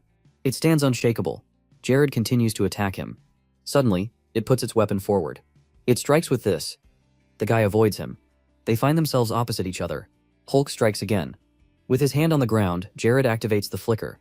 He frowns, thinking that, as planned, his proximity to one hit increases his power by a full 1 level. 2 craters are visible, and an ability is reported that instantly increases attack power by 1,000. The thought sounds about what will happen even if the creature touches the guy a little. A stuffed cat is shown being cut up. The Hulk moves towards the guy, and it is said that he is faster than Prua and stronger than Capri. It sounds like Jared is not alone. Hulk notices something while looking to the side. He is stabbed in the neck.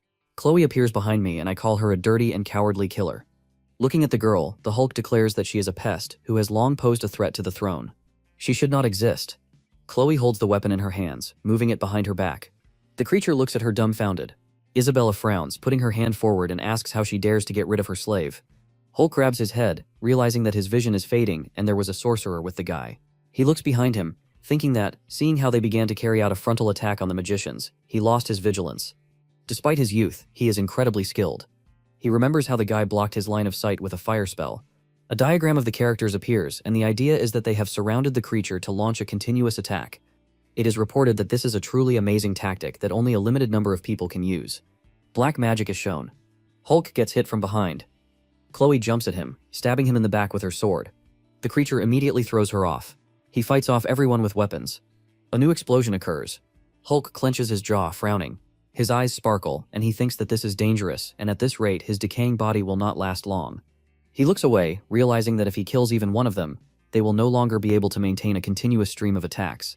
Their tactics will be undermined. He decides that now is the right time. He begins to jump towards his target. As he approaches Jared, he realizes that he must defeat the leader mage and kill him. Running around him, the guy activates haste. The Hulk immediately finds him using detection. He stabs Jared in the head. The guy starts to disappear.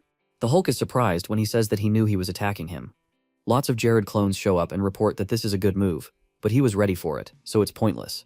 10 minutes is reported to be a short but seemingly long time. The clones surround the Hulk, and the idea is that Ella retreated and quietly watched the match from underground.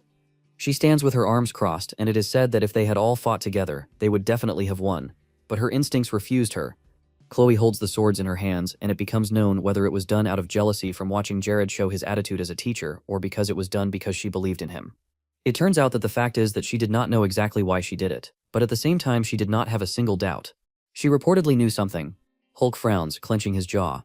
It talks about the result of her decision.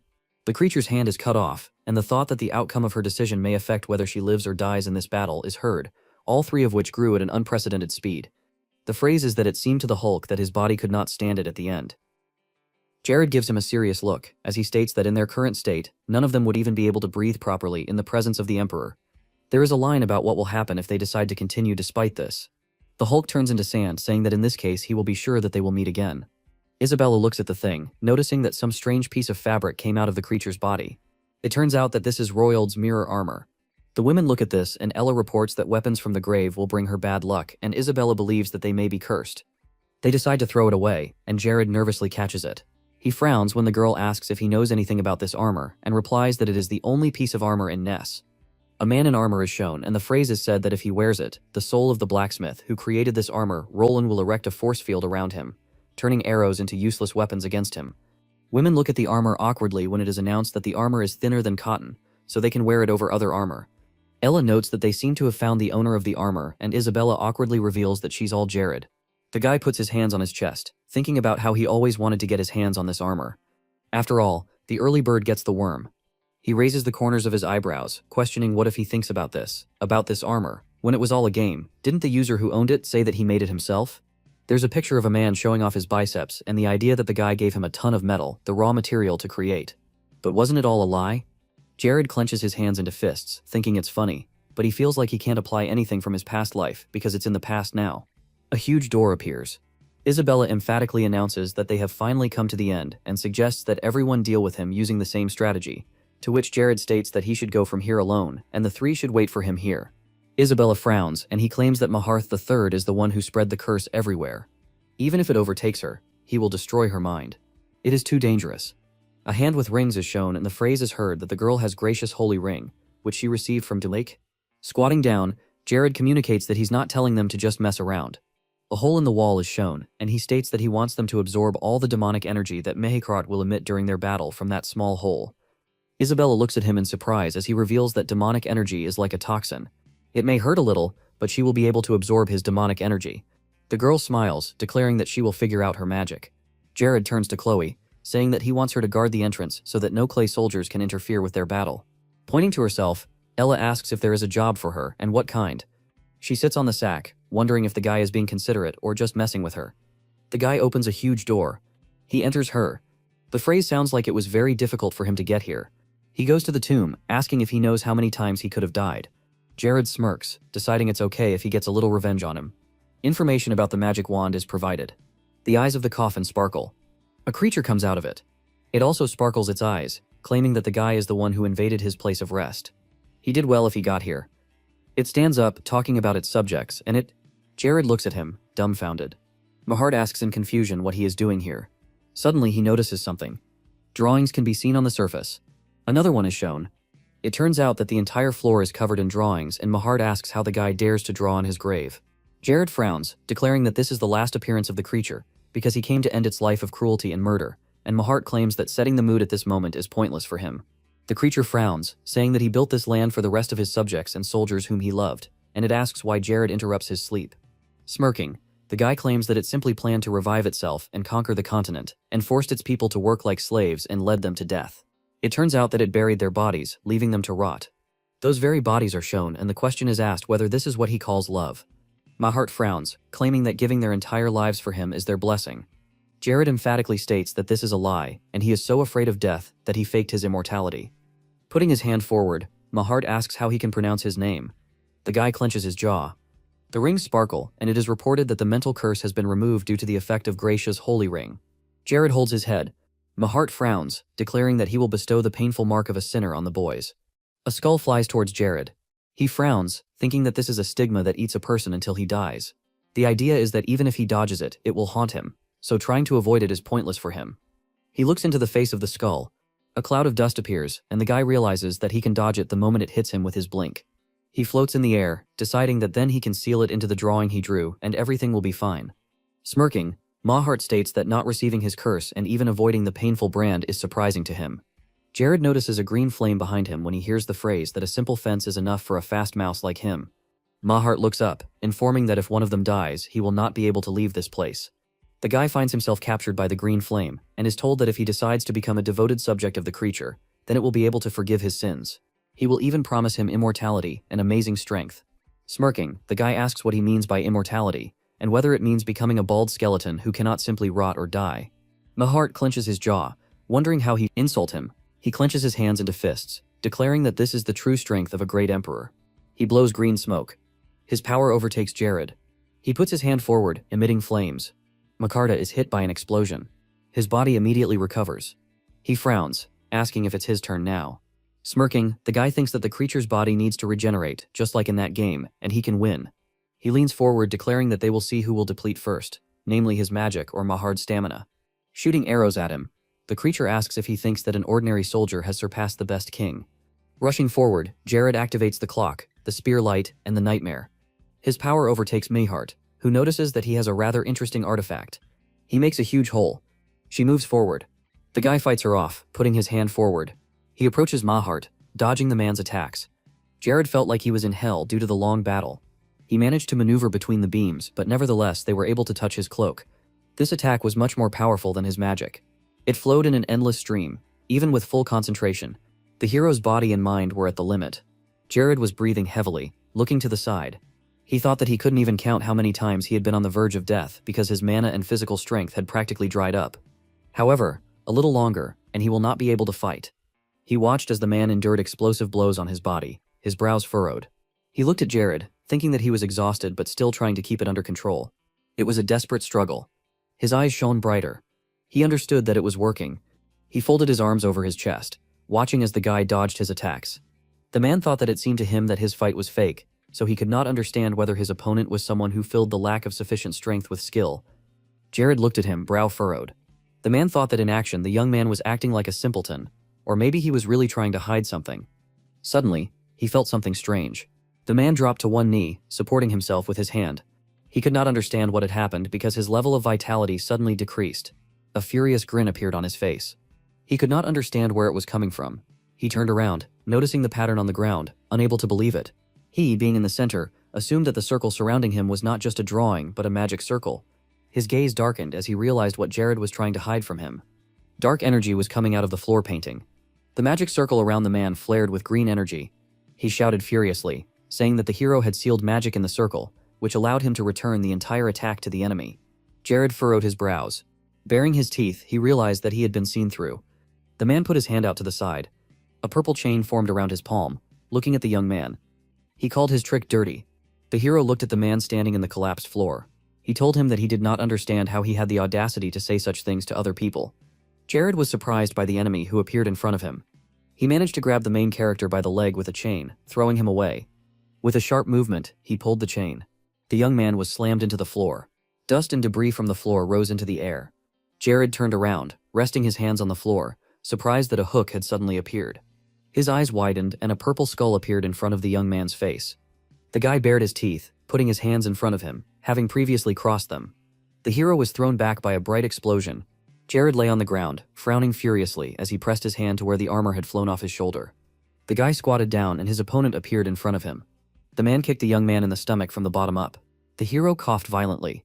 Jared's eyes rolled back in his mouth, fell open. The man said that at first he was just playing with him, but he allowed himself to act so vilely. He punched the guy in the face, saying that the young man shouldn't have done this. Blood splashed onto the floor. The man said that the hero should not have come here at all. He grabbed Jared by the neck. The hero closed his eyes. The man said that if he had not appeared here, he could have enjoyed life for some time. The hero was notified by the system that he had less than 10% of his health left. Therefore, urgent treatment, mono, was required, or it was recommended to leave the battlefield. Jared, closing one eye and baring his teeth, put his hand out with his palm towards the man, and a bright yellow circle appeared in it. He grabbed his hand, squeezing it tightly, asking him to stop pestering him. The hero hung in the air. His throat was increasingly squeezed by the enemy's hand. He said that the young man would no longer be able to use his weak magic or vile methods. His end had come. Jared clenched his free hand into a fist. With the last of his strength, he hit the man's head with it. But he only frowned deeper, saying that he didn't even have any strength left in his hands. He let go of his hand, putting out his palm in front of him, from which green energy emanated. He loudly shouted that it was time for the hero to die. A smile appeared on Jared's ring. The young man thought about how good it was that he managed to put the ring on his friend's hand. A sword flew out of the ring, straight into the man's eye. His mouth opened slightly in surprise. The opponent's eyes widened. Jared said that he still had enough methods left. Because the man's body was soft like sand, he looked down at him. his body pierced by a large number of swords. Grabbing the base of one of the swords, the young man smiled, saying that all these weapons have divine power. His eyebrows knitted together. He smiled and said that if the magic of cleansing penetrates the body, it begins to spread throughout it. The hero used the blade magic of purification ability. The swords in the man's body began to glow brightly. A furious grin appeared on his face, his eyebrows furrowed, indicating that he was using low-level magic. Jared, coming closer, smiled widely, mockingly saying that apparently his opponent was talking about his demonic energy. The hero's eyes opened, turning red. He was talking about how demonic energy was also subject to purification magic, and no matter how much of his power he lost, he would still die in the end. Grabbing the hilt of the sword that pierced the demon's eye, Jared declared that his magic would reach any part of his body. The man's body disappeared before our eyes. He furrowed his brows as he talked about getting everything back. An army of soldiers appeared, whom he ordered to guard him. Chloe appeared above them, spreading her swords. With sharp movements, she managed to cut their bodies. They shattered into pieces behind her. The girl, knitting her eyebrows and touching her collar, said that it would be difficult to get through here if they were ordered to guard. The demon was amazed that all the soldiers were destroyed. He looked at the smiling young man holding a weapon, assuming that the arriving girl was his ally. The demon raised his hand above him. A green light of energy illuminated them. He shouted that the hero should not even try to stop him. A green whirlpool appeared in the air. The man summoned an immortal army of soldiers who had escaped death. The waves of the whirlpool grew larger. The demon said that all he could do was leave this world, but suddenly a young man appeared and tried to block him. The entire space was filled with green waves emerging from behind him. He loudly shouted that his task was to conquer the continent. Jared grabbed the base of the sword in the demon's head with both hands, saying that this was his destiny. He raised his elbows, holding onto his weapon. With his eyes wide open and his brows furrowed, the hero said that he would unite the entire continent. The battlefield was illuminated with green light. The explosion that occurred reached Isabel. She looked up worriedly, thinking about Jared. When the curtain of dust began to settle on the battlefield, one could see the main character lying motionless and a demon standing over him. His eyes were closed and his mouth was slightly open. The man smiled. The sword that pierced his eye split. He happily talked about being the Emperor of Immortality. The green light in his eyes faded as he sadly spoke of being him until this moment. His body, like sand, began to crumble. A mountain formed from his crumbled body at the young man's feet. Stone boulders were flying down. The girl rushed to the lying hero, calling him by name. His arms were extended to the sides, his eyebrows raised high. A bright smile appeared on Jared's face. He raised his fist into the sky, declaring in his throat that he had won. Lord Jared, the owner of the weakest and smallest lands of Trivia in the north, was able to destroy the tyrant and the great emperor who once ruled the continent and kept everyone in fear. The hero's raid was a success. He managed to destroy the head of the Maha Empire. Strange sounds were heard from the battlefield. The guy lying on the floor was surrounded by two girls. Tears flowed from Isabel's eyes. He screamed that her husband might not die and leave her, because then she would commit suicide. Ella, standing behind her, displeasedly noticed that he was not dying. Turning his head with difficulty, the guy called the girl by name. She immediately leaned towards him. He tried to say something. Closing his eyes in pain, the girl put her palm to her ear, asking what was bothering him. Jared asked to take care of the artifact for him. Isabel's gaze became more serious. He hardly raised his trembling hand, pointing his finger in the direction, telling her to make sure that she took the ancient magic book from the hiding place. The girl frowned with displeasure and followed his instructions, calling the guy the most mercantile fool. Ella, smiling, noticed that he looked good. Chloe, standing next to her, looked away. All spoils from the raid were returned to the lands of Majorca. A clear blue sky flaunted over a white building with a dark roof. Meanwhile, in Majorca, continent of Nars, it was the 1st of July 1414. 23 days have passed since the attack on the tomb. Life has returned to normal. Jared's eyes widened and his eyebrows arched. He fell into a stupor, remembering that he had forgotten to ask Mahad about his existence. Julian, raising his eyebrows, asked why he did this, but the young man hit himself in the face with his palm, saying that it didn't matter, and the guy could continue. He held 2 sheets of paper in his hands and smilingly said that the outcome of the event had a great effect on the lamps in which the mana stones were installed in the lands of Cribia and Majorca. It was reported that the crime rate had decreased by 90%. While getting dressed, Jared listened carefully to the guy and looked at him. He continued to say that there were a small number of blind spots left, but given the pace of deliveries, lamps would be installed in other places than the forests and areas outside. During this week, people on the street look enthusiastically at the appeared lanterns. Julian said that all residents are very grateful to the hero, because from now on people of all ages and all genders can move safely at night, and if they achieve wider distribution, then illegal logging will be reduced. The main character smiled, saying that all this was thanks to the trophies, since it is usually quite problematic to extract magic from especially hard stones. The guy drew attention to the wound on the hero's left hand, sadly noting that it still had not healed. Raising his hand in front of him, Jared raised his eyebrows and looked at the burn site. He said that it was unusual, so he believes that it cannot be completely healed. Let's assume that this is a small price to pay for victory. Julian turned around in surprise, and the young man incomprehensibly asked Darkins, who had entered, what happened to his clothes. The little boy spread his arms joyfully, saying that he had been waiting for this question. He said that now it is fashionable and popular among the nobles of Cinders. The boy opened his eyes wide, his palm to his chest. He said that he bought this outfit in order to explore fashion trends. Turning to the young man, he asked if it was beautiful. Archaeans came closer with a bright smile, expecting to hear an answer from the Lord. But Jared only thoughtfully rubbed the back of his head while looking at this and saying that everyone's standards of beauty are different. He said that these clothes were not his style. Julian supported his words. The young man fell into a stupor. He lay down on the floor, curled up, and tears flowing from his eyes. The main character turned to him, asking what about the collection that he asked him to find out about. Arkin said that everything was sold. He completely forgot to say about it. Jared raised his eyebrows as he asked who the buyer was. After the young man said that it was Mr. Ibaneba, the guy imagined his image in his head falling into a stupor. The gentleman's eyes widened when he saw the deal for the purchase of the Nightmare Stone, and ended up buying everything there was. The main character froze in place, thinking about why the king of the Red Goblins, who seemed noble and graceful, would want to return some items, or maybe he didn't take him seriously because he was a human. Archaeans interrupted the hero's thoughts. Looking at the Lord, he said that last night an official request was received from the soldiers of the Kingdom of Cinders. The boy recalled how a knight in white armor appeared in front of him. He said that they wanted to conclude a long-term contract for the exclusive supply of landmines. Jared folded his arms across his chest and frowning, asked him to tell them that they did not provide such supplies. He would not enter into other contracts beyond the usual monthly supply. The boy smiled, agreeing with his words.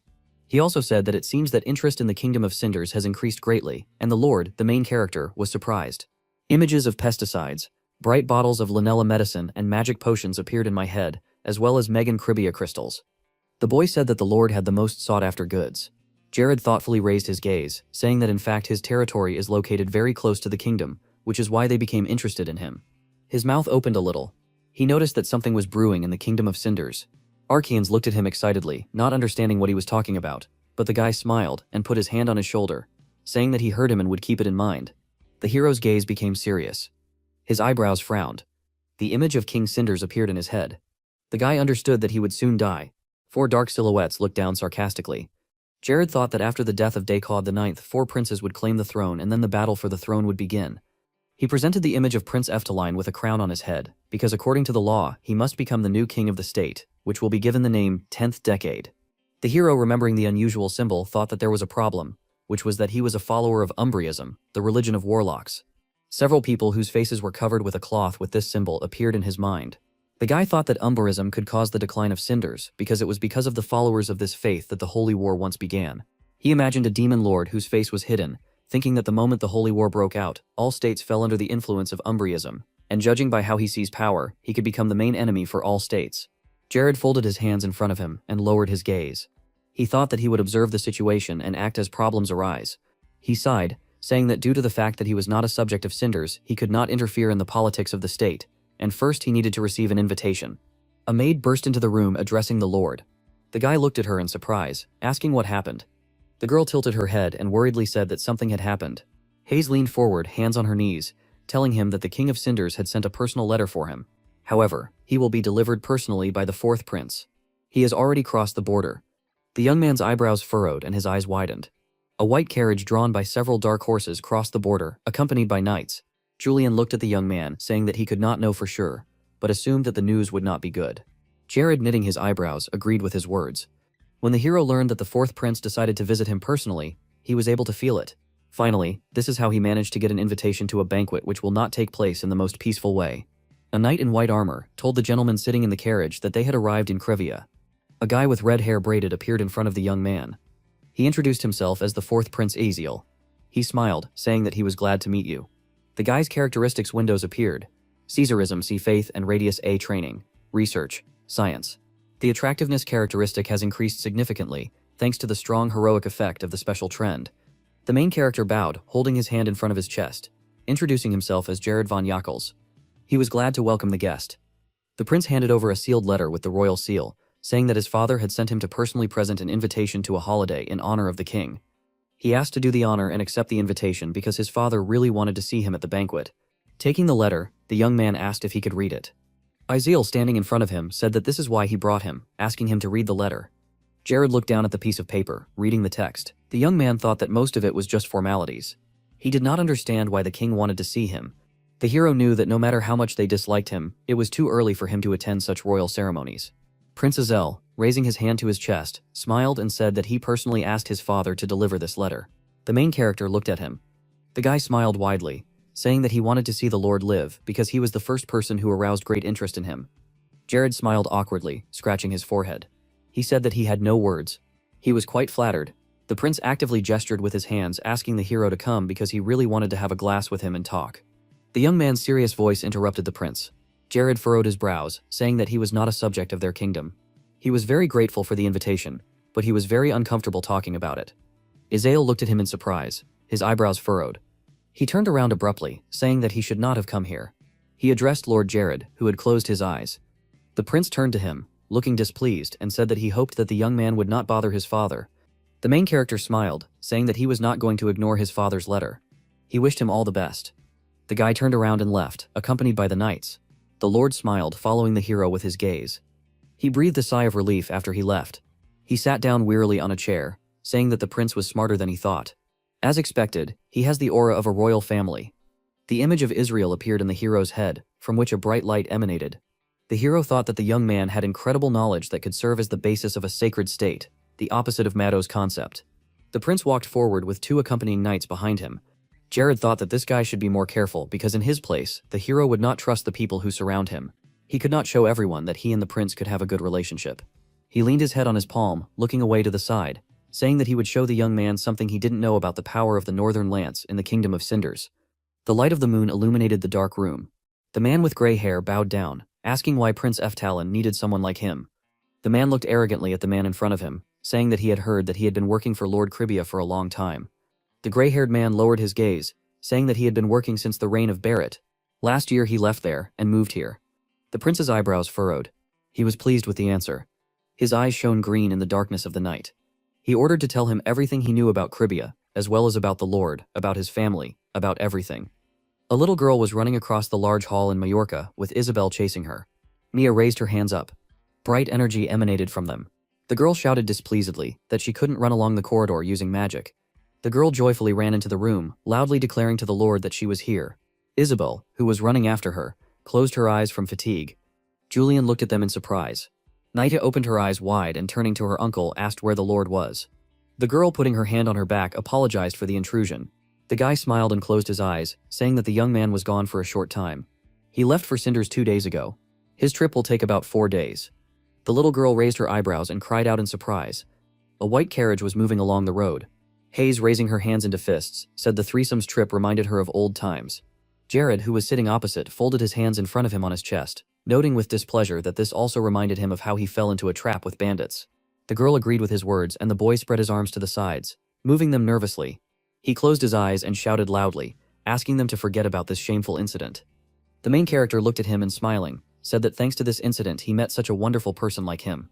He was grateful to the boy for always supporting him. Arkany smiled embarrassedly, rubbing the back of his head. He said that he was alive that day, only thanks to the Lord.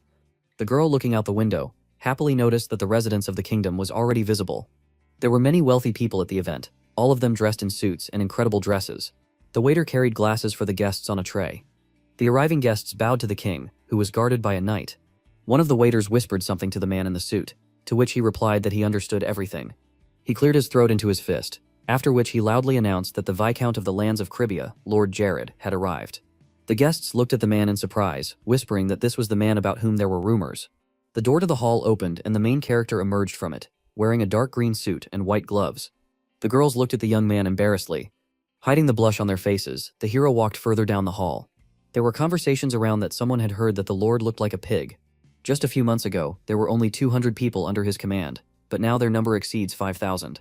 The man turned to the guy standing next to him, saying that for sure his soldiers were not collected randomly from somewhere unknown, to which he replied that maybe he was so rich that he could afford such a huge army.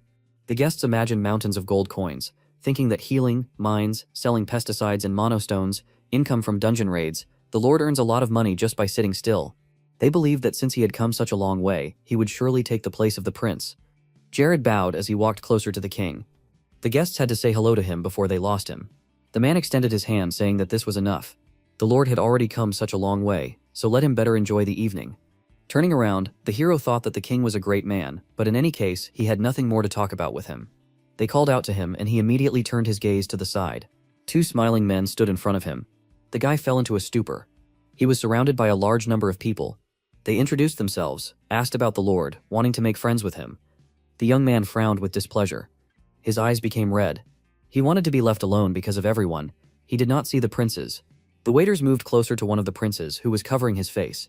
He smiled, saying that it was an old disease, so they didn't have to worry. It was Prince Ian. The main character, looking at this, noticed that elderly doctors or family members were always spinning around him. Rare diseases were gradually pushing him out of the throne.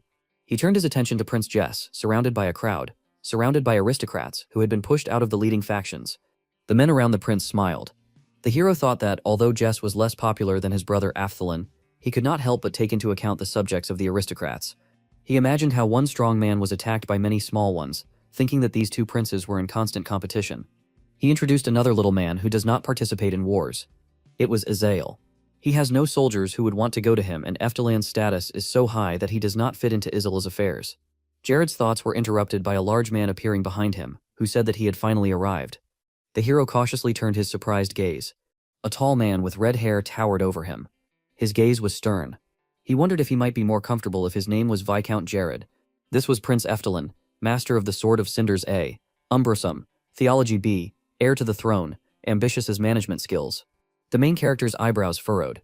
Behind him, the young man saw Caffrey. Jared's eyebrows knitted even more. He realized that the guy was apparently on the side of the second prince. He immediately smiled, turning to the prince, saying that he could call him whatever he wanted. He could just call him Jared. The man said that he heard that the guy standing opposite him had arrived at Isiel's invitation, saying that he himself had been waiting to meet him for a long time, so he was waiting for a reason to invite him. Someone was watching the men standing below from above, leaning on the handrail. It was the fourth prince Isay. He shook his fist in displeasure, saying that Fadiel wants to recruit the Lord. His sister Princess Mara looked at him in surprise. The main character smiled sweetly, saying that he was flattered and grateful that they were interested in such an obscure lord like him. Fallon said that there is no need to be modest, because he knows that he is the most sought-after person among the kingdoms. Standing across from him, Jared smiled widely, saying that he didn't know this because he was only focused on improving his lands.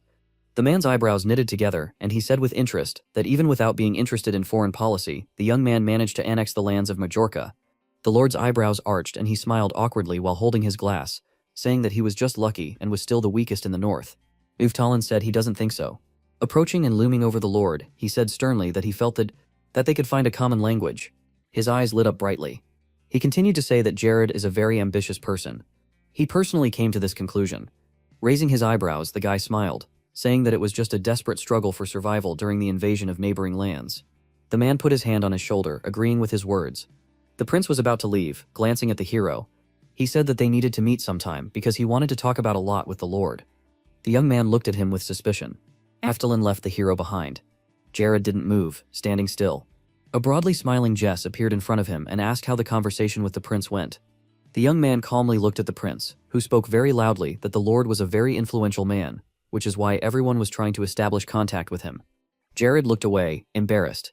Jess nudged him, telling him that no matter how hard his brother tried to impress him, he still failed. The guy pointed at himself with his thumb, flashing his gaze. He said that he had many connections among the soldiers.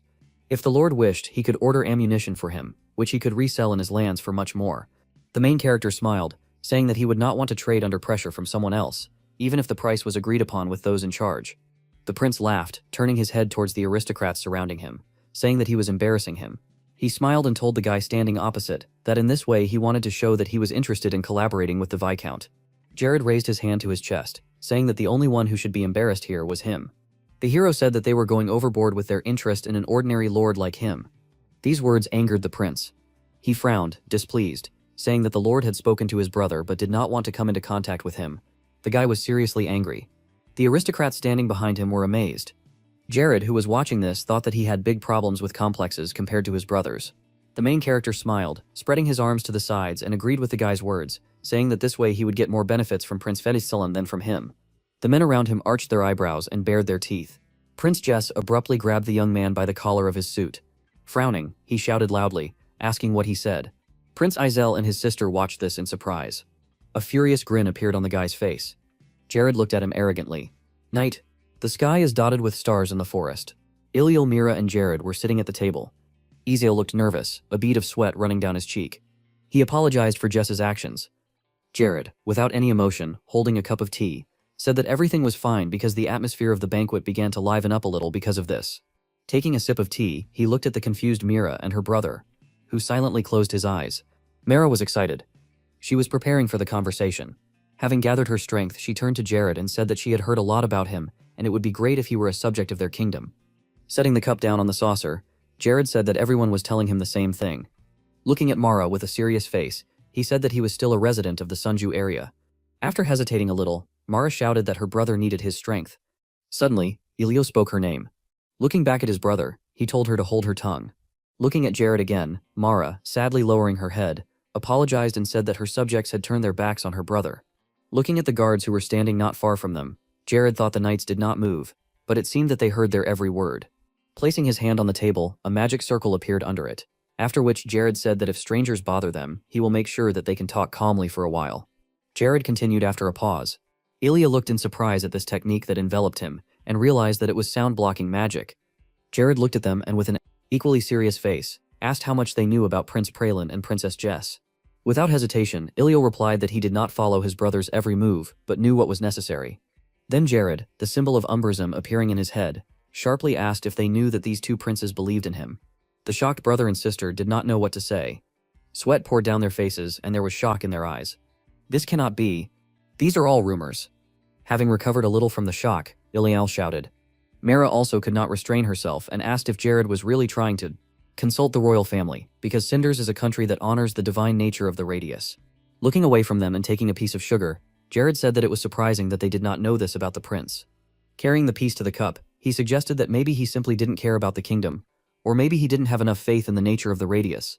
Ilial was on edge. He was ready to explode. With some malice in his eyes, he looked at Jared and said that this was something that neither he nor Marin nor anyone else knew about. At that moment, Jared smiled and said in his head that Ilial had finally taken off his mask. Stretching out his hand with a ring on his finger, some kind of mechanism suddenly flew out of it. Jared said that if they had known about everything from the beginning, their conversation would have gone faster, and from now on they must collect all the information about the two princes and their actions. Elizel looked in surprise at the device that appeared on the table. Jared explained that by using this item, Ilya would be able to record a video of the meeting or secret ceremony, and then they would be able to collect evidence that would be impossible to refute. Looking at Jared in disbelief, Ilya asked if he was really helping him. Hearing this, Jared grinned, saying that it was a good joke, adding that he was not a subject of the kingdom, but he just wanted to help people. Throwing a sugar cube into the cup, he added that they should not worry that someone would influence them. The sugar began to slowly dissolve in the cup, and Jared added that sometimes even the strongest relationships begin to crumble.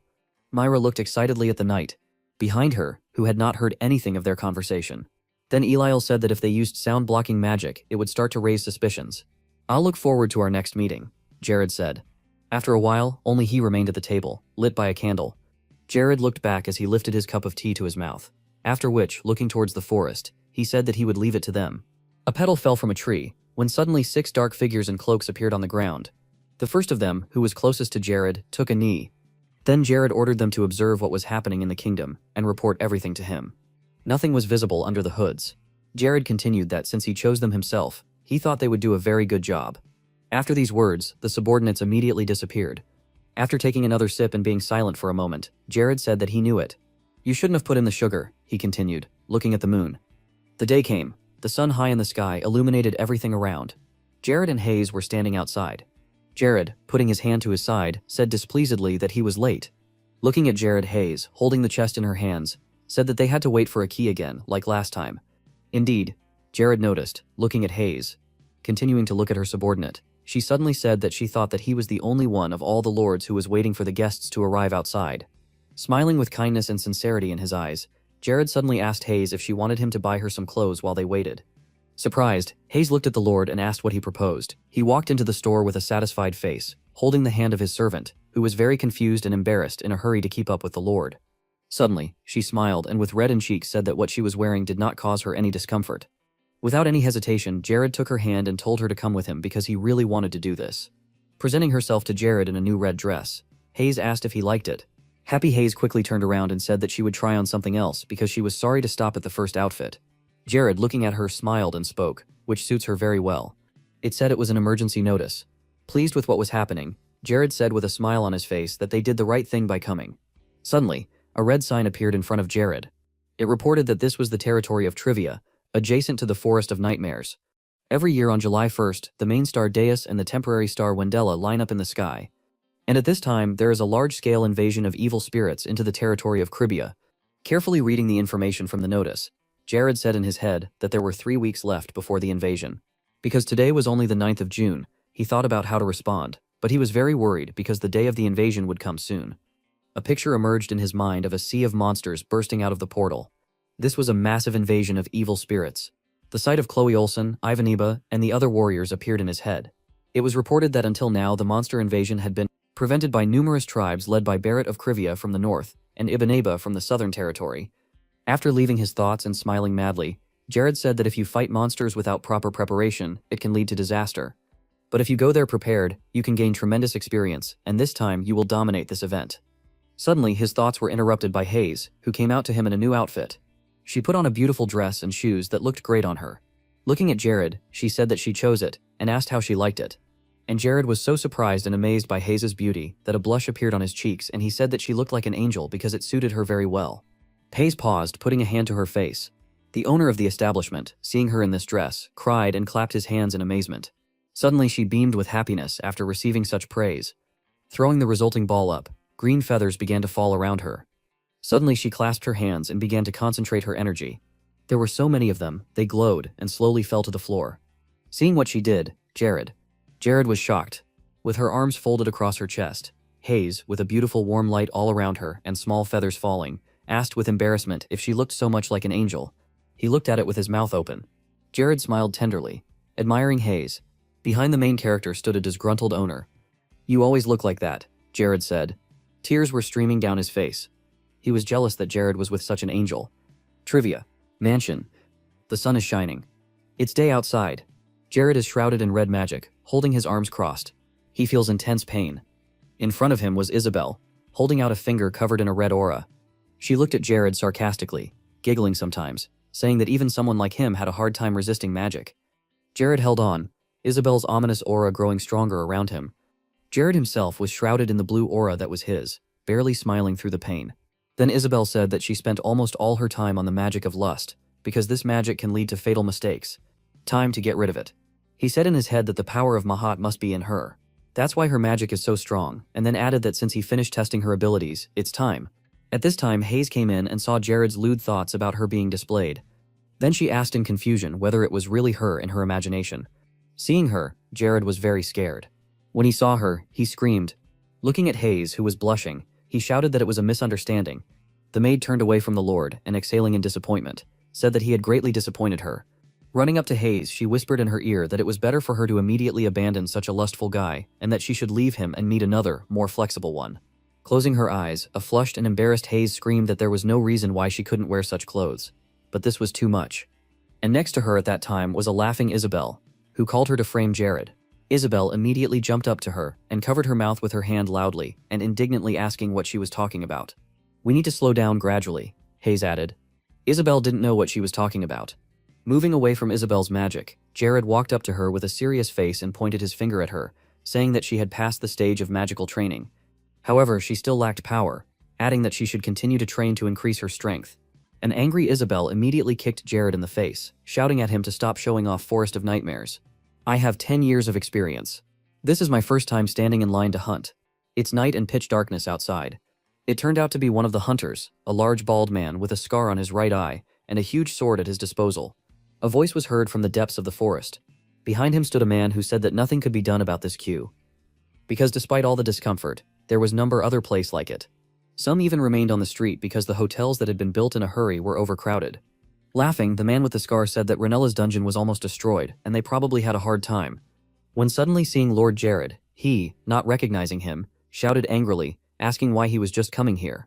Looking at Jared as he walked past them, the man behind the man with the scar said that he had heard that lately. He often visited the Forest of Nightmares and even entered forbidden territory, having walked further and came to an empty place. Jared was left alone. He took out a strange knife, the blade of which glowed with energy. Suddenly the question was asked why earlier Kribia could not develop the same way as Ranella, after which the answer was given. The main reason for this is the invasion of monsters. Holding the magic stone in his other hand, Jared drew a pattern on the stone with his knife. The wise Viscount Baron was reported to be the salvation of those living in the barren land, and the kingdom grew rapidly. An image flashed into Jared's head of his father and Olsen standing in the square of the destroyed village. However, the fruits of his efforts, accumulated over more than 1 year, were trampled upon by demons. A thought was voiced. Under the rubble of houses, items of clothing and fabric could be seen blown by the wind. While Krivia suffers from them, Ranella and Majorca quietly enjoy all the benefits. One of the thoughts said. Taking out a piece of fabric from under the rubble, Jared's father, standing on one knee, looked at it. All his life, he only dreamed of gathering a powerful army capable of resisting demons. Coming out of his imagination, upset Jared said that he had not yet been able to assemble a powerful army. Placing the stone with the completed design on the ground, he added that Krivia had found safety. Standing on one knee, there were several such stones in front of him, from which a beam of energy suddenly shot upward. The mallet hit the tambourine. Rays from these stones appeared along the entire perimeter, which connected at one point, forming an energy dome. Small green goblins beat tambourines while standing on elephants that followed large ogres. Turning to Crandall, commander of the Blue Ogre Legion, he looked at the marching army and shouted that the people they met along the road could be eaten, but give food and jewelry to the commander. One of the ogres next to the commander shouted furiously that today was a day full of blessings.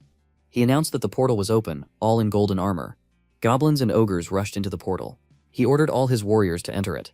They were glad that they had finally left, and were already running to kill people. The first to enter the portal were 2 orcs and a goblin with a fierce smile on their face, finding themselves in another world. The first person the monsters saw was Jared. A moment later, the ogre was already in front of Jared. The angry ogre ran towards him, shouting that he was unlucky because he had to pass by the portal. He swung with a terrifying face, shouting that he would make a chop out of him. The blow was already at Jared's head, whose face showed no emotion. The assistant commander, turning to him, said that the soldiers should have already put the surroundings in order, smiling. At that moment, the rest of the army entered the portal, along with their leader. Looking out from the fort, the assistant asked if this was not the human world. A dome appeared around the portal, which appeared thanks to Jared's stones. Crandall told them to hurry to the nearest villages where there were people, but thinking, he said that first they should find out what this place is. Then Jared, being unharmed, looking at the commander, shouted that this was a distorted dimension that he created.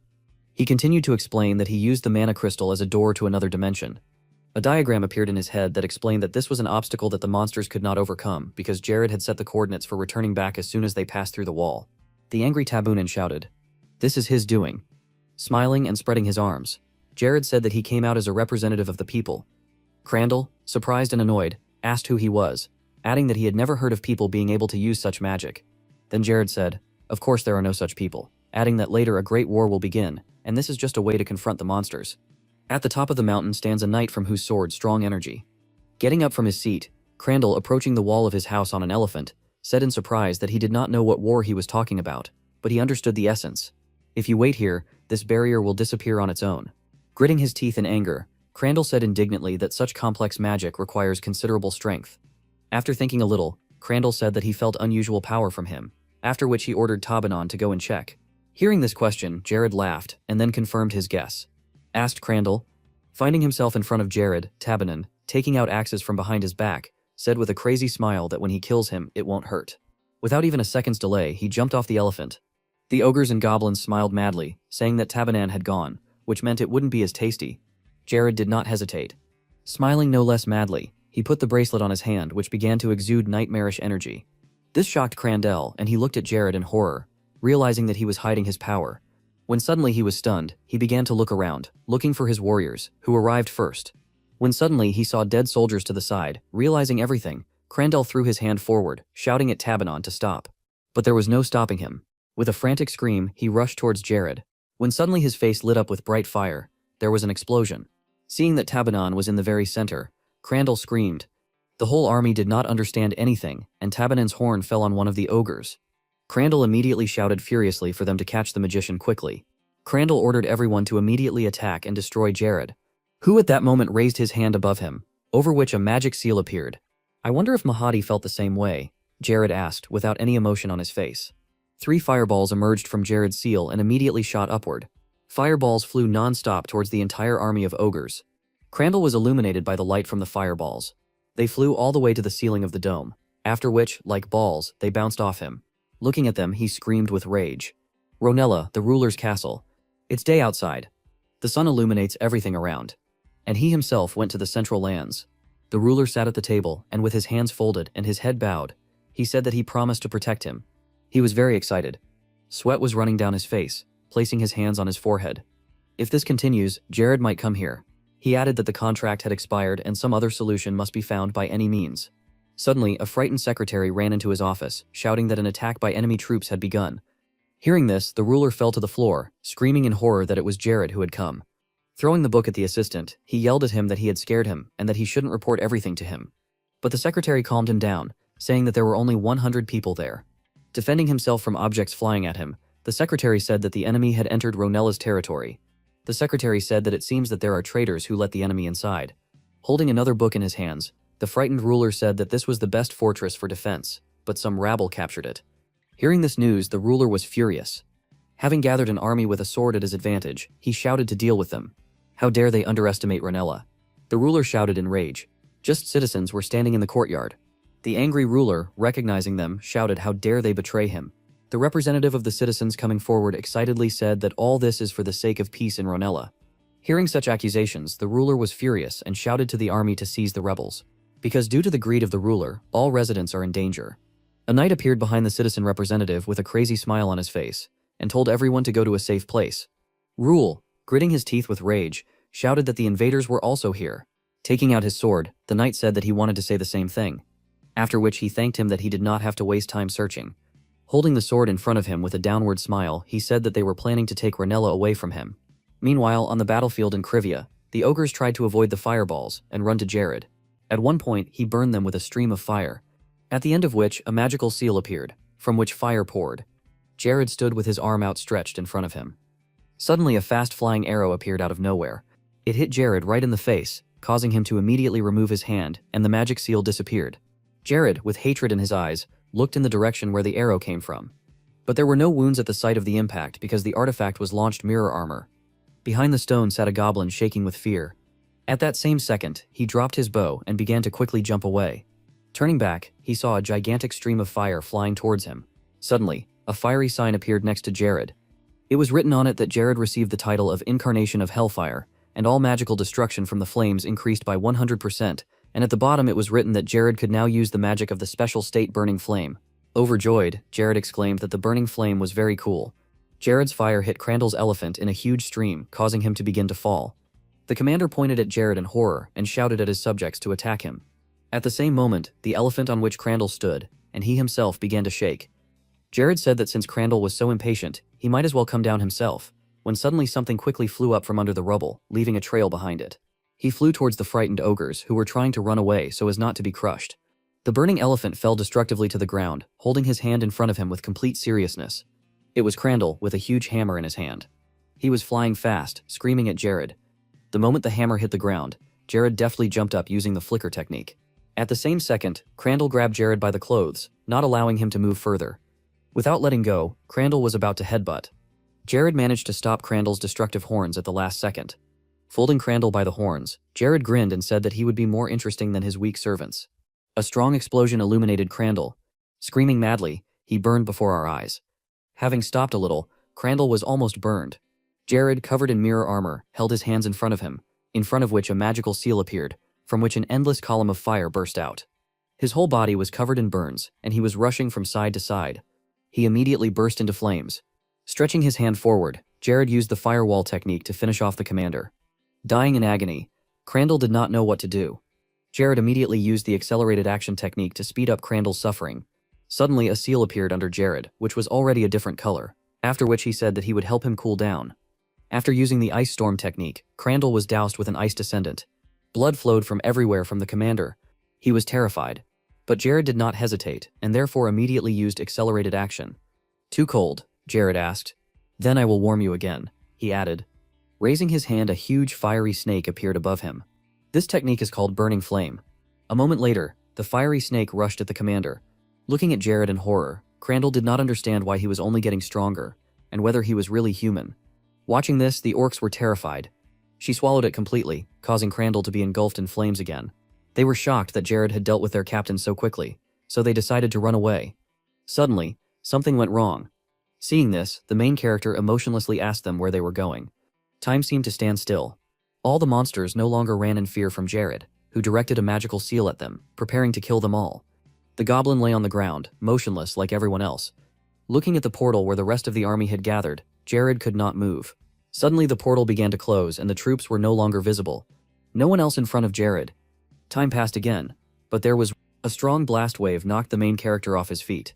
Sitting on the ground, Jared was surprised. In his head, he asked himself if the portal was really closed. In place of the portal, only a crater remained. Then Jared said that this is impossible without the level of the Demon King, so did he intervene personally? The barrier stones were broken. Then Jared continued to say whether the king himself really wanted to break all ties with him. The protection dome began to disappear, and Jared said that he was sorry that the experience points were gone, but it was good that it was all over. Leaning back, the main character exhaled with relief and grinning, said that now he is not that fool Jared, and behind him, behind the tree all this time, there was an old man who was watching him. And at this time, in the Ronella castle on the square, the ruler was shaking with fear because only a few dozen people defeated his army. Before him stood the wars of Krivia, 100 of the most prominent men of Krivia, the Agrizio Guard. They immediately grabbed the ruler by the hair and ordered him to go with them. Dragging him along the ground by his hair, one of the guards with a crazy smile on his face said that His Majesty Krivia had orders to bring him. So Ronella became the possession of Krivia. 3 months later, the main character stood in the forest, leaning his back against a tree. Jared looked to the side. Seeing that the one he had been waiting for had finally arrived, Mira came out from behind the tree. Taking off her hood, they greeted each other. Imagining the deceased king, whose face was covered with a cloth, the young man expressed his condolences on this matter. Looking down, the princess said that it happened too unexpectedly. The young king noticed how the girl squeezed her shoulder forcefully. Looking into her eyes, he asked her to tell her more about what happened. Introducing her family, Mara calmly replied that her father had died suddenly, and her brother Ian was feeling worse and worse, and there was a possibility that he would not survive until the end of this month. With the corners of his lips downturned, the protagonist wondered what he should do about the fact that history had changed radically due to his intervention, because Prince Ian had to live another 10 years. He showed 3 fingers and stated that he would say 3 important things, the first of which was the news that important people such as Prince P.H. Halen would be coming soon, and that the king was going to maintain a neutral position. The second thing was a request to prevent Prince Isval from interfering in the civil war and to reconcile the 2 princes. Trying to get closer to Ian's people and asking them to leave. Mara, looking at her interlocutor, asked if this was poaching. Introducing older men in formal suits, Jared explained that Prince Ian's people are deeply connected to the royal family and oppose the civil war. Imagining the confrontation between the supporters of Ian, PH, Jalen, and Jess, he named the third thing, expressed in the request to use any means to collect everything that concerned the princes in Umbra if the civil war was postponed naturally. Noticing a sika deer in the distance, the king compared himself to a herbivore in the same cage with predators, and said that for a decisive blow, they needed only one attack and that it was important for them to wait for the right moment. Mara lowered her head, thanking her interlocutor and asking for his forgiveness. They looked at each other, standing in the thicket of the forest. The guy replied that they had not started yet and that the time for thanks and apologies had not yet come. Looking at the status window, which contained information about Krivia, the young man thought that the numbers were adjusted depending on the lowest indicators, so the territory that seemed at first glance to be lagging behind was in fact average. Their kingdom was on par with Mysteria, which belongs to the Count of Capri, sitting on a rock in the lotus position. The protagonist said that after the unification of the territories, the distribution of roles between Julian, Abila, and Auburn was not so difficult, but they still needed more people. Imagining the sick Julian who needed rest, the king thought that in this case problems might arise in the management of the kingdom. The wind shook the green grass. Jared thought about how difficult it is to live, not understanding where he can find the right people. He trembled when he heard someone's voice behind him. The guy turned around to see who had disturbed him. An elderly man stood in front of him, asking why the king looked at him as his first love and remained silent. Raising one eyebrow, the great magician of the 9th grade, Berhad, stated that the guest was being received too poorly. A notification popped up stating that it was impossible to see any information about a person if the difference in levels exceeded 10 units. Even with the help of the spiritual eye, stunned by surprise, the main character asked for forgiveness, not thinking that the magician would just visit him. Scratching his gray beard, the man replied that he was called here so he could not immediately leave, and for some time he simply watched the king. Smiling, Berhad noted that the new king began to rule the kingdom in a new way, organizing a war with neighboring territories, something his father, who was committed to peace, would never have done. With his eyes widened, Jared asked if the magician knew his father. The old man sat down on a rock, answering that he was not going to talk about Barrett's character and that he had only come here to give advice on the 5th grade, after which he would immediately leave, enthusiastically sitting down on his knees in front of the magician. The guy thanked him, saying that he really needed his advice. Smiling, he wished to hear his words as soon as possible. Waving his hand, Burr had asked not to even try to detain him in the kingdom or become his student, because he is not the kind of person who can be kept captive. Continuing to smile admiringly, the young man replied that he had never thought of asking him for such things. They sat on a stone opposite each other. The man began his story about how he rose to the 5th class of magic. The main character imagined a light daisy field, thinking that he was an ordinary employee of a company named Tapoon. Opening his eyes for the first time, he found himself in Krivia, Abila and Auburn collecting grass in the field. The reborn guy just wanted to survive, so he began to develop this kingdom. Lackeys, along with 2 knights, walked along the street. But with the development of Krivia, the king himself also changed. Mary and Mia were having lunch, sitting at the table.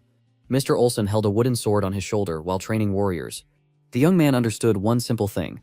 The crying Lord Ranella sat in the dungeon. The main character ceased to be Taplin, becoming King Jared. Ella and Lena braided 2 tails on Chloe's head. The inhabitants of the kingdom turned from game characters into living people. Ivaniba, smiling, raised his glass of wine before the guy fought not to die, but then he realized that he was fighting to protect people. Mara sat in a chair in front of her father's dead body. The king stopped relying only on his abilities. Eftelin walked past his minions. The young man was worried about how strong his enemy was.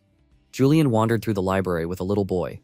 The boy realized that he was not perfect, despite his knowledge of strategies and bugs, because he was only human. Isabella looked at Hayes, laughing. The king managed to gather loyal people around him whom he can trust. The main character smiled, thinking that as long as these people exist, he also exists. His body suddenly glowed. A bright beam of energy rained down on him from the sky. Ver had pointed his finger at him in surprise, asking what was going on here. Looking at his hands, Jared said that he had reached 5th grade. The man raised one eyebrow, not understanding how he got 5th class magic if the magician only said a few words. The guy used the magic of invisibility, disappearing into thin air, and thereby shocking the old man sitting opposite him. With his mouth wide open, Ver had thought that even he himself could not get 5th grade so quickly, while the king did it after several instructions. Smiling, the man noted his unusual abilities, thinking that his son had surpassed his father, who had clearly seen the limits of what was possible. Looking at how the young man summoned a magic circle in his hand, the great magician decided that it was happiness to be the teacher of such a student, and that perhaps he would even develop a feeling of envy characteristic of teachers. Rising from the ground, Verd had mentally concluded that the king himself could learn everything, and that it would be enough for him to simply watch him from the side. He turned away and waved his hand. The main character asked if his mentor was already leaving. Looking back, the man replied that he had given enough advice and they had achieved their goal, and then ironically asked if they would make him spit out gold coins. Leaving the stone, Vera had said that if fate brings them together, they will definitely see each other again. Jared expressed a desire to see the magician off. Having descended from the stone, the old man said that he did not need to be accompanied. The wind shook the green grass. The guy asked where he was going. The man answered with a question why he needed this information. White cumulus clouds floated across the blue sky. The young man replied that he just wanted to know. Bertie had repeated his question. The great magician said that he was heading towards the eastern continent. The sun illuminated the fluffy clouds. According to the Nars calendar, the 1st of January 1415, the new year had come. The mansion stood in the middle of snow-capped mountains. On the wall hung a piece of paper with a magic circle drawn and the year written on it. Tipong, dying from overwork, had large bags under his eyes. The king, into whom the office worker was reincarnated a year ago, on the contrary, was fat. Shaking off his hands, the main character noticed how quickly time flies. Looking at the bottle of green liquid on the table, Jared decided to drink it. The rapier potion began to glow. It was an experience potion obtained from the tomb of Mahat III, which he drank in one gulp. But if you pour clean water into an empty potion flask, then every year on the 1st of January, it will turn into a potion due to a bug. After drinking the potion, the guy thought that the year should begin with a pleasant increase by 3 levels. He decided to invest all the characteristics he received in magic, because it takes endless investment in it in order to spend it. The young man opened a status window in front of him. Smiling, he looked at himself in the mirror, thinking that this sweet potion with which you can raise your level in one sip is incredible. After reading his characteristics, the main character noticed his low level. The Luke's gold bracelet was covered in dark energy, and because of his ability to double his stats if the wearer's level was lower than his opponent's, Jared had been putting off leveling up for a long time, but now it was time to pay attention to it. Scratching his chin, the king decided to wander through the dungeons with his students, as soon as his work in the Kingdom of Cinders was completed. He smiled contentedly when a notification appeared stating that Julian had received an epiphany while studying the control of mysterious objects, thanks to which the mentor received 10 stat points as a reward. The sketchy man spread his arms. 4 months ago, the Paradiso system had a feature due to which the player received a certain reward for increasing the class level, and it was possible to choose from several rewards at once. The guy stood surrounded by all kinds of awards, deciding upon reaching the 5th grade to choose the award that would bring the greatest benefit. Crossing his arms over his chest, he looked at the chosen reward, a reinforcement of the teacher-to-student learning project, joyfully closing his eyes. The young man declared that he would continue to take care of the students and reap the fruits of his care. Now he has Hayes, Isabella, Lena and Mia as his students. He imagined their faces in his head and thought that if he strengthened the ability, the number of students would increase from 4 to 8. A notification popped up saying that the king could now mentor 8 students, supporting their growth and the joy of mentoring. The main character, smiling, remembered the proverb teaching "make hay while the sun shines." Julian, who had managed to master not only standard management but also higher skills, sat in the library expressing gratitude for what he was able to learn from his mentor. The key, putting her hands to her face in embarrassment, asked the difference between a student contract and a slave contract. Lackeys, who had overcome the age barrier and was developing successfully, smiled, declaring that he owed his development to His Majesty, placing a finger to his chin thoughtfully. Jared thought about how quickly his students were developing. It seemed to him that everything was going smoothly. He rolled his eyes tensely when someone asked what kind of contract they were talking about. Chloe listened with complete indifference to his speech about how the apprenticeship contract would act as a small oath between them and that the king promised to pass on special combat knowledge to her.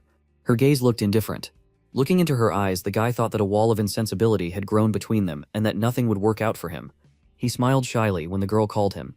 Taking a step forward, Chloe asked if it was true. Looking into the king's eyes, she asked if he could really make her stronger. Raising his eyebrows decisively, the young man answered in the affirmative and said that he was ready to honestly answer any question that she might have. The king said that this is what it means to be a mentor. The girl took the sword out of its sheath. Noticing this, the main character fearfully asked what happened. The girl's face did not express any emotion. Blood sprayed. Chloe placed her bloody finger on her student contract. Wiping her hands on a piece of cloth, she explained that important contracts are always signed in blood. Jared was ready to cry from surprise, thinking that this should be warned in advance. The girl bowed before him, sitting on one knee, and asked His Majesty to teach her what the mentor, Ella, did not know and to give her knowledge and experience that would make her stronger. Looking at her, the guy said her name. Raising her head, Chloe said that all this time she had not given herself away, but from the very beginning she wanted the king to teach her. The young man's finger tingled. Putting it to his lips, he thought that he was lost in thought and distracted and decided to concentrate and continue reworking it in order to finish it as quickly as possible. The main character, being a master of fine alterations, held a luminous pen in his hands. He imagined gold rings, an amulet, and a pocket watch in front of him. In Paradiso, there is an ability that can only be used by a very small number of artisan users. The highest ranked craft was to separate several artifacts to combine them into one new one. All of a person's fingers, even his toes, had rings shining on them, due to the fact that there are restrictions on the number of artifacts used in the body parts to which they can be applied. The craft of alteration emerged naturally. Looking at the golden ring, Jared thought that this craft cannot be used by just anyone, but if the system has a weak point, then these must be exploited to the fullest. He introduced the local traders. In this world, it is believed that if a craftsman is frivolous in dismantling artifacts, then he incurs the wrath of the gods. But the point is that you can completely lose useful artifacts if you do not know how to work with tiny particles. So in this, there are no known innovations in the craft. At the end of the feather, there was a bright purple stone. The king was not afraid of losing a couple of artifacts specially prepared for experiments, because he uses special tools from the blacksmith bar, which should facilitate the reworking process. The guy stretched while sitting in a chair, thinking that male strength lies in the back, so he needs to take care of it so that his back does not fail. A notification popped up right in front of his eyes, stating that his mentor had received 10 stat points as a reward due to Lackeys achieving mastery in swordsmanship. Lackeys swung his sword on the training field. The young man praised him for his efforts, deciding that he should not rest all the time. Thinking that the high loyalty of his subjects made him happy, the main character drew something on a gold ring. Smiling, he raised his pen. Imagining the faces of all his loved ones, Jared thought that good people were gathering around him, so he needed to achieve equally cool results. The city was illuminated by the rising sun. The king decided that he would definitely become a hero in this huge world. Dim light filtered into the room through the windows. The renovation was completed. A notification popped up saying that it was necessary to invest 3,000 units of magic to start fusing the cores and get an artifact with a new name of a new level. The guy with enough magic points directed his energy to the ring. The golden ring of Bar began to shine. The magician received new abilities, thanks to which he will be able to separate the cores of artifacts above the 7th level and gain an additional skill with a probability of 10%. Having put the ring on his finger, the young man was delighted with the acquired skill related to the craft, not regretting that he spent 2 whole months on leveling up. Imagining Mahat's face, he thought that he could now remake the artifacts obtained from his grave. The king turned around as a voice came from behind the door, declaring that it was time for pre-dawn training. Hayes opened the door, saying that Chloe had already arrived. The main character replied that he would be down soon and asked him to tell the girl to wait for him on the training field. The maid, looking into the room, said that she would fulfill the request. Rising from his chair, Jared thought that he had been concentrating too much on his craft, that he was late for practice and now he needed to go quickly. Seeing a disgruntled Chloe watching him through the window, he announced that he was already on his way. The girl looked out the window. Embarrassedly, there was a blush on her face. The stars shone over the palace in the kingdom of cinders. Isael bent over the piece of paper, muttering the king's name. The fire from the candle engulfed the edge of the paper. Holding it over the candle, the guy thought that he understood well what His Majesty really wanted. Stretching his hand forward, the guy announced the start of the training. The summoned fireball headed towards Chloe. The girl immediately jumped to the side, avoiding the explosion. Smiling, the young man asked her to shy away because he was not going to be gentle with her. Turning around, the student said that she would also not give in if given the chance. Another fireball hit the ground on the training field. The mentor shouted that he would attack as many times as needed. Chloe stood with the sword in her hands, thinking about how experienced the king was and how refined his movements were. And knowing full well what kind of attacks she was up against, the girl grinned, saying that she would like to fight him 24 hours a day. Someone poked her right in the neck. Chloe screamed in fear. She turned to face the main character, who asked what his student was thinking about. They looked at each other awkwardly. The king said that her gaze was too intent and that she was apparently thinking about something of her own. Looking away, the girl replied that she wasn't thinking about anything. Holding a water skin in his hands, Jared suggested that they take a break because Chloe was out of shape and the student apologized for this. Looking at her, the guy said that she had nothing to apologize for because this was only training. But if this was a real fight, the enemy would not have overlooked her weakness. Opening the wineskin, he said that they would simply rip her throat open. The girl agreed. The young man, called that last week, she asked to train at full strength, forgetting about how she set her hair on fire. Chloe, without looking up, replied that it didn't matter to her because her hair would grow back and she could buy clothes. Having taken a sip from the wineskin, the king said that next time she would not just set her hair on fire, but would become completely bald. Someone on the side called out to His Majesty. Lord lackeys stood outside the gate, waving at them. Smiling, the man lowered his hand. The main character said that he would talk to him while the student took a breath. Tired Chloe sat down on the bench. She noticed something next to her. There was a water skin on the bench. The girl looked away. A memory surfaced in her head of how Ella, holding a bottle of wine in her hands, suggested that she take a closer look at the king because she would have a lot of time at the estate. Having lowered the bottle, the woman said to immediately inform her if her student suddenly felt something strange. Wiping her forehead, Chloe didn't understand why she needed to report anything. The rising sun illuminated the clouds. Lackeys asked for forgiveness for disturbing the gentleman at such an early hour, and asked if he had disturbed their date. Crossing his arms over his chest, Jared replied that this was not a date at all, but a training session. Lackey smiled contentedly. The guy looked at him and asked him to get closer to the point. Throwing a puzzled look at him, the head of security agreed. Presenting the palace in cinders, the man stated that the civil war in the kingdom had intensified, despite the fact that recently it was more like small skirmishes between nobles. Ivkulin stood surrounded by his fighters opposite the enemy. The war was gaining serious momentum because after the division into the south and north, total hostility began between the second and third princes, as the king predicted. Looking at his comrade, the young man asked how the military force was being trained. Many warriors stood in the courtyard in knightly armor. Lackeys replied that the recruits had been training with increased intensity for 6 months and were gaining experience quite quickly. Olsen looked forward with a frown. The girl with red hair and the man in the skin of a wolf from a separate squad did an excellent job with training, maintaining overall training. Lackeys reached for his sword. Taking it out of its scabbard, the man declared that this sword, the Sword of Chaldea, was created by the king. Looking admiringly at the blade, the young man asked how he liked his weapon. Standing in front of the passing warriors, Lackeys answered in the affirmative and said that with his help, even the strongest swords could break him. The main character said that until that moment he was worried because this sword was only a test. Smiling, he declared that this weapon would be payment for his diligence. Waving his sword, the head of the guard thanked the king for the wonderful gift and promised to wipe out from the face of the earth all enemies who would interfere with him. Looking back at the knights running past, the man whispered that he had something else to tell. Jared held out his hand. Lucky said that he had news about the Agrizio guard. A protective field appeared in front of them, blocking the sound. Looking at the interlocutor, the guy said that now they can talk. Holding a special device in his hands, the security chief said that thanks to wiretapping, they were able to achieve excellent results. 2 people stood on the street in white capes. When viewing the material filmed on the outskirts of the territory, the security managed to record attempts to transmit classified information. Presenting the cultists in front of him, the man reported that after the raid and the capture of all accomplices, an interrogation was carried out confirming that these people were members of the Umbra sect. The young man grinned, expecting just such news. Clenching his fist, he was very happy that the cultists had been caught. Imagining the people in robes, The king thought that the destruction of the dark sect was a good reason to start a war. An image appeared in his head of the official church of the Kingdom of Cinders. Radius, the main priority of the kingdom was the extermination of sects that used dark magic. The faces of Prince's face. Talon and Jess expressed determination. Those who believe and defend the faith of Umbra cannot be protected by the kingdom. The king imagined himself hitting one of the sectarians on the head and thought that such a church would be located in neutral territory. Then the kingdom would not be able to protect it, so Krivia could subjugate this territory to itself. Lackeys looked questioningly at His Majesty. The main character apologized for thinking for a second. Looking at his comrade, he asked what was known about the other side. The man replied that for a start, the following territories could be listed. Presenting a map of the continent in front of him, the head of the guard listed the names of the regions between Krivia and Cinders: Acre, Mudlin, Letica. Pressing his hand to his forehead, Jared thought that things were moving too quickly. Opening his eyes, he realized that he should have thought about the church much earlier, if the time for Umber to start doing something had already come. Lackeys gave the king a worried look, asking what they should do now. There was a special surveillance device in front of his eyes. The guy asked to make sure that the recording would be safe because it had yet to be made public.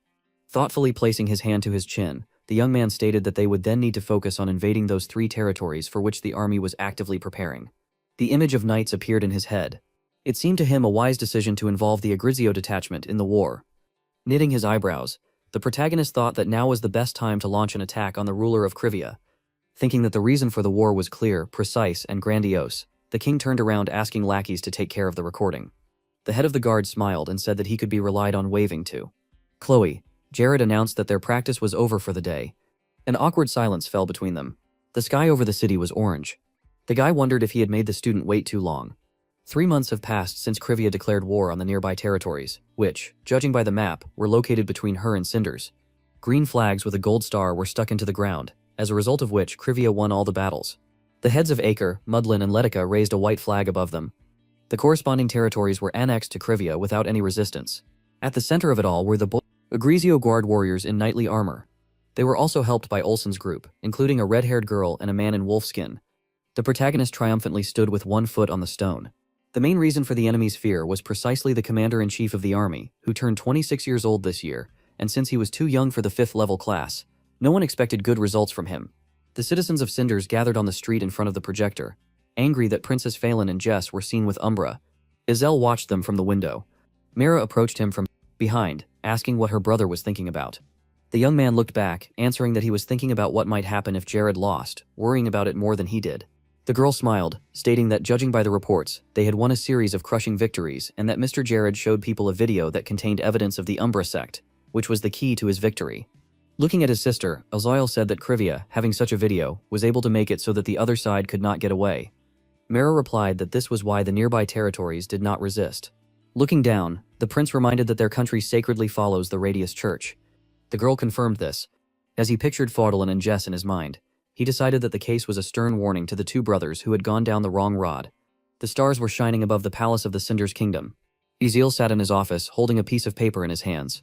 The letter stated that the war process was going smoothly and that Krivia had no plans to infiltrate Cinders territory, only wanting to punish those who had joined the church that preached dark ways. Following the instructions in the letter, the guy held the sheet to the candle to burn it.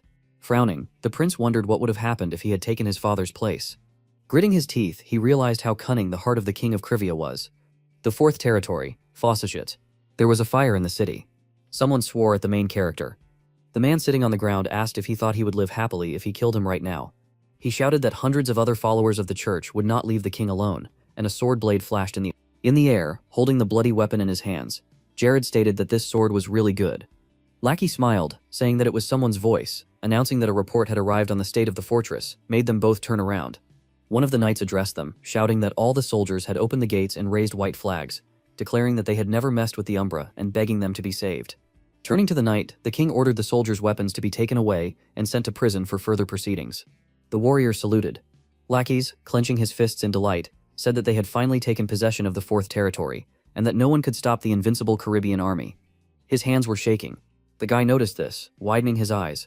He thanked the knight who bowed before him for his good work. Raising his head, the head of the guard said that from the moment His Majesty entrusted him with this matter, every day was filled with happiness. For him, the opportunity to fight enemies shoulder to shoulder with the king was the meaning of life, and the opportunity to breathe deeply. Smiling, the young man suggested, taking advantage of the feeling of inspiration from this moment, because in their hands was a great opportunity to fight Cinders during the Civil War. Lackeys looked him straight in the eyes and asked his king to entrust him with the vanguard. The main character opened his mouth in surprise because he had never heard such treatment from his subjects, as if it were prohibited.